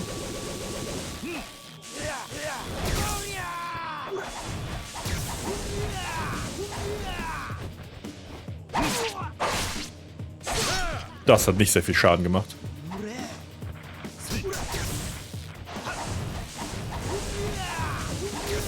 Oh mein Gott, das wird schrecklich. Ja. Have fun. Wieso hat er keinen Knockback? Was ist das denn für eine Scheiße hier wieder?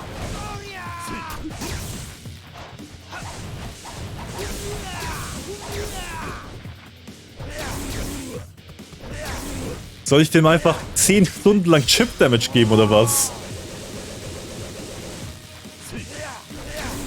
Also not gonna lie, Yakuza 3 schafft es immer wieder, mich zu impressen, darin wie scheiße es ist.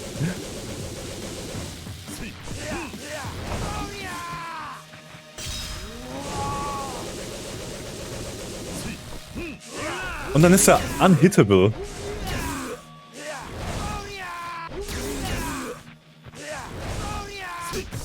Okay. Von hinten treffen macht ein bisschen was immerhin.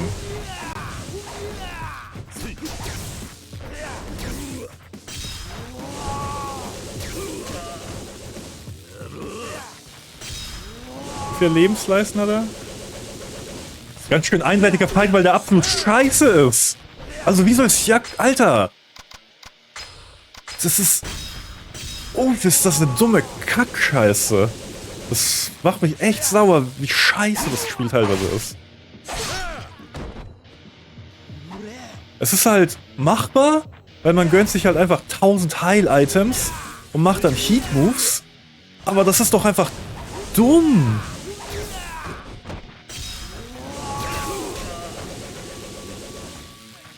Uff.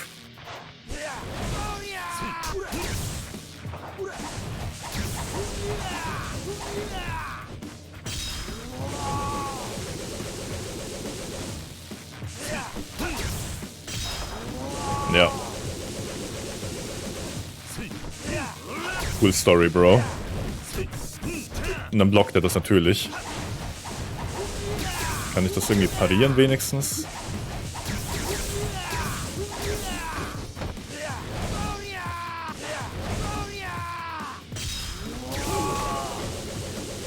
Heilige Scheiße. Und natürlich kann ich es nicht parieren. Ich habe eine sprechende Maschine gelernt. Ja, Lava halt, das ist ein Videospiel.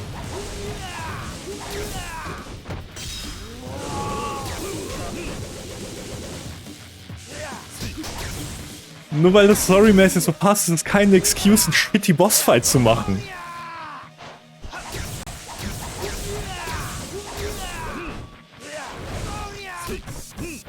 Und natürlich blockt er alles von hinten, weil das Block-User fucking 3 ist. Natürlich bringt die Hyper-Stun-Gun auch nichts.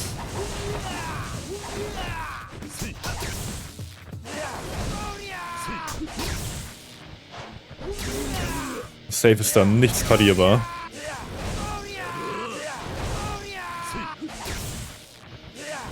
Natürlich ist das nicht parierbar. Warum sollte das auch? Würde ja Spaß machen.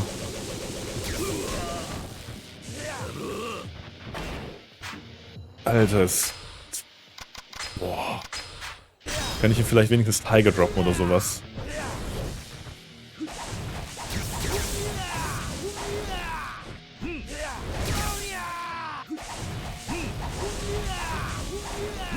Mal gucken. Kann immerhin. Immerhin ist er sehr langsam. Ich glaube, Tiger Drop ist.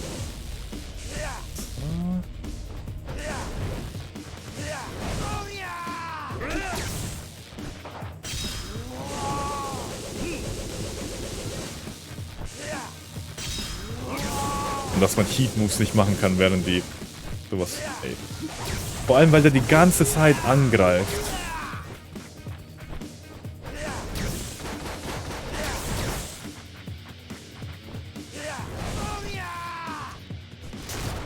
Wow, toll. Chip Damage gemacht. Guter Fight. 10 Stunden lang dumme Scheiße machen. Alter. Die anderen Fights waren cool. Und dann hatte ich echt Hoffnung.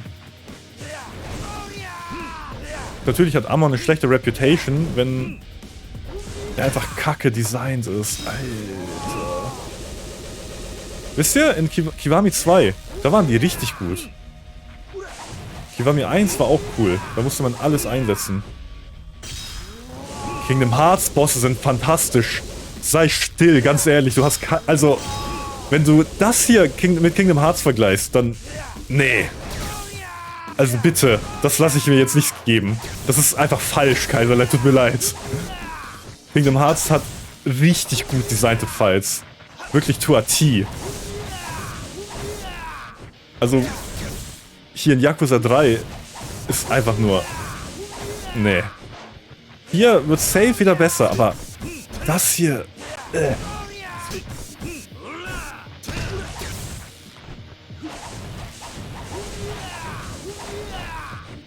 Der Fight ist einfach nur unfair as fuck. Danke, Alex.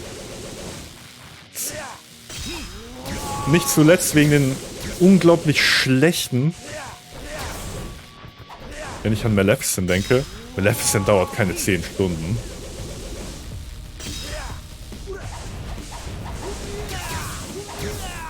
Und hier geht's um 1. Du hast halt die besten Games nicht gespielt. Aber halt, es ist kein Level von dem hier. Das kommt nicht an so einen Fight ran. Der hat seinen Schlimmschritt noch nicht mal ausgepackt, halt echt. Natürlich blockt er halt jeden Kack.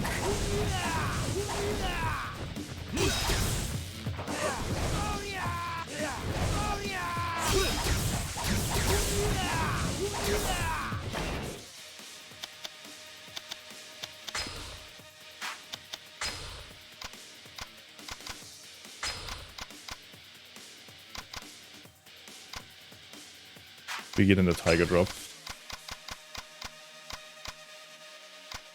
Der in Zero hat sehr viel random Bullshit gemacht, aber halt Bullshit, der machbar war. 1,5 Sterne Backlog-Review für Kingdom Hearts. Das ist so ein gutes Spiel. Verstehe nicht, was du daran nicht so gut findest. Also Yakuza 3, ich wollte da eine 7 von 10 geben, aber das sinkt gerade mit diesem Fight so viel runter. Weil das einfach die Culmination von allem ist, was ich in Yakuza 3 scheiße finde. Heilige Scheiße. Wenn ich wenigstens irgendwie den Tiger Drop reinbekommen könnte. Der funktioniert ja auch die halbe Zeit nicht. Weil einfach nichts in diesem Spiel funktioniert, so wie es sollte.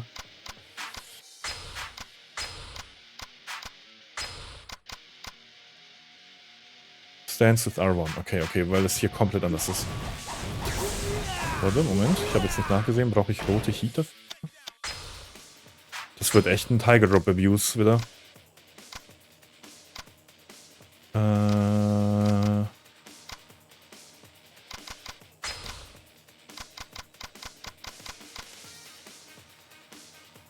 Nee. Sollte nicht. Es sei denn, die Beschreibung hier ist. Stimmt halt nicht.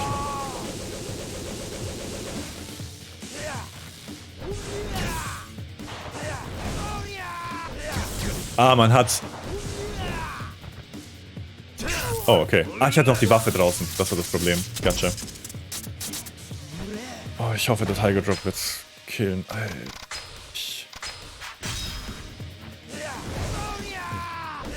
Nein.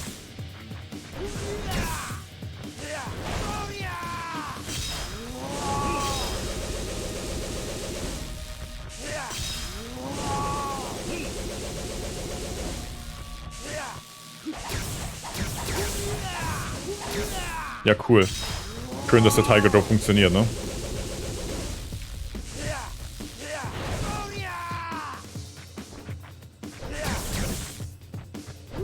Nein. Ich bin so kurz davor, einfach zu quitten.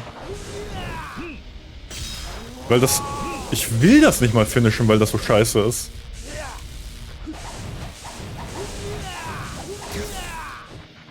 So, ja, cool. Wir geben dem Spieler einfach einen Fight, in dem er nichts machen kann. In dem er 10 Stunden lang so ein bisschen Damage machen kann. Das ist eine gute Idee. Das finden wir gut so. Ist ja funny, weil ist ja ein Meme-Fight. Der ist ja powerful. Das ist sicher gut. Und nein, nur weil er optional ist, heißt das nicht, dass das nicht in eine Wertung einfließen kann. So, ja genau. Genau so. Immer mit Chip Damage.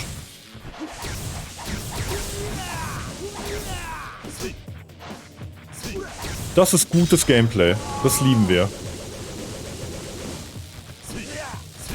Nein, Kaiserlein, sei still wegen Kingdom Hearts 2. Das ist ein beloved Franchise. Ich verstehe, dass es dir nicht gefällt, aber sei still damit, dass es scheiße ist, bitte. Du übertreibst damit echt, sorry. Ich weiß, dass es dir nicht gefallen hat und das ist fein. Aber so zu tun, als wäre das schlechteste Game ever, ist einfach faktisch falsch.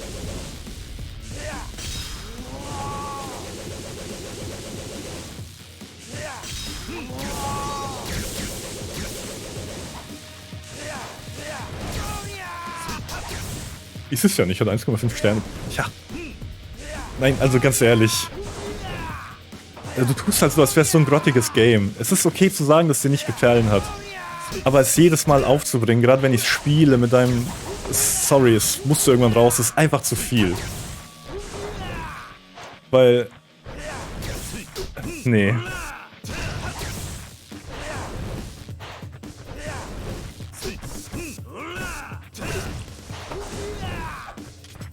Aber ich komme nicht darauf klar, wie scheiße das hier ist. Ich meine, ich habe gleich noch eine zweite Leiste Wechsel, der vielleicht wenigstens was er damit macht.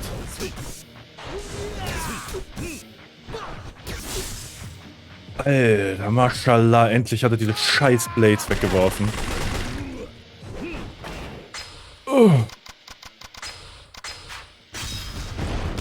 Oh Gott, jetzt kommt er mit so einem Kack. Man kann ihn actually mal angreifen. Oh Wunder. Wie kann das denn sein?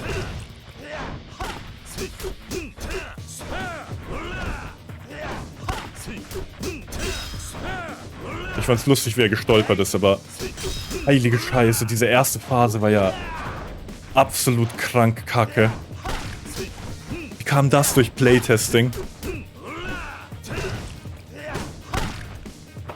Und natürlich kann man hier nichts parieren. Warum sollte man seine Abilities nutzen können?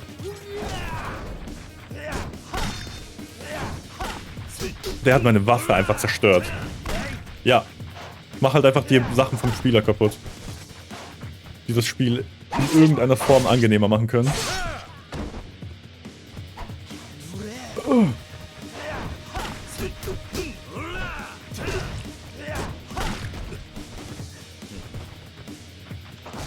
Sieht aus.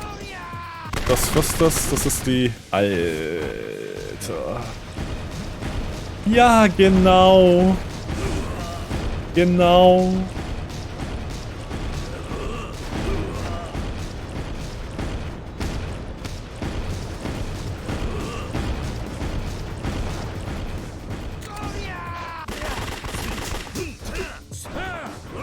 Und natürlich, man kann seine Heat-Moves nie durchziehen, weil die alle fucking broken Movesets haben.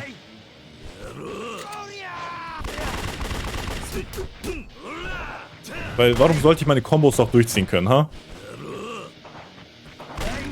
Damit ich wenigstens ein bisschen weniger Agony habe bei dieser Scheiße. Ne, man muss immer seine Standard-Rush-Kombo-Sachen machen müssen, die keinen Schaden machen.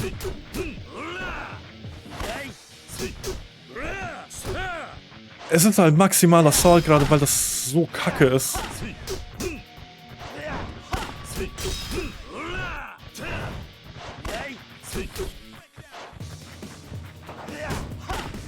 Und ich fühle mich auch nicht schlecht. Das ist gerechtfertigt, Assault.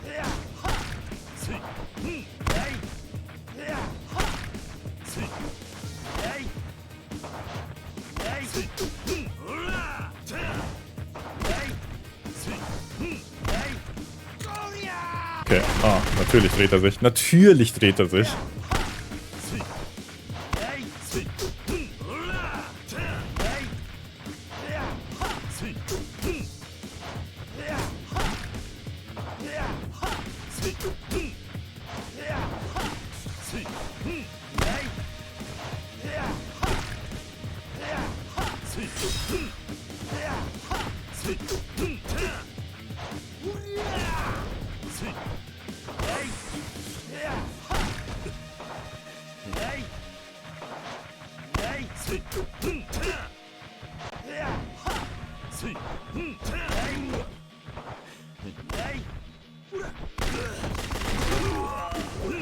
Und er wieder mit seinem... Oh mein Gott, als ob!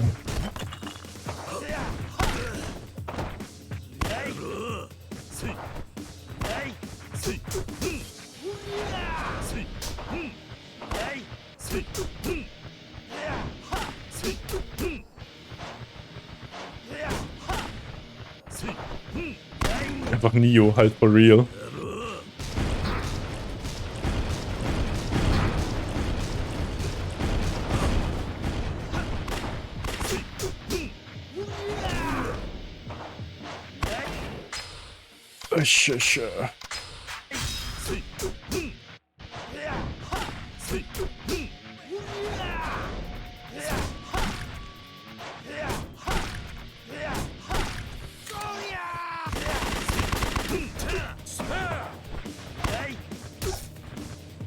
So, ein bisschen Strom.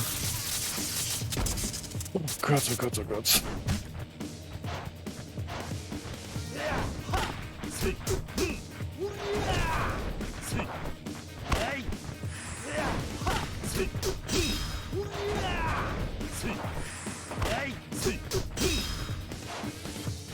Na?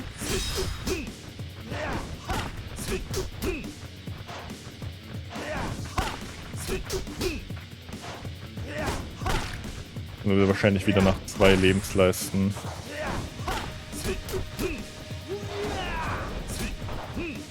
Nach dem Move kann ich natürlich nicht angreifen. Oh Gott, oh Gott, oh Gott, chill doch mal.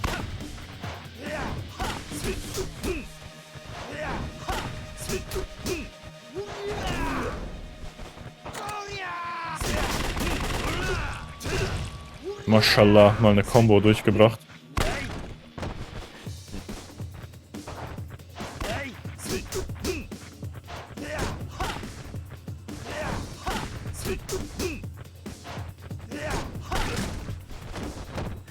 Okay, okay.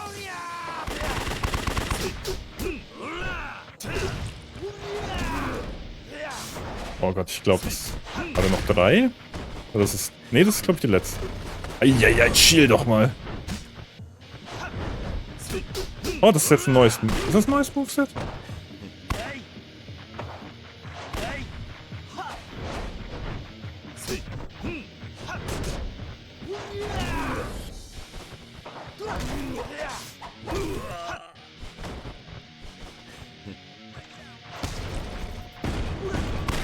Oh Gott, oh Gott, oh Gott, oh Gott.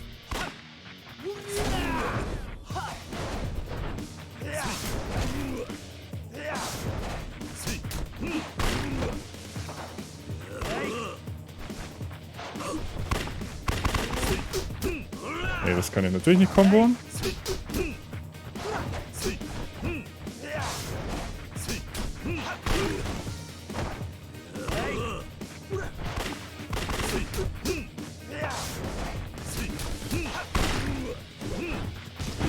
Oh Gott, chill doch mal mit deinen dummen... Sind das Ananasse? Ne, das sind Bomben. Was ist das für eine dumme Scheiße? Und natürlich macht mich das hier so genommen. Nächste Heil-Item. Vielleicht kriege ich mein Schwert rein. Nee. Nee, natürlich, sobald ich eine Waffe draußen habe, fängt er einfach an, dauerhaft anzugreifen. Und wenn er angreift, kriege ich keinen Heat-Move rein.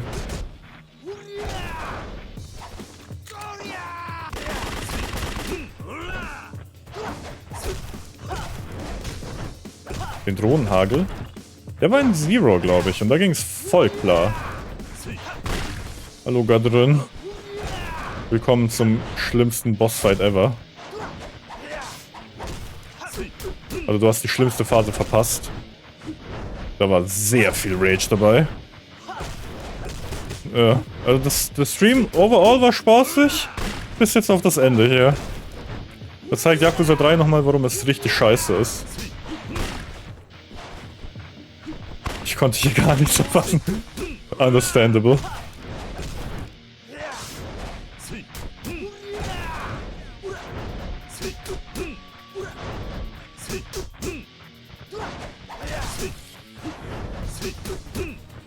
Okay.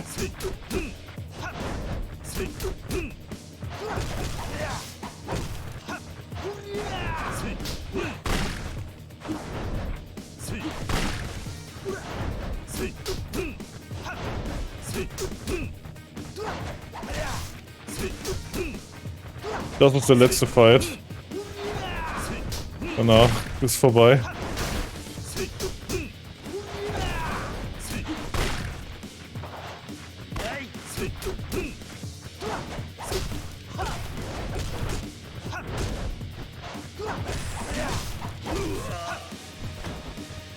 Fängt er jetzt wieder mit der Barrage an?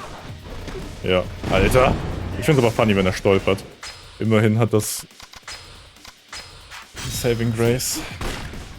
Ich finde auch cool, dass der Tiger Drop funktioniert, ne? Ist wahrscheinlich so ein Fenster von 2 Millisekunden.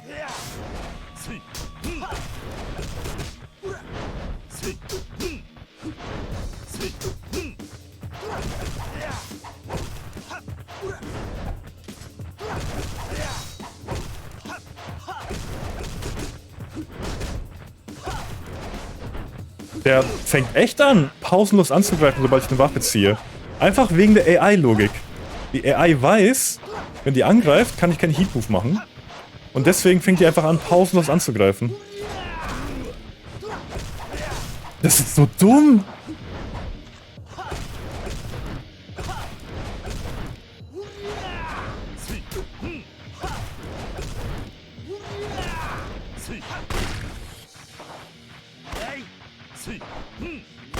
Ja, ich habe ihn bald. Alter, das ist halt... Das zieht wirklich für mich das Rating von dem Game irgendwie um 2 Punkte runter. Es sei denn, der hat jetzt noch irgendwie so eine Secret-Leiste und dann kommt er mit irgendwelchen Bullshit an.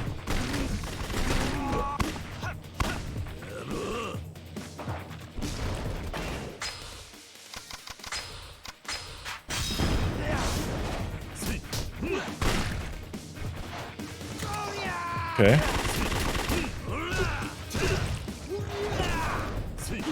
Das ist halt, wenn er diesen Move macht, wo er so wild rumschießt, ist halt echt der einzige Moment, wo man ihm konsistent Schaden machen kann. Oder halt das hier.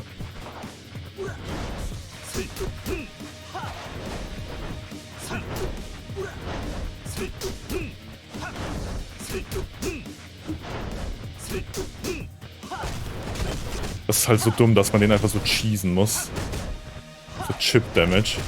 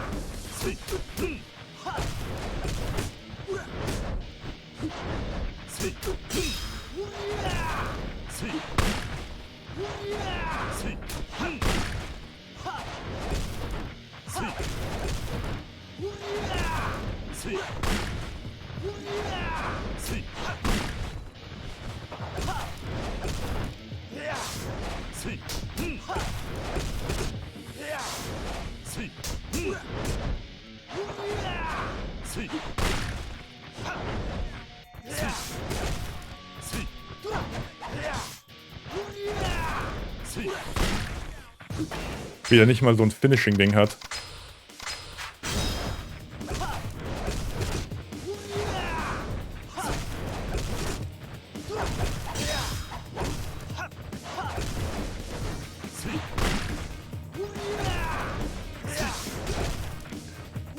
Der lässt gerade einfach gar kein Fenster zu. Alter. Halt echt Halleluja.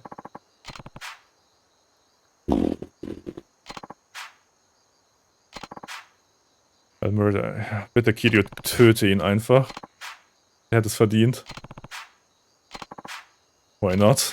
I don't live by your principles. If you want to live by some ancient barbaric code of honor, then fine. You'll just have to come with me again. Bitte mit besserem Gameplay dann. I'm leaving. Alter Vater. Oh. I'm back. Great, Scott. You beat him? So is someone dead? No, he's still alive. What? You let him live, he'll just come after you again. Maybe, but I don't plan to let him turn me into a murderer. Besides, if he does come back, I can just beat him again. Das ist ein bisschen kurzsichtig gedacht, weil er kann trotzdem deine Liebenden töten, wenn du nicht da bist. Naja. You're an amazing man, Kazuma Kiri. You really saw some kind of experienced beast. What you're calling a beast? No, it wasn't me, that's what Amon called you. What did he mean by that? He said that your greatest strength is the ability to build off your experiences, to make yourself stronger at an almost preternatural rate. I suppose that made you a beast in Amon's eyes. After watching you fight in IF7, I'm starting to understand what he was talking about. In any case, I'm glad everything worked out. I doubt Amon will be back anytime soon, and maybe now my life can back to normal. What do you plan to do now? The president of a game company has been chasing me for some time, trying to get me to sign up with them. I'm finally in a position where I can take him up on it. It's a small company, but I'm ready for a fresh start. I see, but until then I'll be here, at least for a little while longer. Stop by any time. I wouldn't mind watching one of your performances again either. Alright, I just might do that. Dadurch, dass ich den First Try geschafft habe, zeigt es halt einfach, das war nicht schwer, das war einfach nur Bullshit. Ah, you've completed all the sub-stories, yay. Das war eine schwere Geburt. So, wir gehen speichern. Das willst du wissen? Ich will's nicht wissen. Warte, ich kann es dir sagen. Das ist, glaube ich, das ist einfach nur für alle Substories. Man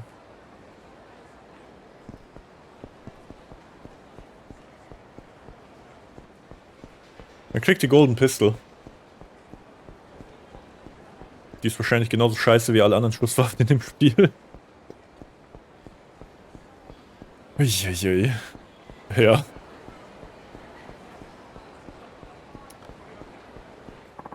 Alright. Wir sind ein bisschen heated geworden. Also ich. Aber es ist vorbei. Nie wieder.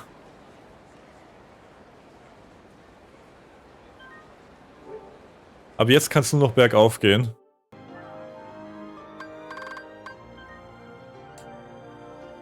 Weg mit der Scheiße. Oh.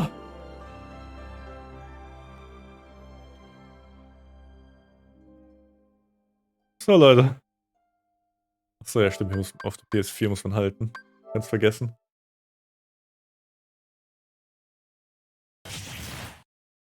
Alright. Wir haben Yakuza 3 abgeschlossen. Yay. Sonic kommt heute auf jeden Fall nicht mehr. Auch wenn es wahrscheinlich eine schöne Ablenkung noch wäre fürs Ende. Also um von da wegzukommen, runterzukommen. Aber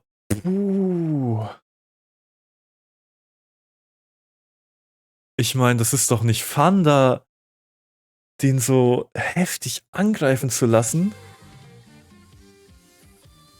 Sodass man einfach so Chip-Damage machen muss. Das ging jetzt irgendwie 40 Minuten, der Fight. Gott, oh Gott, oh Gott.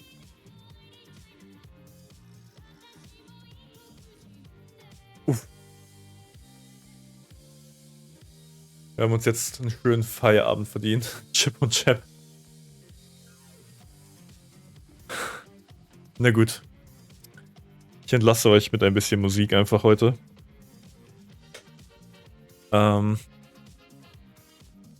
auf jeden Fall fürs Zugucken. Vielen Dank fürs dabei sein. An alle. Vielen Dank immer fürs Unterstützen. Auch wenn wir mal Meinungsdifferenzen haben, die ich etwas stärker ausdrücke. Ich hoffe, das kam nicht falsch an. Ich hoffe, das kam nicht böse an. Das war nicht böse gemeint, das musste nur mal gesagt werden. Und weil es so ein Heated Moment war, kam es ein bisschen extremer raus, als es ist. Tut mir leid, falls das böse klang. Ich hoffe, no hard feelings. Aber ja, wie gesagt, vielen Dank fürs dabei sein, vielen Dank für eure Unterstützung immer und wir sehen uns dann nächste Woche bei was anderem. Aber wir haben Yakuza 3 fertig, ja. Ich wünsche euch noch einen schönen Abend. Später dann eine gute Nacht und wir sehen uns dann beim nächsten Mal. Wir hören uns im Discord und so. Ihr wisst, wie es ist.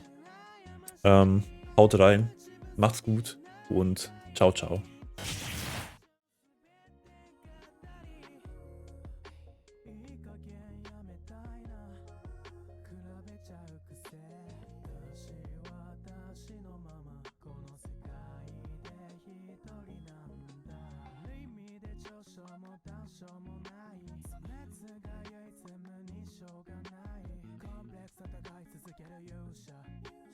大好きな自分を手にするんだ